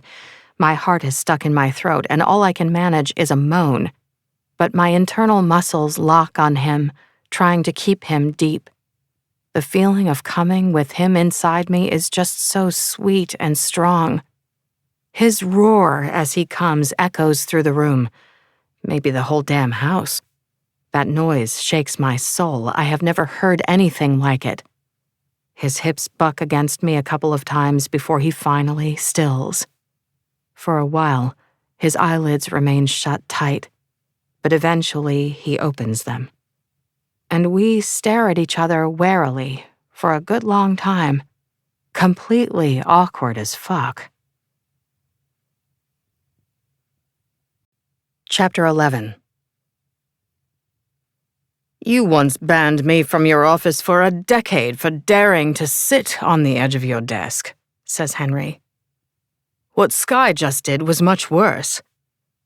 We're gathered in the living room. I grabbed a fresh tea to wear, but Lucas didn't bother. The reason why soon became obvious. He sits in his throne-like black wingback while Benedict sits on a stool to the side. With a blade and a pair of needle-nose pliers, he goes about the business of digging a bullet out of Lucas's shoulder. As you do. The chandelier has even been turned on for the sake of the surgery, the crystals dazzling in their beauty. I do my best to stare at it instead of the gory display occurring nearby. Life sure comes at you fast some nights, honestly. She tore off the decorative hand-carved mahogany siding, the blonde idiot continues. Just crushed it into splinters. Shut up, Henry, says Lucas with a wince. You need to sit still, grumbles Benedict. Henry holds up his hands all innocent-like. I'm just saying. The favoritism is starting to get a little bit out of control. And as for me, I am frowning my heart out. The good vibes from coming hard enough to see whole constellations are long gone. Given Lucas had been tearing out hearts and torturing people, it's not like I would have noticed a little blood and ash on the man. But it is fair to say that Lucas walking around with a bullet in his body since we were fired on in the hallway at the start of the night is freaking me right the fuck out. The fact that he got shot while protecting me is also taking a moment to process. He stood in front of me and took a bullet. I don't know what to do with the information, how to feel about all of this. Why didn't you tell me you were hurt? We had more pressing issues to attend to, says Lucas, calm as always. You had a bullet in you. What if I had grabbed hold of your shoulder or something? I probably would have mentioned it then. Be still. Benedict roots around with the pliers. So gross. Our advanced healing means the skin and flesh keep adhering to the tools. He carefully starts pulling the pliers free of the messy wound. There we go. It is all in one piece. Lucas sneers in disdain at the blood-covered wooden bullet. It's a whole new level of kink, really. Henry shakes his head in wonder. Having sex with a bullet lodged in your shoulder. Your strength and tolerance for pain are ridiculous, Father. I would have cried like a baby, says the Viking. It would not be appealing for a lover to see.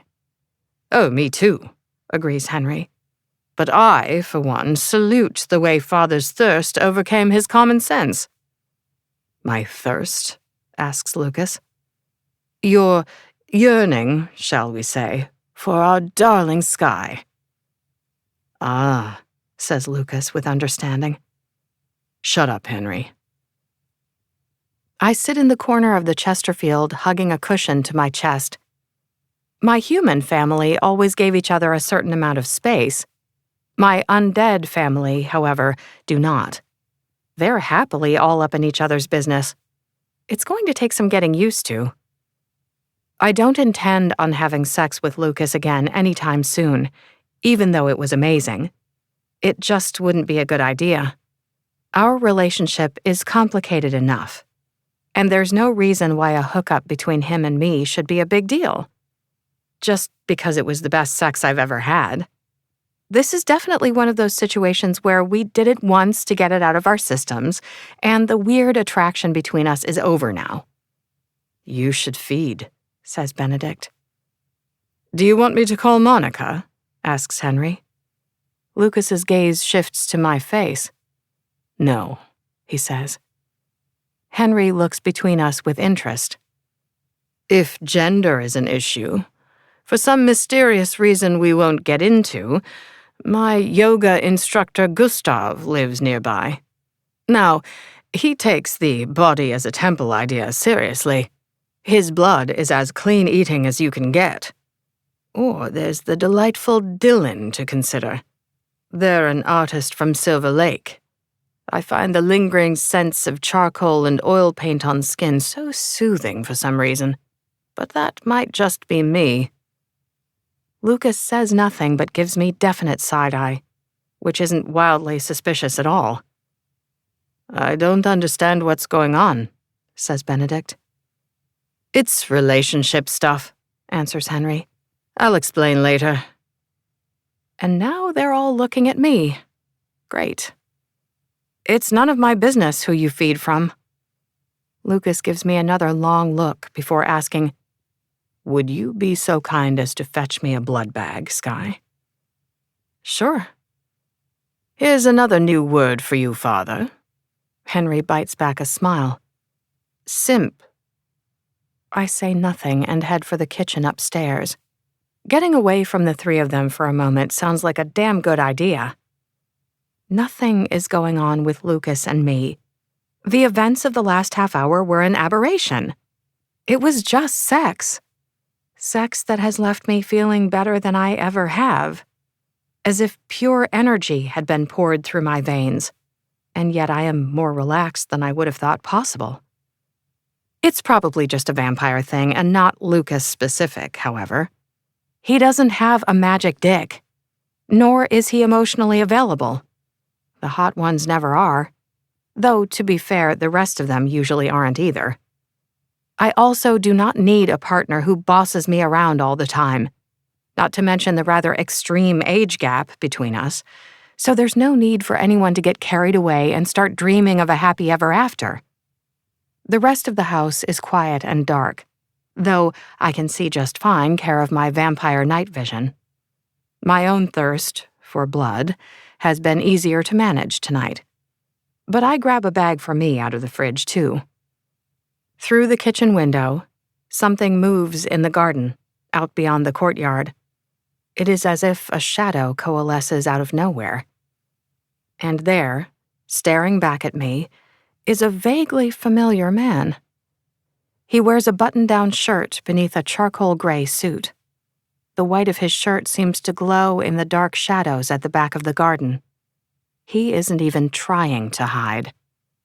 Silver hair cut short, and a face lined with age. Lucas said it took his brother a while to find a vampire to turn him. It would account for the difference in ages. Mark makes a handsome and commanding figure, though perhaps that is down to the similarity in bone structure between the two brothers. His fine lips curve into a welcoming smile at the sight of me, and his gaze softens as he takes in my face. But the word Anna appears inside my head, surrounded by rage. Pure, blood-boiling fury. Without a doubt, this creature would tear me limb from limb given the chance. He lifts his hand and motions to me to come, as if I would be so stupid. "I never thought to look on that sweet face again," he says. "How like her you are." "I'm not Anna." "He has told you of her then.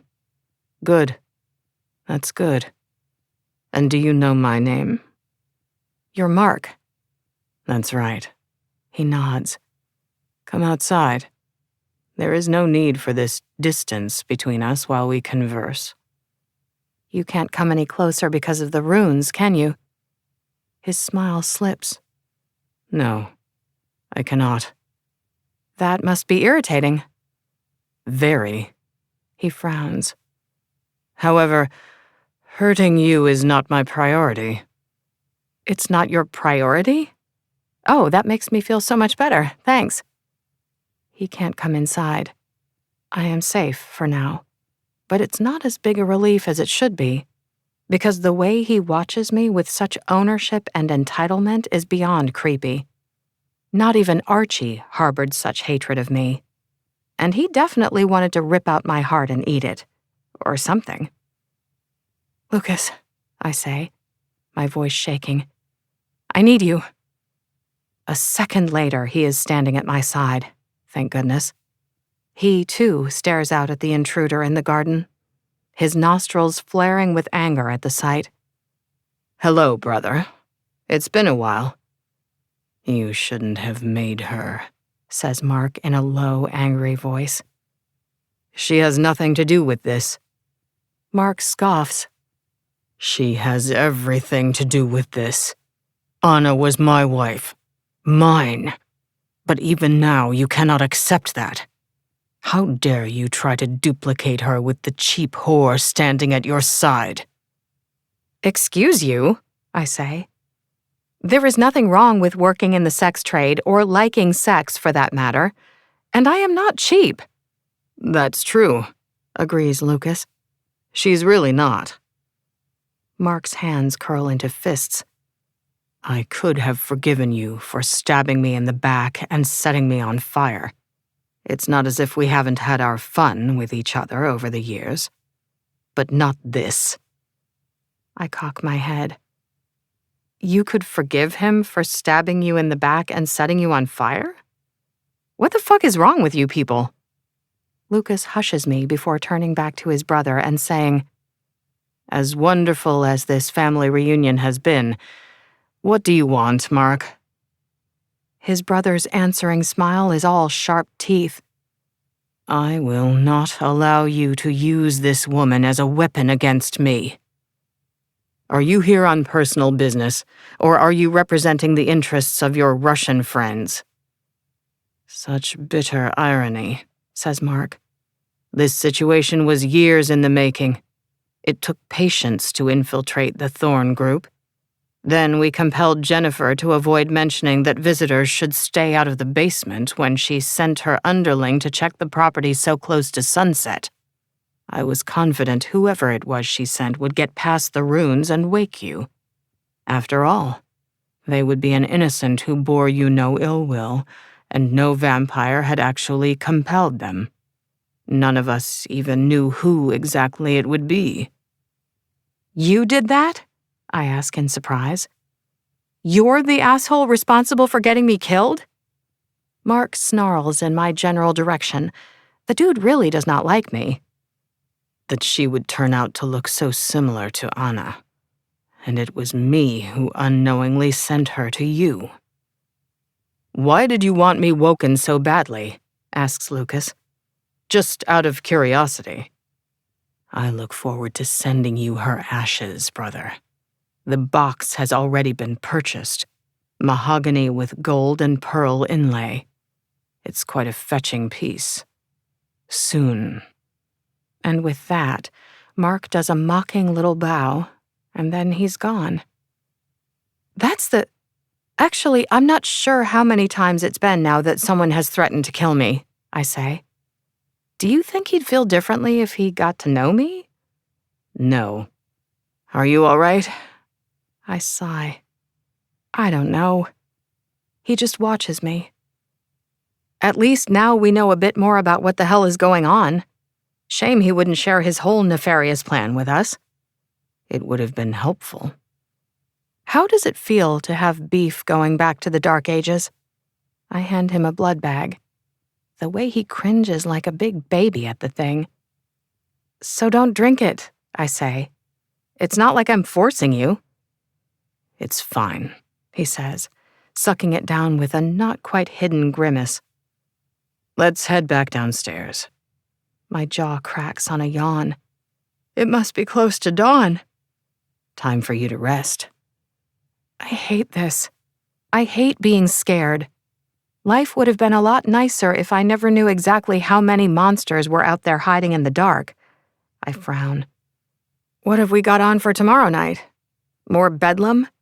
Maybe with a side of carnage? I'm not sure yet. His blank face is now impenetrable. I don't have a clue what he is thinking. You're handling all of this better than I expected. Clearing the hotel, getting threatened by my brother, finding out he set you on this course.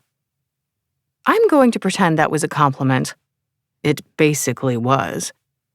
I will protect you, you know that, he says. About what happened in my office. I think nothing happened in your office. Nothing that we need to discuss, at any rate. He just looks at me. You can relax, Lucas. I'm not going to start clinging to you like some love-struck baby vampire who just discovered good sex. Only good? He asks. I'm going to bed, I say on another yawn. And I'm using the fourth bedroom on the right. I checked with Henry and Benedict, and it's apparently free. He raises his chin and narrows his gaze on me. Such expressive eyes. I can almost see all of the thoughts racing around inside his mind, but in the end, he says nothing, which goes to prove that I am making the right choice by putting some space between us.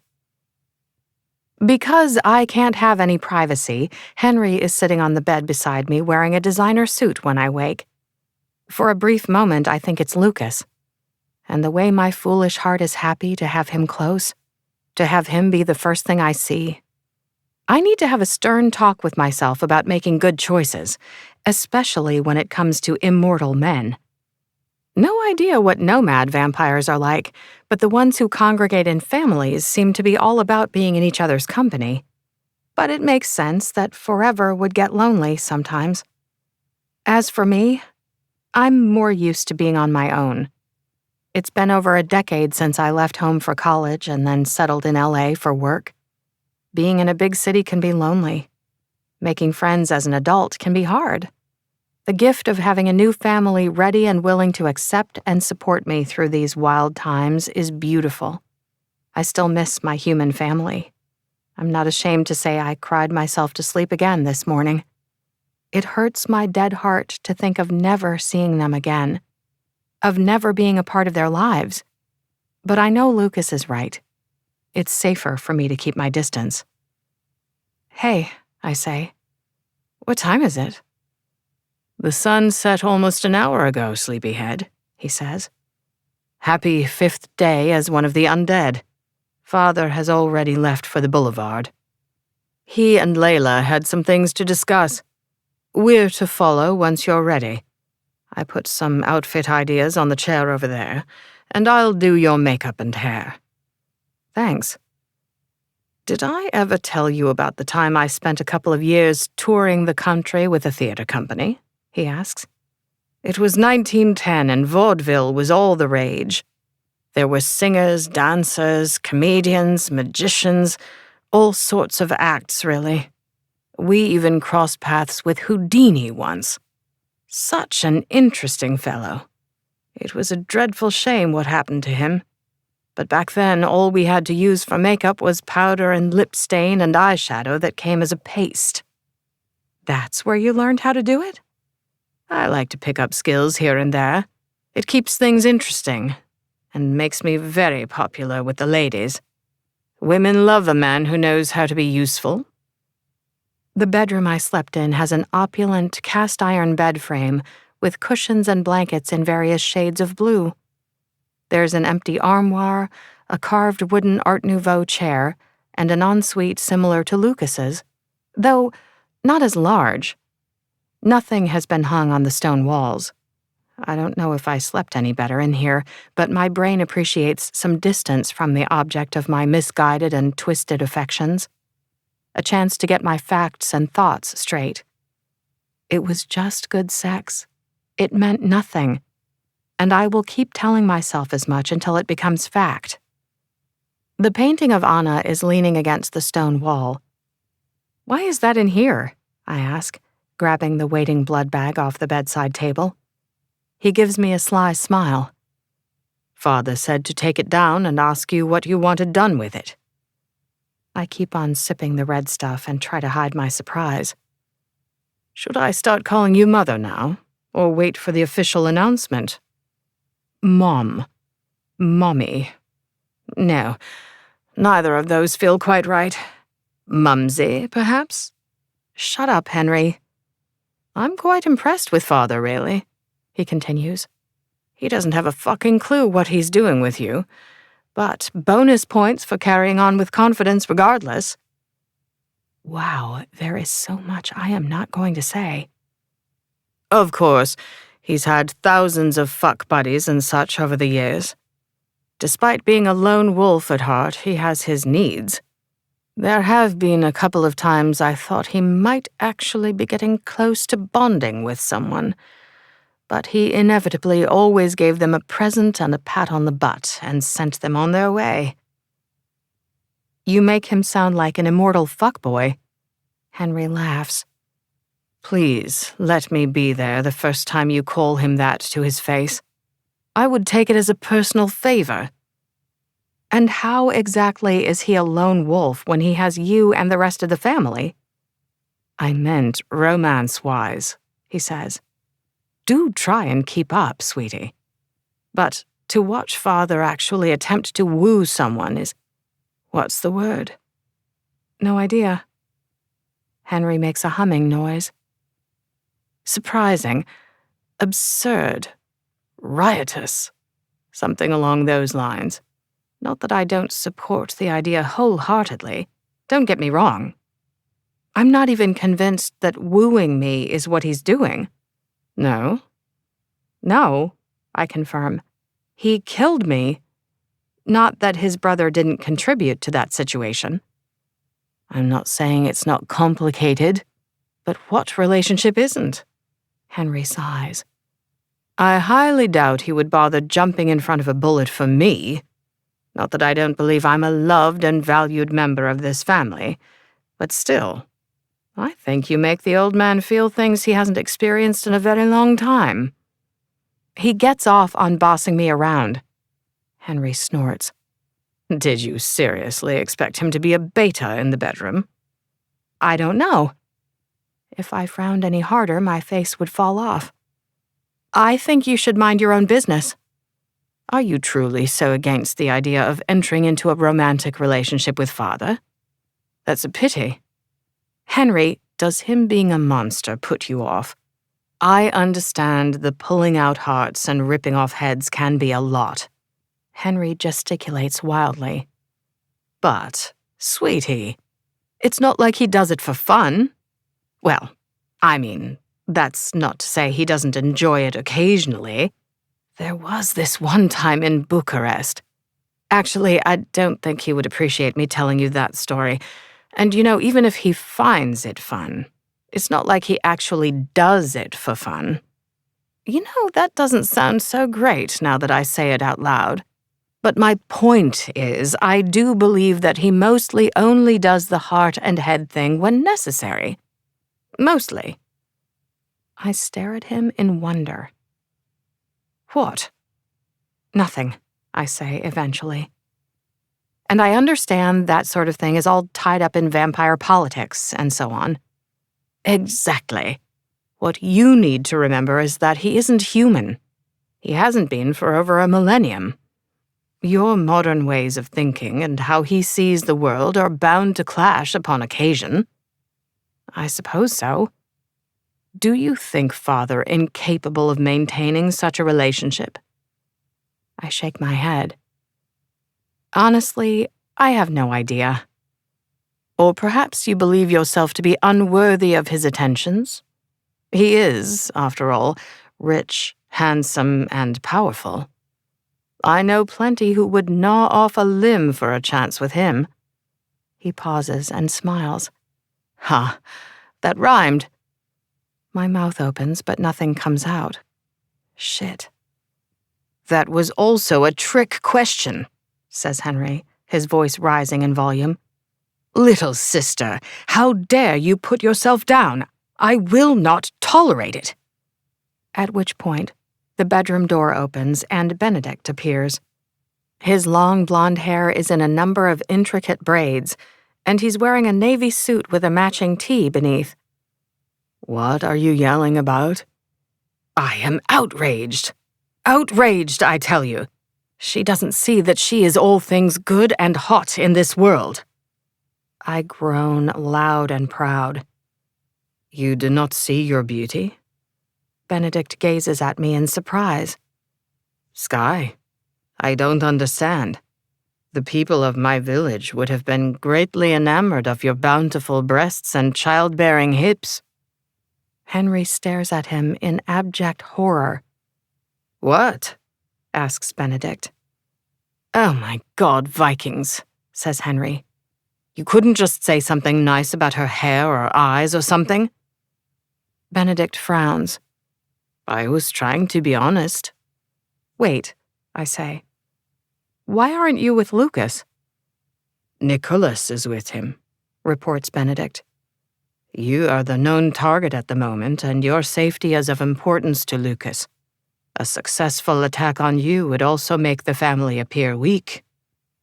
Right. I finish off the blood bag. I better get ready so we can go. It should be interesting, if nothing else. They're having a big party to celebrate him joining the board and our takeover of the boulevard, says Henry in his suit. Father's exact words were, "It is going to be a nice night with no drama where everyone gets along, or else." Benedict grunts. We'll see. Chapter 12. Layla's people stand security at the front doors of the boulevard. A woman in business attire nods at us as we pass the reception desk. The hotel already seems different, less dusty and decrepit, more alive despite many of the inhabitants being the undead. Down in the sub-basement level, the speakeasy is full to overflowing.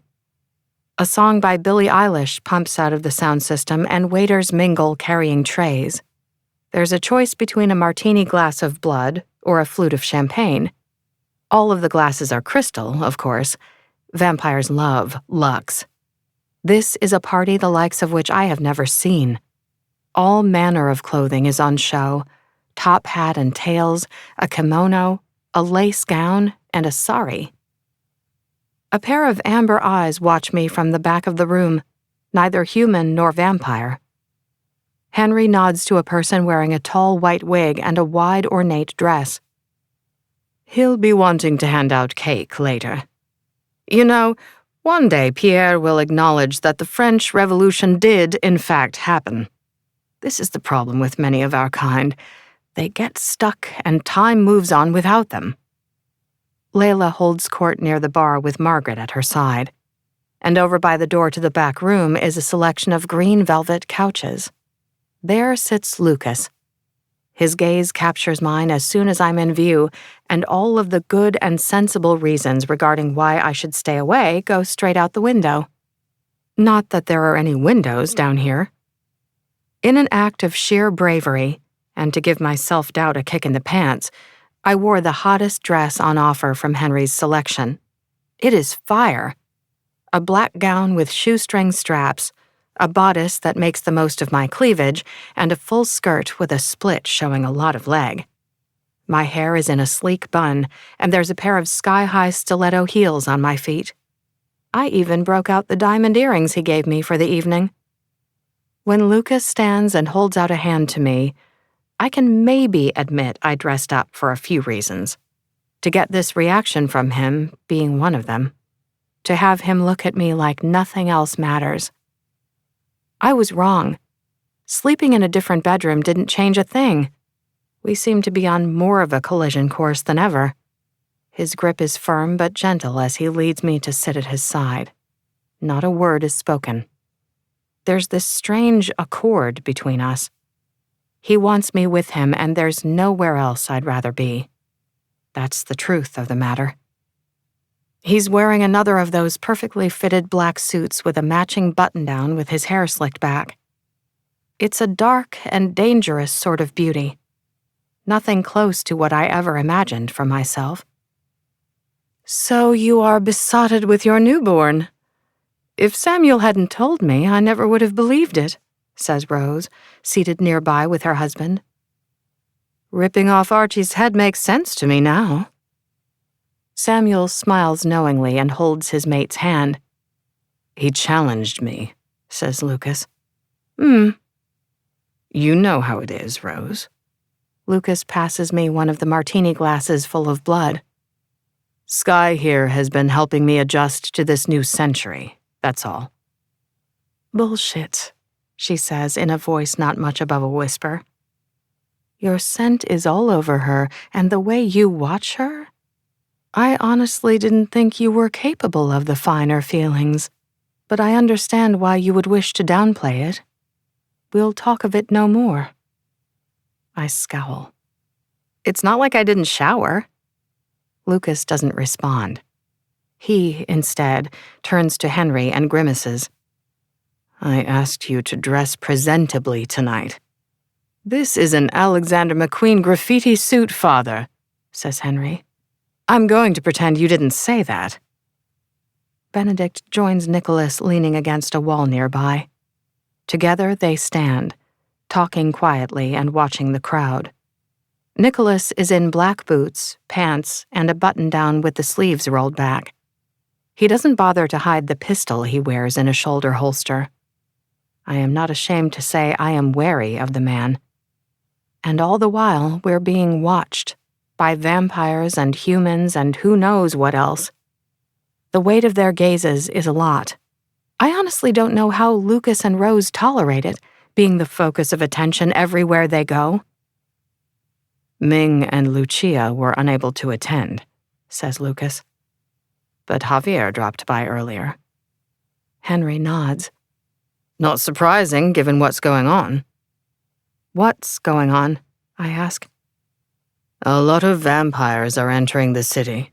Some with connections to hostile families from other areas, says Samuel. Trying to keep track of them all is next to impossible.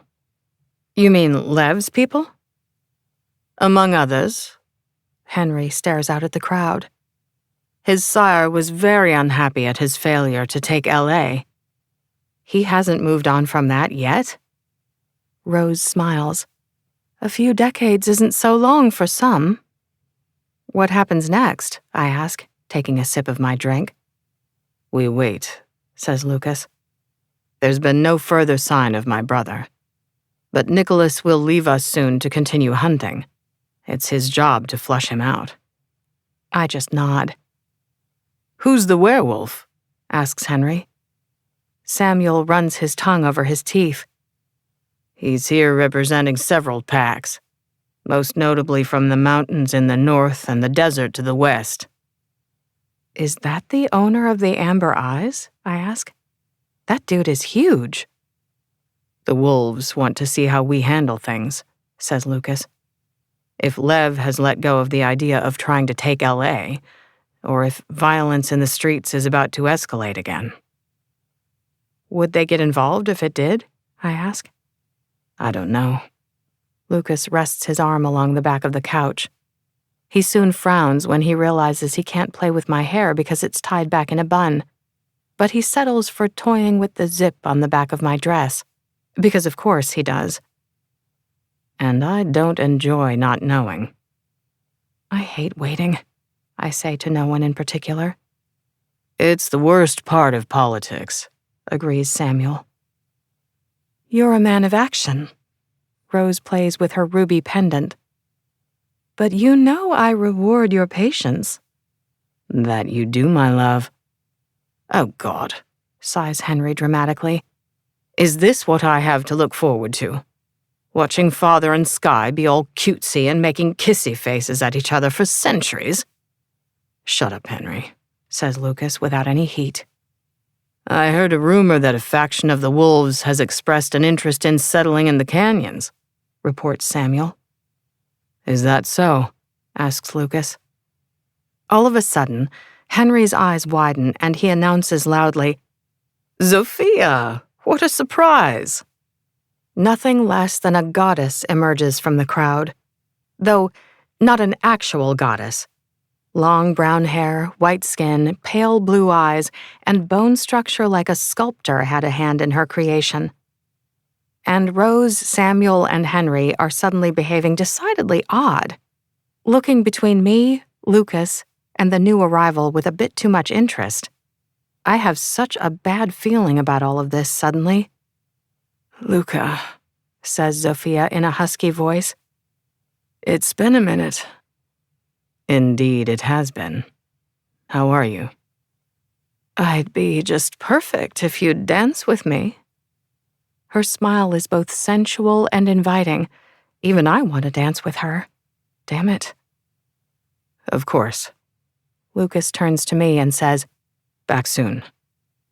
My answering smile is as weak as can be, but it doesn't matter because he's already gone. He holds up a hand to signal to someone, and immediately the music is changed. They hold each other close and sway on the spot to a song by Ella Fitzgerald. The whispered conversation they have is interspersed with affectionate looks and ready smiles. It's obvious they know each other very well indeed. I knew he had a history, and a long one at that. Guess I didn't quite consider what it would be like to come face to face with the same. Zofia appears to be about a decade older than me, gorgeous and graceful. Anyone would forgive me for having a moment. He did, however, say he'd be back soon. Zofia and Lucas are old friends, explains Rose with a sympathetic expression. Henry, however, is not happy. The truth, little sister, is that they were fuck buddies from around the time we arrived in California to when Father decided to take his nap. Not quite a century. Huh, that's a long time. My smile is small. And to think he told me he was a virgin. I can't believe he'd lie to me about something like that. Samuel's laughter is soft and low. Sky, did I ever tell you about the first time I took my lovely wife here out on a date? There I am, trying desperately to impress her, and we run into her ex, no less than a crown prince destined for the throne. Only of a very small country. It hardly mattered at all. Rose winks at me. I asked her why she didn't want to be a queen, and she told me. Rose's gaze is full of warmth. Crowns are uncomfortable as fuck. That's true, actually. Henry smiles despite himself. Father has collected a couple over the years. A tiara isn't too bad, though they can pinch. But a full-on gold and gemstone-laden crown? Ugh, such a headache. And the strain it puts on one's neck. I'm sure you looked stunning just the same. Thank you, Rose. I did. Henry turns back to watch the only couple dancing in the club. Last I heard, Zofia had settled in Poland. I wonder what she's doing here.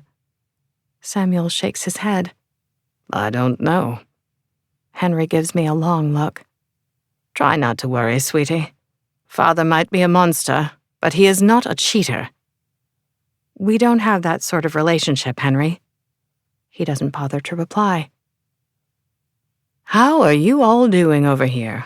Asks Layla, sweeping in and sitting by my side.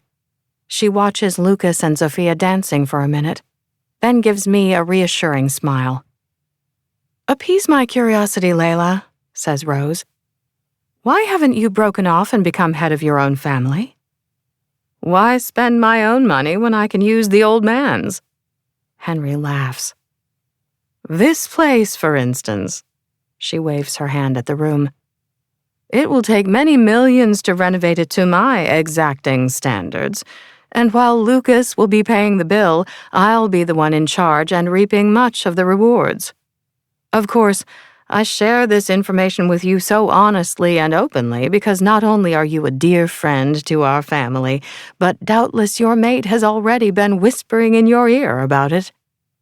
Rose's smile is coy.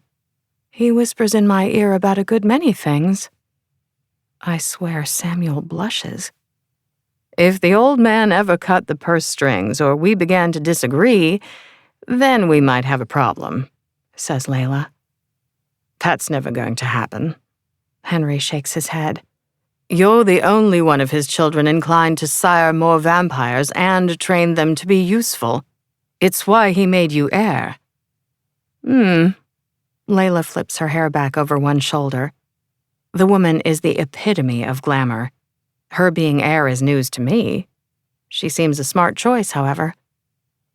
It's good to have company, little brother.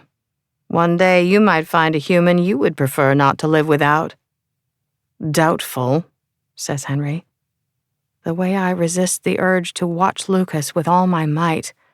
Someone should give me a medal, or at least a cookie. Are you expecting a rush on turning newborns now that the rules are lifted? Asks Henry. That's happened? I ask in surprise. Rose nods. I don't necessarily believe there'll be a rush.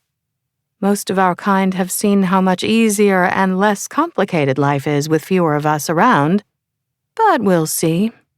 Reactions to us decreasing the patrolling of the city is a bigger concern. It pays to be cautious, and the creatures in LA know that. No one wants another cull. Henry sighs.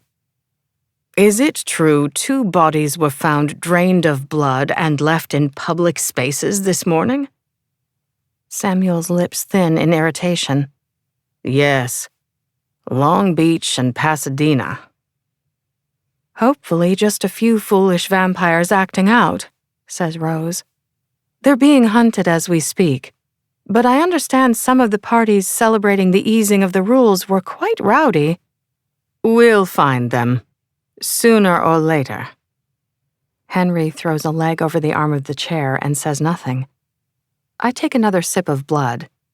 Not sure where they get the good stuff from, but it tastes so much better than my usual fare from plastic bags. This world is so complicated. Feeling overwhelmed? Asks Layla. Give yourself time. It's a lot to adjust to. And Lucas and Zofia dance on. She throws her head back and laughs and, I can't do this. Not with all of these people watching me from the crowd. Having all of these emotions about him in the first place is discombobulating as fuck. I rise from my seat with my clutch in hand and say, back in a moment. Where are you going? Asks Henry, who has already jumped to his feet. Just to check my makeup. I did your makeup. It's flawless. What are you insinuating? I think calm thoughts and smile. Henry, be calm. I just need a moment. All of these nosy assholes watching all the time, says Layla. I don't blame you for wanting a break. Lucas and the woodsman legend was bad enough before he went into hiding for 70 years. Now it's out of control. Henry grunts. You're not going to hide away and cry, are you?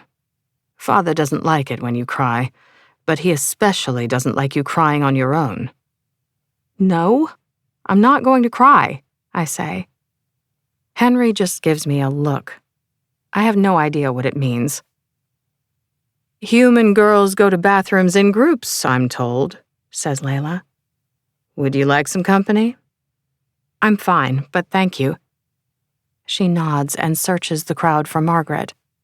Her partner stands at the bar with a glass of scotch or similar in her hand, and the look they share, I want that. The open affection and support they show each other. To go through life together as they do, it's a beautiful idea.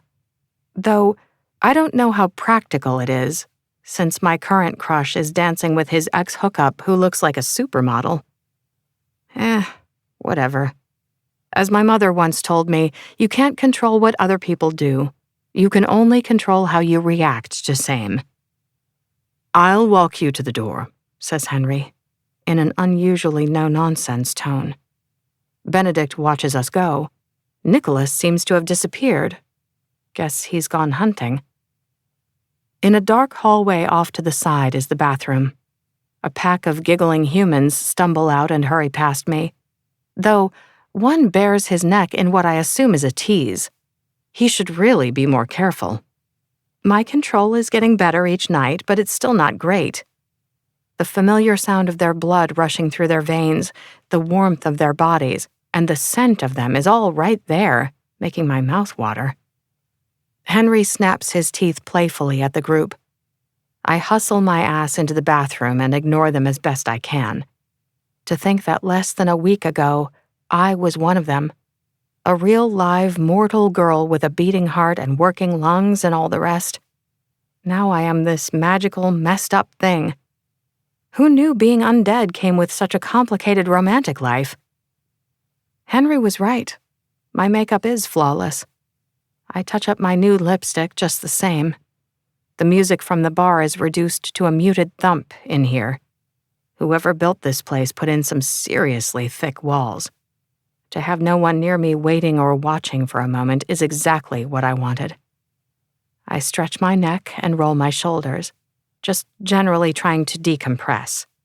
Sometimes you need some space and silence, along with the administration of a healthy dose of self-respect. The woman in the mirror is fire. I've never looked so good in my life, and if Lucas doesn't appreciate that fact, then he can go fuck himself. Honestly. A loud thud comes from out in the hallway, making me jump. It almost sounds like some sort of skirmish is taking place. Then I hear a faint scraping noise behind me, someone moving or something. But it's too late to so much as turn because the whole world goes dark. Chapter 13. The hard smack of an open palm hitting me on the cheek wakes me up. I gasp and jerk back to evade more of the same, but there's nothing I can do. Nowhere I can go. I am slumped uncomfortably on the floor. My hands are secured behind my back to a steel post, and silver chains are burning my skin. My face stings, though the pain soon fades. I don't think I've ever actually been hit before, at least not in the face like this. The last thing I remember is being in the bathroom and hearing the noise from behind me. My shoes and clutch are missing, and the back of my head hurts. Guess they knocked me out to bring me here. Though, if they did, I would have thought an injury like that would be healed by now. But I feel dizzy and weak, and I don't know what. This is bad. Really bad. It looks like I'm in another basement. This one, however, lacks all of the faded charm of the speakeasy. Concrete walls, 3 thugs, and a selection of implements just perfect for torture laid out on the floor. A hammer, pliers, a saw, some knives, and a baseball bat, along with scissors, a steak knife, a jar of salt, and needle and thread. No idea what the last few things would be used for, but none of it is giving me comfort. 2 of the thugs are vampires, but one is human. I can hear his galloping heart inside his chest. Somebody else besides me is nervous. I lived the whole of my mortal life without being of much interest to anyone. To now be the subject of all this attention is both bizarre and awful. "She's awake," mumbles one of them. "Are you sure you got all of the bugs off her clothing? Last fucking thing we need is the woodsman tracking her here." Tracking devices in my clothing and accessories sounds about right. Very Lucas. The asshole's finding them is not good. What I need to do is stay calm and think. But I have the distinct feeling I'm on the verge of the biggest panic attack of my life. Or death. I might also just slide back into unconsciousness. Black spots are dancing before my eyes. Someone must have noticed me missing by now. The family will be looking for me. I'd love to know how they got me out of the boulevard. In all likelihood, through another of those hidden passageways Nicholas was talking about. Not to be harsh, but I officially kind of hate that hotel. Lucas will find me. I know he will. I just don't know if he'll find me while I'm still in one piece. Therefore, I am going to have to help myself. "I'll take those," says another of the thugs, getting in my face. I focus on him, concentrating hard, searching for the still part of my mind, and it actually works. The word that appears inside my head is bored. Abduction and assault have lost their thrill for him, apparently, but the emotion accompanying the word is greed, which makes perfect sense when he kneels in front of me and rips out my diamond earrings, just tears the hooks through the flesh of my earlobes. My howls of pain fill the room. A few drops of blood fall onto my bare shoulders. I have no tolerance for pain, never have. Therefore, being tortured is a problem for me. A really fucking big one. "Stupid bitch," mutters the second vampire, and he kicks me in the thigh with his steel-toed boots. Once, twice, 3 times, making me scream in pain even louder. He doesn't stop until the sound of cracking echoes in the cold, empty space. My upper leg is a mass of bruises ever so slowly changing color by the barest of degrees. I am not healing anywhere near as fast as I should. And he just broke the thickest damn bone in my body with relative ease. Shit. At this point, I burst into tears. I can't help it. Fear owns me completely. I have never been so scared in my life, not even when Lucas turned me, which is saying something. Speaking of my sire, I would dearly love to know where he is right now. All 3 of the assholes start laughing at me. Guess I make a pretty pathetic figure sitting on the ground, sobbing. My leg is sheer agony. I am helpless, and I hate it. "Let's get a drink," says one vampire to the other. Then he turns to the human. Watch her. What? Asks the human in a high-pitched voice. You're leaving me on my own? It's not like she's going anywhere with a broken femur, the second vampire scoffs. That's why we bled her, you idiot, so she wouldn't have the strength to heal herself. And she's too new to be able to compel you. That shit takes years to learn. The human frowns his whole heart out. Yeah, but you're not actually scared of this pitiful, bawling newborn, are you? All you have to do is stand here and keep an eye on her. Just don't get too close. You'll be fine. He'll be here soon, says the first vampire. And a word appears inside my head, surrounded by a wary sort of respect. Mark, which makes perfect sense. Then the two vampires walk out, shutting the door behind them.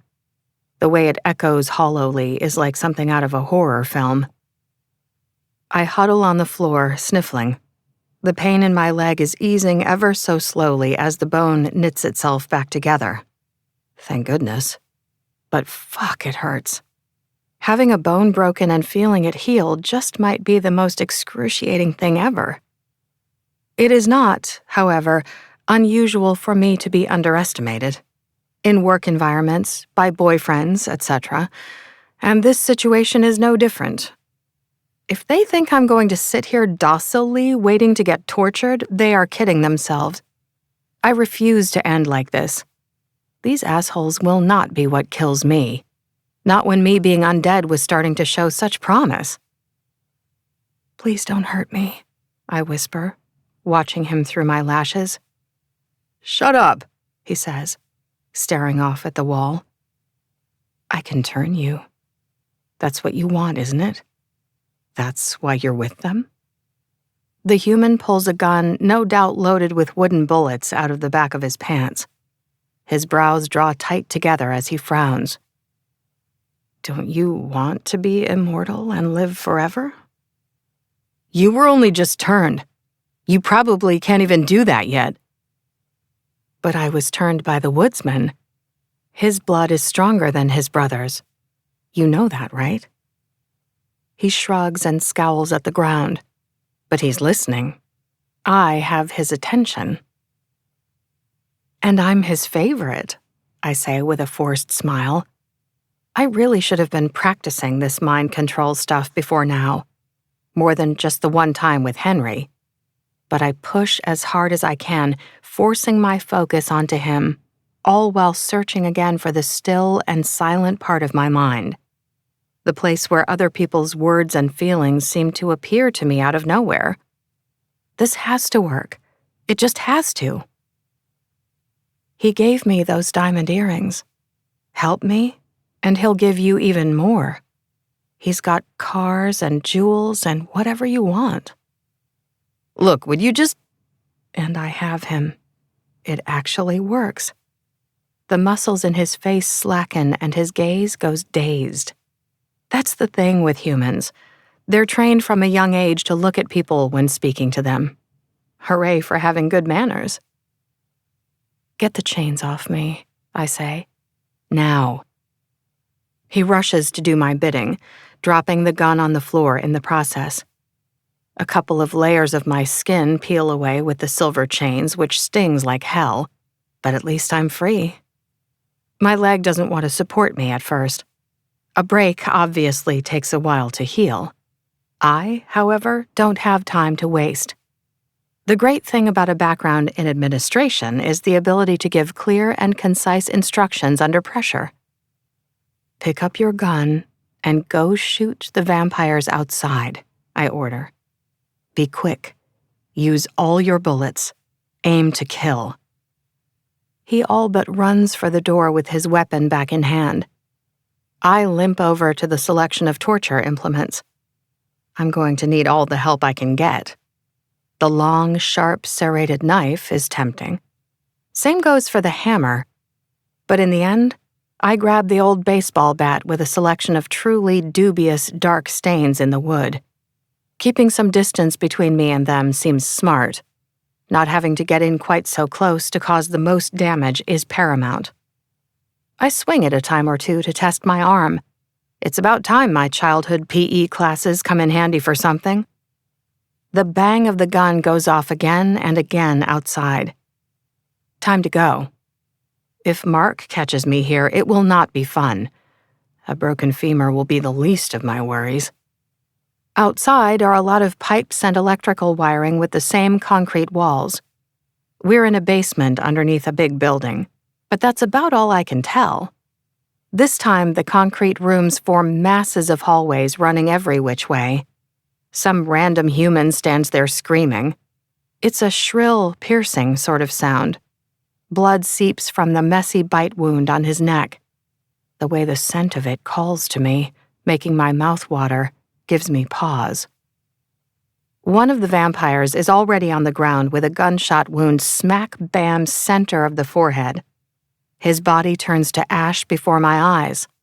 Seems my hypnotized human knows his way around a gun. Lucky me. But the other one is fighting back despite a nasty bullet graze across his face and one embedded in his chest. My hypnotized human fires the remainder of his bullets. Another hits center body mass before the gun clicks empty. However, the vampire is still standing. Not okay. I am done with being hurt today, so this asshole has got to die. Right now, while he's focusing on the human instead of me. Because the element of surprise is my very best friend. Without hesitation, I rush him and swing. The meaty thwack of the bat hitting the side of his head is disgusting. Just truly fucking awful. How his skull caves in and everything. Down he goes, lying still at my feet. I bare my teeth and bring the bat down on his head 2 more times. Then he finally turns to ash. To the screaming human, I say, "Be quiet and follow us." Then I turn to my friend with the gun and order, "Show me the fastest and safest way out of here." The human leads us through a maze of tunnels. With each step, my leg is a little stronger, but it's still not great. My bare feet scrape against the cold, dirty ground. When we reach an elevator, my stomach twists nervously. Here is where the people always get caught in the movies, when they're almost out and safe. It's when the bad guy arrives and everything goes to hell. But the elevator dings and the doors slide open and it's empty. I could almost cry again from relief. As soon as we're inside, I drop the bat and grab the guy with the gun. I need what he has. I have to heal. As soon as I sink my teeth into his neck, fresh, warm blood fills my mouth. It tastes so damn good. Much better than the packaged stuff. Lucas was right about that. It rushes through me, strengthening me. I drink and drink, and it doesn't even occur to me not to drain him of every last drop. Nothing could stop me from taking it all. Which is horrifying, but I don't have time to deal with the morality of it right now. His heartbeat slows before it finally stops. I toss his body into the corner. Hard to feel bad about killing someone who was more than willing to do the same to me. The other human stands docile and silent, but the look in his eyes says I'm a monster. And he's right. He is absolutely right. Because I just killed someone without hesitation, and I am absolutely willing to do it again to get out of here.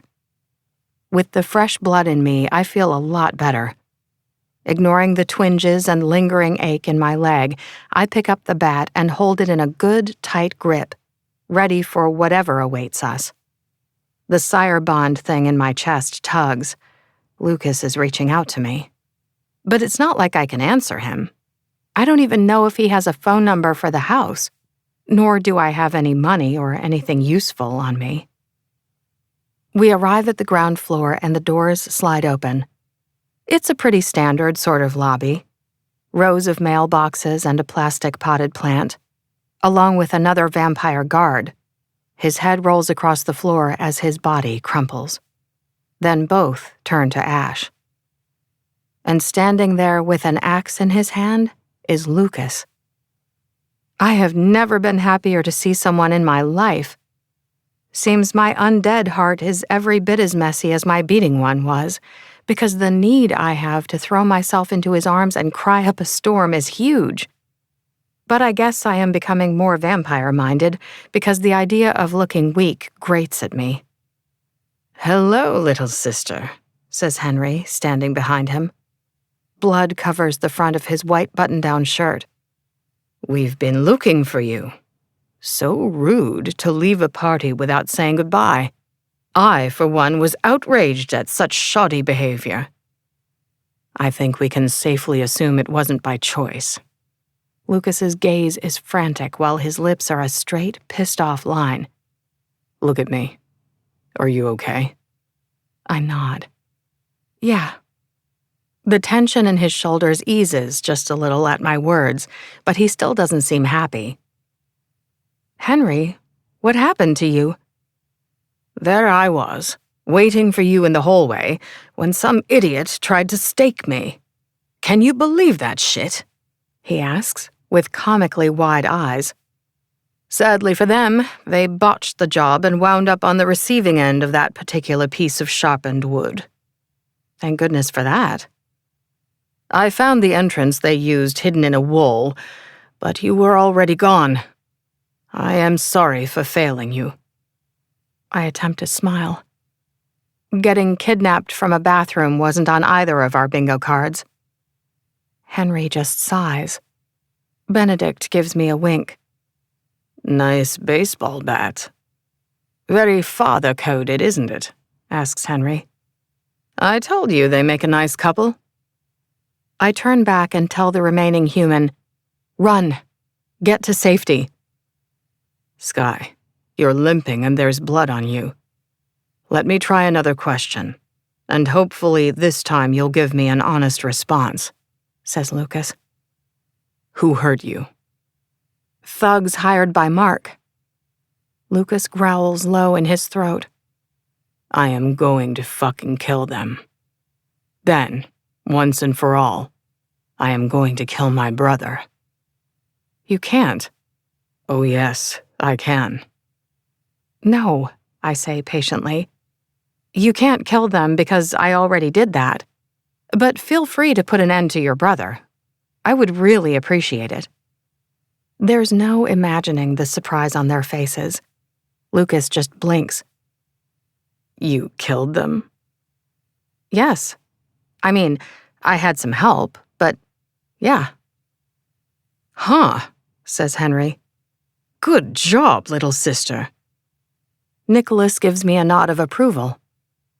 With the fresh blood in me, I can move more easily. My hair is half in, half out of the now lopsided bun, and my evening dress is bedraggled. No idea what my makeup is like, though I doubt it's good with the amount of crying I've been doing. Just about every nail is chipped or broken. It shouldn't matter that I'm a wreck, but everything seems to be catching up with me now. Lucas holds out a hand and I reach for it, but my own is streaked with blood and ash.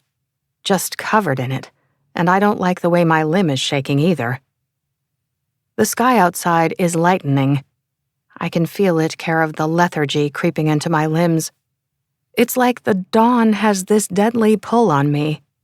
An entire night was lost to this kidnapping fuckery. What a waste. "It's decision time. We staying or going?" asks Nico. I frown. "But Mark isn't here," says Lucas. "He was just sighted to the north of the city. Samuel informed us a few minutes ago." "He's not here?" Lucas shakes his head. "You need to feed and rest. And we need to discuss next steps. Do you need me to carry you?" "No," I say. "Thank you." Outside is Benedict's G-Wagon for us and a Ducati motorbike for Nico. Lucas hovers as I limp along. We're not even that far from home or the hotel. Mark's goons obviously didn't hide me all that well. Not knowing I have secret psychic powers giving me a kick along in this life is one thing, but their general ineptness is a little bewildering, leaving me alone with the human whom I might have managed to overpower, etc. I don't know. It just doesn't quite make sense. Tonight is probably a prime example of getting what you paid for because Mark's goons were not great at their jobs. I wince when I put my weight on my leg climbing out of the vehicle at home, but it's almost back to normal. 3 stories of white walls and terracotta roof tiles tower over me. It's never been a more welcome sight. The scent of the climbing roses and jasmine. I made it back in one piece. Go me. Nico escorts us home, then rides off at speed, hunting our enemies, no doubt. Lucas sweeps me up into his arms. Enough. I can walk. Not well, you can't. I loop my arms around his neck as we head down to the basement lair.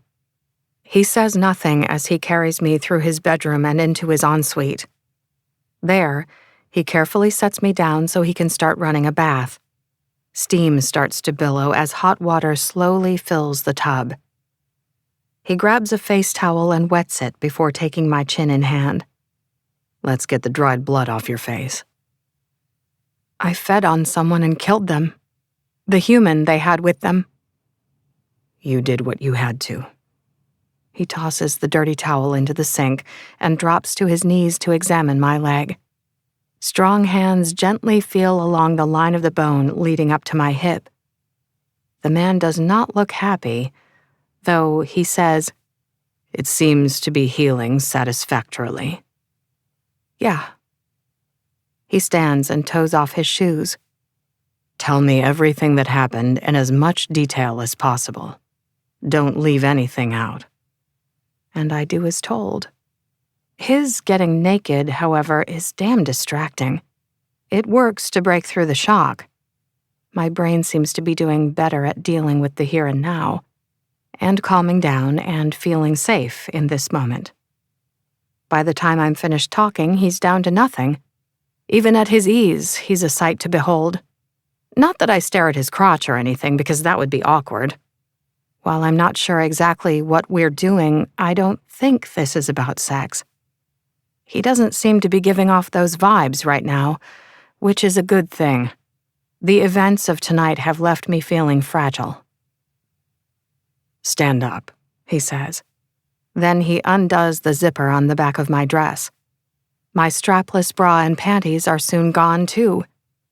He climbs into the bath, then holds out a hand to me. It is nice to know I'm not alone. I think I need some company right now.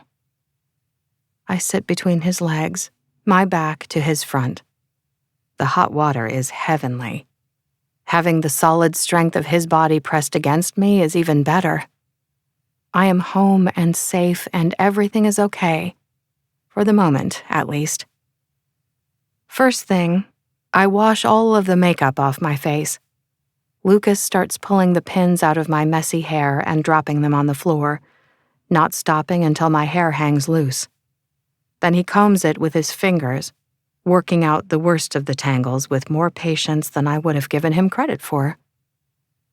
You really killed 2 vampires and a human? He asks with an edge of surprise. Yeah, basically. I did things tonight I never imagined I would have to do. And it was... I don't know. I try to be a kind person, mostly, I say. But the rules change when someone wants to torture and kill you. I don't know how else to explain it. Guess we're both monsters now. He grunts. That's all you've got to say? He sighs. Sky, why did you want to go off on your own at the hotel? I just needed a moment. You're used to these things with everyone staring at you. They still weird me out. You weren't jealous of Zofia? To be honest, I had forgotten all about her. I rest my head back against his shoulder and think it over. A little, maybe, but not really. Please explain. We banged once on your office desk, I say. It doesn't equate to a situation where I believe I have any rights over you. Zofia is very beautiful. I might have liked to dance with her myself.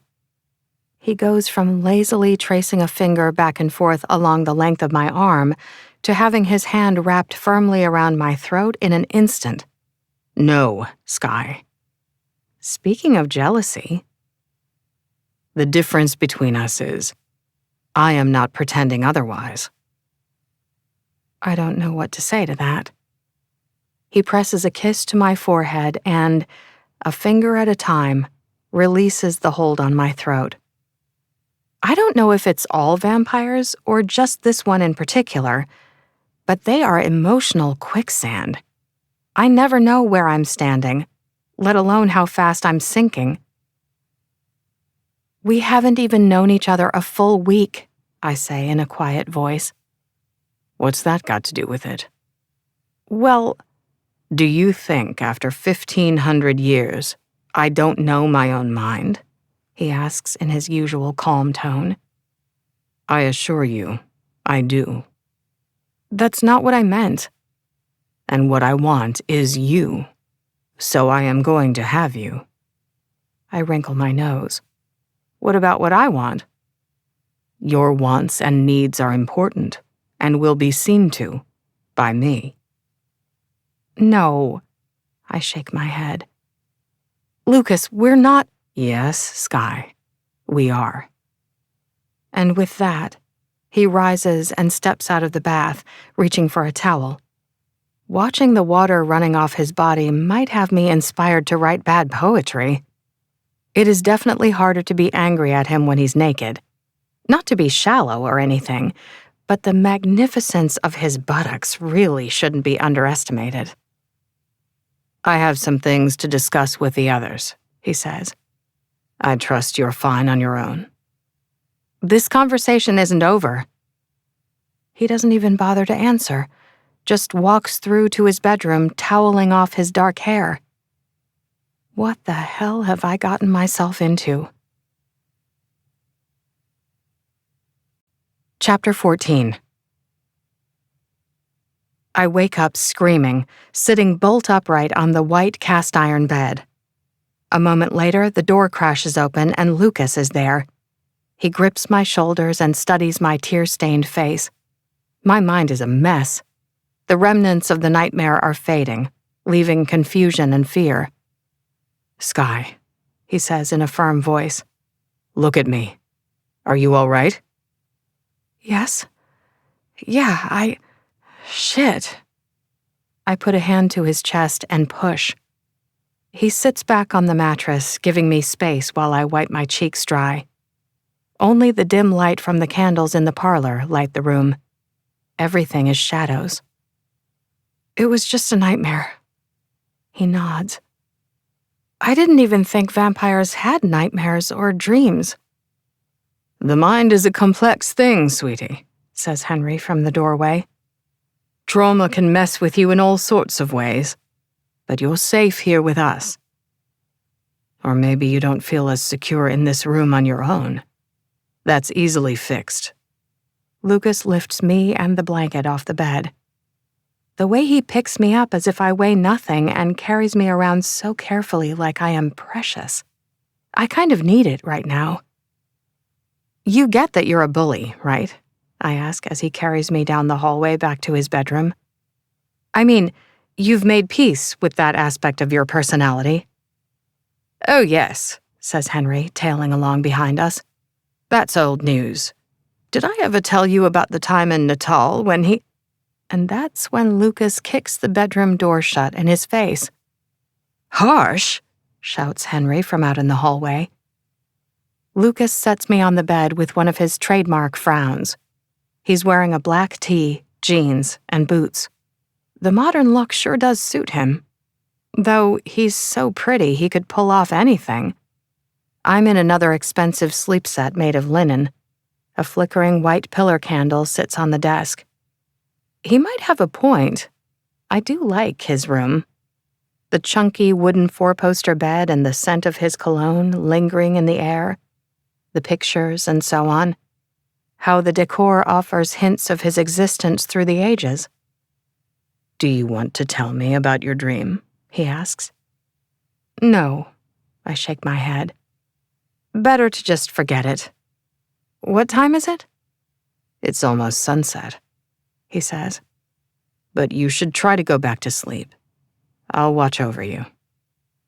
Keep me safe from the demons in my head? I play with a loose thread on the blanket and wind up accidentally tearing the thick woolen material, just when I thought I had my strength under control. The way that clumsiness remains my chosen undead aesthetic. He just sits there staring at me all the while. There's such intensity in his gaze, like he can read me inside and out. All of my hopes and dreams open to him for perusal. No one has ever been this interested in me.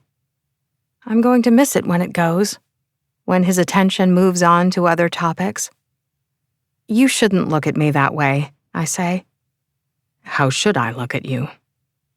It's a good question, one I can't answer. Or maybe I don't want to answer. I give my ponytail a nervous tug. I was jealous about your ex. I know. The ego on this guy. I shoot him a dirty look, which of course achieves nothing. The human whom I fed from, in my dream I tore him apart to get at the blood. It's certainly one way to do it, though there are less messier choices, he says in his usual dry tone. One's less inclined toward waste. You're such an ass. The edge of his mouth rises in a smirk. I square my shoulders and take a deep, unnecessary breath. Habits really do die hard. I need to know if you're going to be yet another one of those people who like the idea they have of me, but then when they get to know me, they're disappointed. He narrows his gaze on me. Then he stands and walks over to the desk. Among the books and so on sits a blue silk case.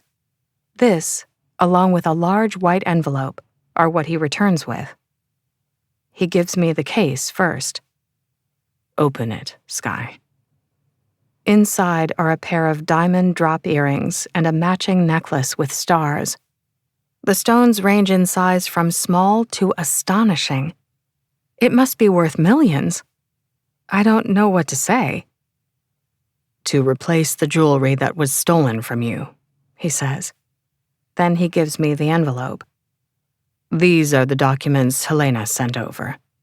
They detail your settlement from the Thorn Group. You opened my mail? That's beside the point. Note the payout you're receiving. I skim the document and wow, there are, indeed, a lot of zeros. Wow! I was born in a time when women were considered the property of men. Some idiots still think that way today. He nods. I won't lie to you. It's an attractive idea. I would like to own you. But you're not the type to thrive in such a relationship.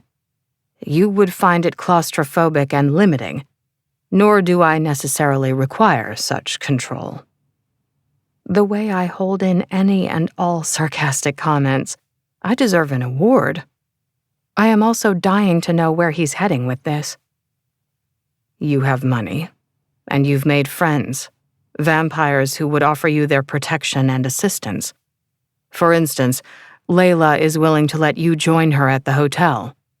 She would ensure you were not removed from the premises against your will again. Is that so? Yes. You should know Lev has gone north for now. Nicholas is tracking him digitally through cameras and such. His human servants are moving him during the daylight hours. We believe his maker summoned him.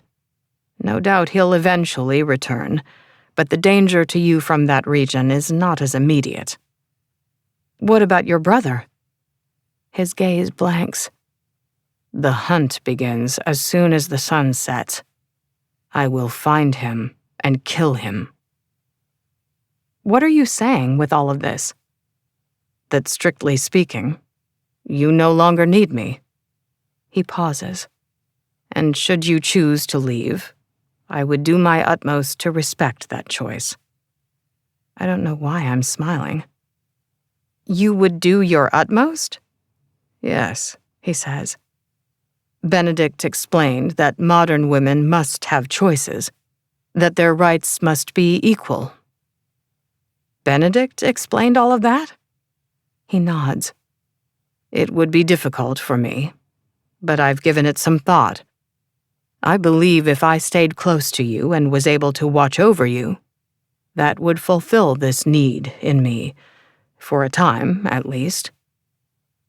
Did you actually just admit to planning to stalk me? He lifts one shoulder in an elegant shrug. The way I am with you is strange and new to me. I cannot explain it, but denying it is pointless. So, what you're basically saying is that I can leave you, but you're coming too. He thinks it over and nods. That about sums it up. Lucas, you should get some sleep. Even Henry has been resting today, and he has centuries on you. Healing takes energy. He has a point, but my mind is busy as fuck. I keep thinking about the instruments of torture they had lined up waiting for me in that place. The knives and hammer and saw are all pretty obvious. But what were they going to do with the salt and the needle and thread? Salt in a wound hurts and it delays healing. Oh. As for the needle and thread, I am not sure. I watched a show once where they sewed a person's lips shut as some sort of strange punishment. And just the thought of such a thing sends a shiver down my spine. So gross. Most anything is believable of my brother, though I've never heard of Mark doing such a thing. I want you to use me as bait to lure him out, I say before my courage can desert me. What? Snaps Lucas. No, absolutely not. We need this to end. I refuse to spend every night looking over my shoulder, just waiting for him to mess with me some more. Sky, he will be found and dealt with, I promise you. I don't want anyone else being sent back as ashes in a box either. His lips flatline. Using me makes sense. You know it does. We can turn his weird fixation with me into a positive. Lure him into a trap and finish him once and for all. You're not going to let this go, are you? No, I say. I'm not. You said this was a family, and I am supposed to be part of it, so let me help solve this problem. His sigh is mighty. I will consider your offer. But first you will allow Nico and me to track him and attempt to deal with him our way. I just nod. It's the best response I'm going to get for now. The needle and thread were fine. What? The needle and thread with the torture stuff. They weren't thick. Wouldn't you need something substantial to push through skin? Lucas just looks at me, saying nothing for a long moment, and then, Sky, what color was the thread? Black. Like your dress? Yes. And he's gone. It takes me a moment longer to follow him into the bathroom, where my abandoned dress is laying on the ground. Lucas inspects the seams of the garment, and then the hem. What are you looking for? I ask. Not sure, but I'll know when I find it. They left one human to guard me, I say, thinking aloud. I know I'm only a newborn, but it still seemed weird. Then there's how fast you found me, and the fact that Mark wasn't even in the vicinity. Nico tracked the vehicle they used. Security cameras at the boulevard and CCTV made the process quite quick and easy. That's my point. Lucas pauses and carefully proceeds to unpick a segment of thread. Some stitching that's not as neat and perfect as the rest around the bottom of the skirt. From within the section, a silver medallion falls onto the ground. There's some sort of symbol carved into it, with words curling around and around on the other side. I've always had a good imagination, but there's no way I am imagining the bad vibes emanating from the thing. Now that it's out in the open, it's like ill will flows freely from the metal. "What is it?" I ask, leaning in to try and read it. However, the writing is in no language I've ever seen. "Lucas?" "Powerful magic intended to counteract the runes and allow our enemies to enter. My brother and his Russian friends must have paid a pretty penny for it." The pieces fall into place in my mind, and my lip curls in a very vampire-style snarl. That's why they kidnapped me, so they could plant that thing on me and have me walk it right on into the house for them. He raises his head, and I feel the tug in the middle of my chest. It's the sire bond being used, and not just on me, as evidenced when Henry and Benedict stride into the room. "Get ready," says Lucas. "We're about to have guests." Not even Mark is willing to fuck with the sun. Or not too much. When the attack begins, our nearest star has just met the horizon. I can feel it still warning me to keep my head down, to stay hidden or else. It would take a strong will to ignore it. Either that, or a burning hatred nurtured over 1,000 or so years and a shitload of money. Mark must have hired humans to transport him and his people here and bring them inside out of the daylight. Several large vehicles park in the drive, some sort of vans or trucks or something. I get the feeling we're about to be seriously outnumbered. Car doors open and close, but there's no murmur of conversation. Not a single word is said, only footsteps and the sound of heavy boxes being brought inside the house. With the runes negated, there's nothing to keep them out. Had we not found the medallion, they probably would have taken us by surprise. I would, in all likelihood, have been asleep and not heard slaughter and deception in the still and silent corner of my mind. Missed the heightened emotions surrounding these words.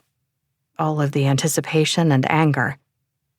The others might well have thought they were just from the Thorn Group, contractors hired to see to the house or garden. Such workers have been coming and going during the daylight hours. There have also been deliveries. So many deliveries. Items Lucas has asked for or surely collected for him over the years. It's late in the day for humans to be here, but certainly not beyond the realm of possibility. Lucas decided not to destroy the medallion or throw it out the nearest window. This is his chance to finally face his brother on home ground. He wanted me to hide in a tunnel, one of the secret other exits, until it was over. But they're going to need every hand they can get, even a shaky one with little to no experience. Nicholas and Layla will be here as soon as the sun is fully set, but I have the distinct feeling they're going to be too late. My anxiety is as high as can be, despite our home seeming so normal. Pillar candles burn in the lounge room below ground, and a record is playing. Billie Holiday sings oh so sweetly. The heavy wooden door at the back of the basement stands open a hand's width. It's a welcoming scene, typical of how the days are spent by family members who don't need to sleep, ones who believe themselves safe, care of the runes. Lucas and I stand to the side of the back hallway, as close as he would let me get to the action. But I can see everything and have a pistol in hand, something I have agreed only to use as a last resort. None of the family is keen to experience friendly fire, which, to be fair, could very well happen. However, there's no way I was willing to agree to being unarmed when we're under attack. Then, suddenly, it begins. I didn't even hear anyone approach the door. These people are seriously good. The door opens wider, slowly and silently, and the first of Mark's assassins steps inside with a submachine gun. He sprays the room with wooden bullets, making crystal and porcelain shatter as feathers and fluff from the furniture fills the air. It's a fucking mess. Benedict rises from behind the chaise and a dagger flies from his hand. Of course, the point finds its target, burying itself deep in the creature's eye. The vampire turns to ash where he stands. Another immediately steps forward to take his place. This time, it's a petite woman wielding her own sharp implements, as evidenced by the throwing star now sticking out of Benedict's shoulder. But Henry rises from behind an antique credenza with a pistol in hand. 1, 2, 3 bullets hit her heart, and she, too, is ash. It all happens so quickly. To each action, an equally bloody and violent reaction. One at a time doesn't seem to be working for them. Or perhaps Mark runs out of patience because 5 vampires rush the room, the first falling at shots from Henry, and the second suddenly has a spear sticking out of his chest. Benedict surges forward with a short sword in hand. He removes a creature's head from its body with relative ease. But a bullet from another hits Benedict, and he snarls in pain. Henry drops his pistol and draws a pair of daggers from the leather harness he wears on his chest. It's like a brutal dance, seeing him and an enemy circle each other. Then knives flash, and Henry grunts as a long streak of blood appears on his back. Ouch. His enemy grins beyond pleased. They start moving so fast it's hard to track. Meanwhile, another falls to Benedict's sword.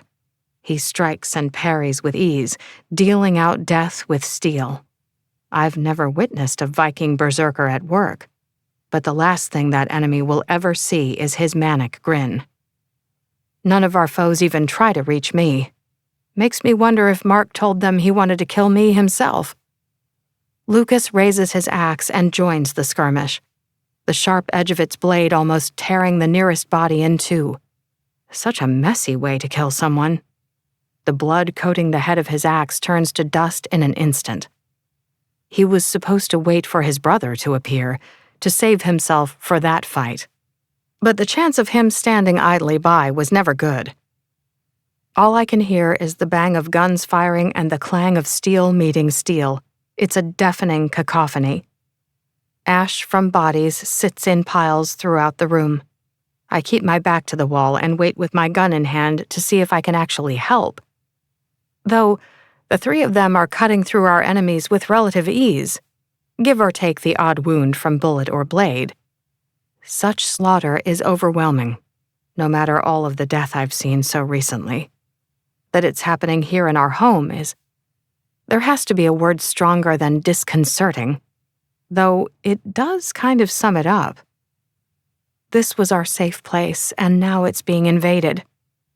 Mark, at long last, makes his appearance, and yes, this is what I want. For this asshole to have the final death. To be nothing more than an unpleasant old memory. Guess I have gotten bloodthirsty in a few different ways. He's dressed in a 3-piece suit. Very showy. The way he searches the room and then sneers at me doesn't improve the situation at all. Should Lucas fail to stop him, the creature is absolutely going to tear me to shreds, and I highly doubt my gun and I could stop one as ancient as him. "She won't live to see another night," he says. "I promise it." Lucas's shrug is nonchalant as fuck, but I am wise to his ways now. Hiding his heart is a given. It's what this world taught him is safe. Mark snarls in anger.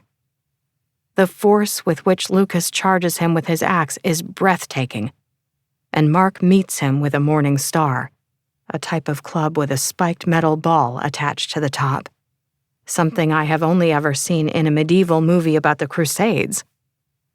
They're apparently in no rush, given how long the 2 have waited to kill each other, because I can see their movements, weapons being wielded like they're extensions of their bodies. Centuries of practice gives the fight a particular grace. Their skill may well be unrivaled by any other, undead or alive. Despite, or maybe due to their dexterity, neither successfully manages to land a blow, and after a minute or 2 they step back from the bout, seemingly by unspoken consensuses, and each sets their weapon on the ground. Mark growls in my general direction, like he hasn't got enough going on in his life right now. Then he leaps at Lucas, and the 2 crash together again. I swear the ground shakes from their fury. Their hands hammer and claw at each other. Demons set loose from hell couldn't seek more destruction. The brothers' hatred for one another is all-consuming. Bone cracks and blood flows, but neither stops or even pauses. Henry and Benedict must have disposed of the rest of the thugs. Both are wounded, but the rest of our enemies are gone. They don't interfere in the ongoing fight between the brothers, however. No matter how much I might like them to help. My own complete lack of skill with a gun rules me out, too. Our maker is on his own. He probably wants it this way, but I do not have to like it. Which is when an unhappy thought occurs to me. There's a small to medium chance I may have emotions happening when it comes to Lucas. Things beyond irritation and anger and outrage, because the panic I experience as he faces such peril is extreme, on the verge of a total meltdown on my part. The thing is, I haven't heard all of his stories. I don't know as much about him as I would like. And the idea of our time together being brought to an abrupt end is fucking awful. I am this close to messy crying as the two brothers wage war against each other. Having some sort of feelings for this monster isn't the worst thing in the world. The idea of us being important to each other.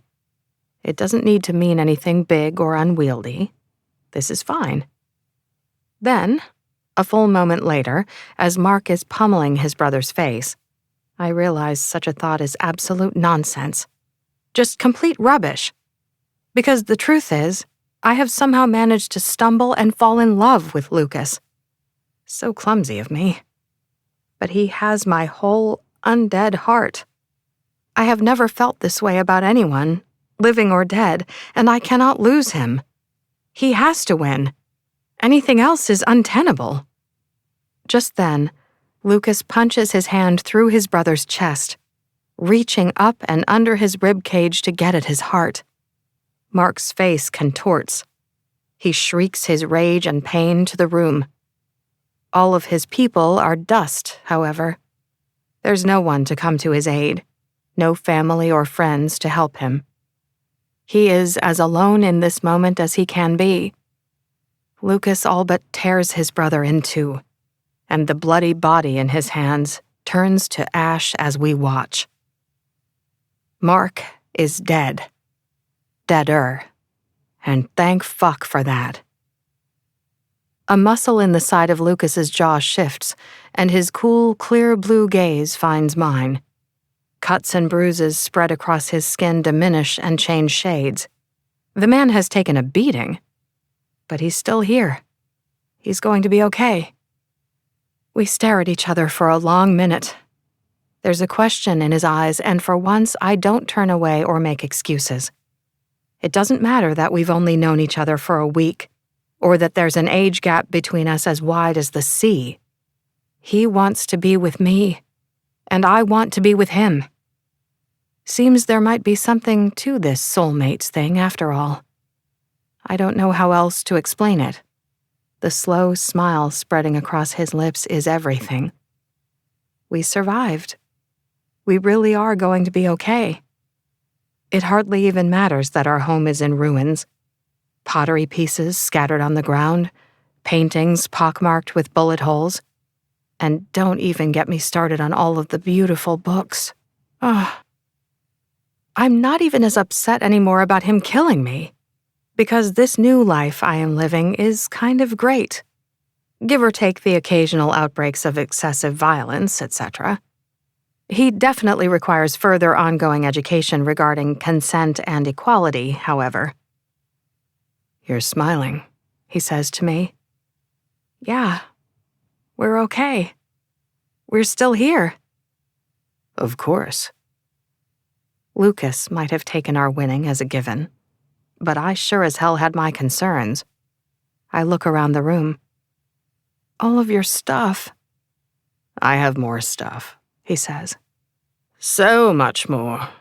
I'd like to see your brother come back from that, murmurs Henry, inspecting the pile of ash at their feet. Lucas just grunts. Oh no, says a still heavily bleeding Benedict in a sad voice. Skye didn't get to shoot anyone. Henry sighs. That is a shame. She shouldn't have to miss out. Benedict is seriously aggrieved. Why don't you shoot Henry now? I'll hold him down for you. Very funny, says Henry. I just smile. No, thank you. I won't help you dig the bullets out of your stomach and leg if you're not nice to me, Benedict. I am warning you. Lucas ignores them and wipes the dust off his hands as he crosses the room. He leans down and I reach up, and we meet in the middle, as it should be.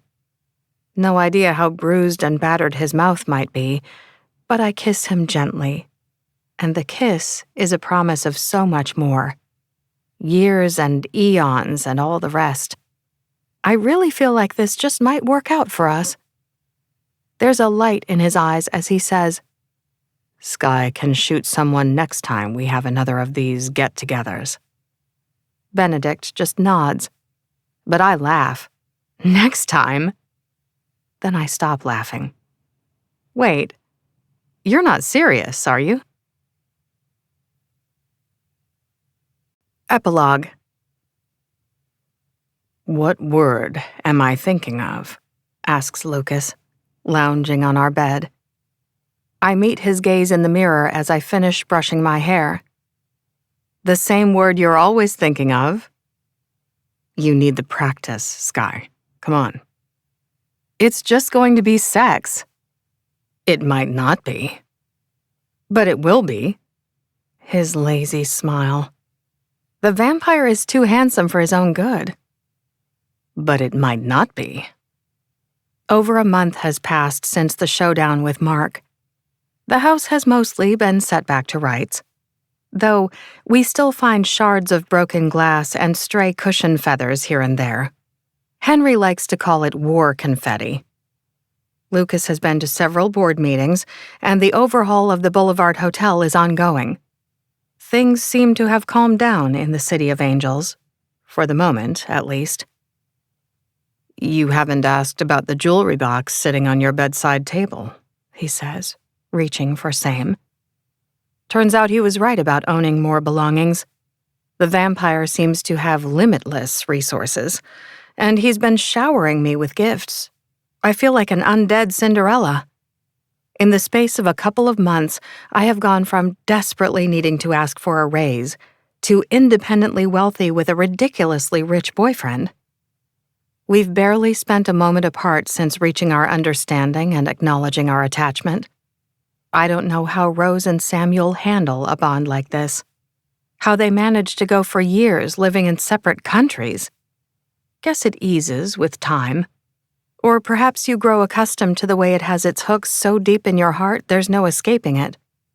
But Lucas and I stay as close to each other as possible.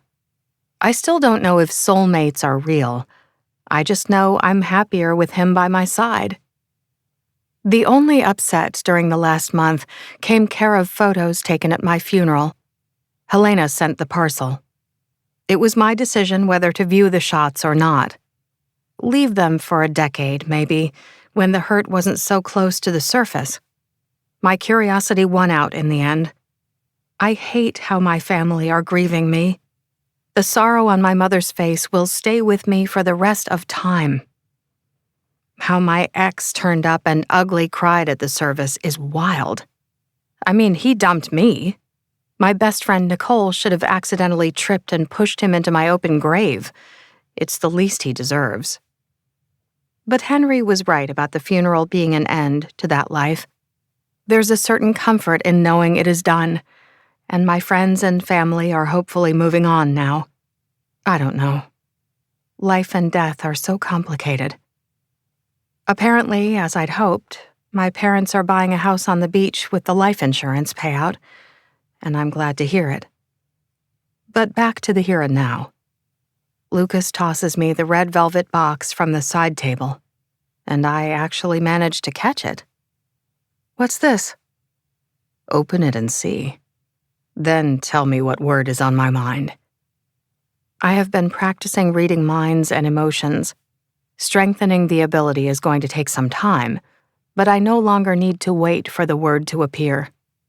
I can now usually search it out on my own, something which will, no doubt, come in use in this new life.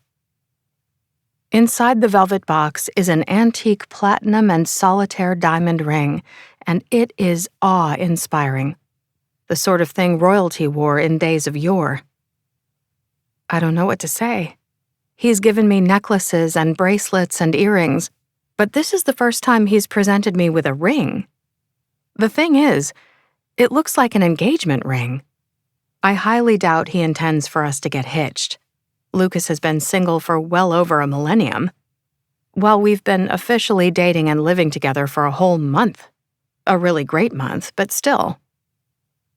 I picked it up from Cartier in London, near the start of the last century, he says, calm as can be. It's beautiful. I am glad you like it. Read my mind, Sky. And if the word he's thinking is either sex or penis, I am absolutely throwing the velvet box at him. Not the ring, though. It is far too pretty to be so abused. I search for the quiet corner in my mind and then reach out to him. It's like there's a tentative bridge between his brain and mine. I don't know how else to describe the sensation. His emotions find me first and shock the shit out of me. The man is actually nervous, despite the cool smile on his face and the at-ease body language. Being the woodsman taught him to show a strong front at all times, to allow no vulnerabilities and to hide his fears. Never has he been nervous about a damn thing since I've known him. At least, I don't think he has. But he definitely is now. Because the word he's giving me is marriage. My carefully styled eyebrows reach for the roof. What? He just watches me. Wow! And he still says nothing. The sensible thing to do would be to wait for a year or two, to give ourselves time to ensure this is something lasting and real. But fuck that noise. You know I love you, right? He cocks his head. No, I didn't know. I suspected it. But I am happy to hear the words from your lips. You really want to get married? I thought it might be something you would enjoy. Something I would enjoy? I smile. Lucas, you don't have to hide your heart from me. You are my heart, Sky. There is no hiding from you as much as I might like to. Yeah, I don't know what to say. Because he has just delivered the most swoon-worthy line I have ever heard. Seriously.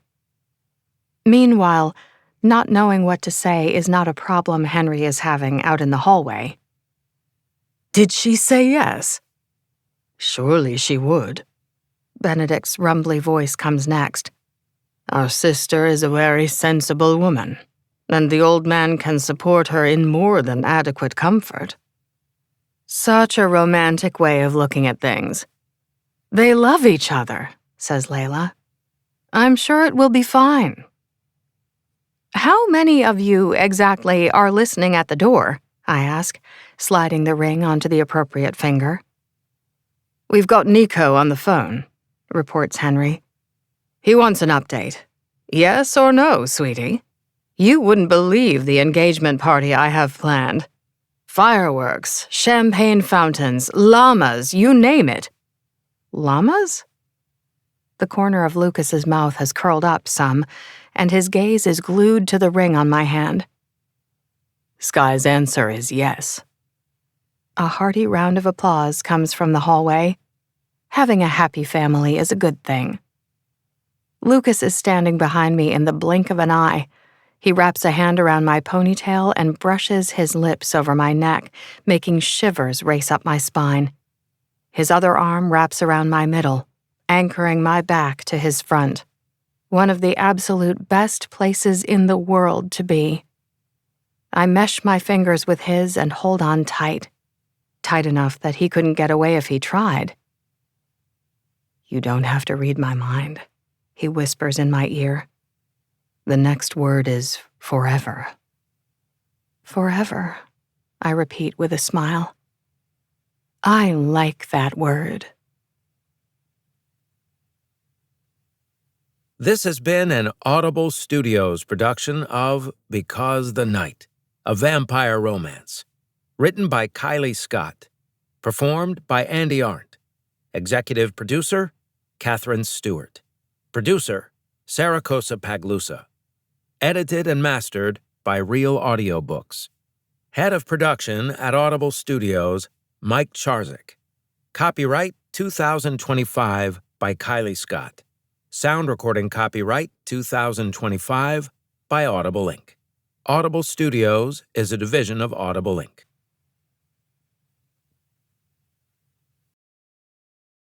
Audible hopes you have enjoyed this program.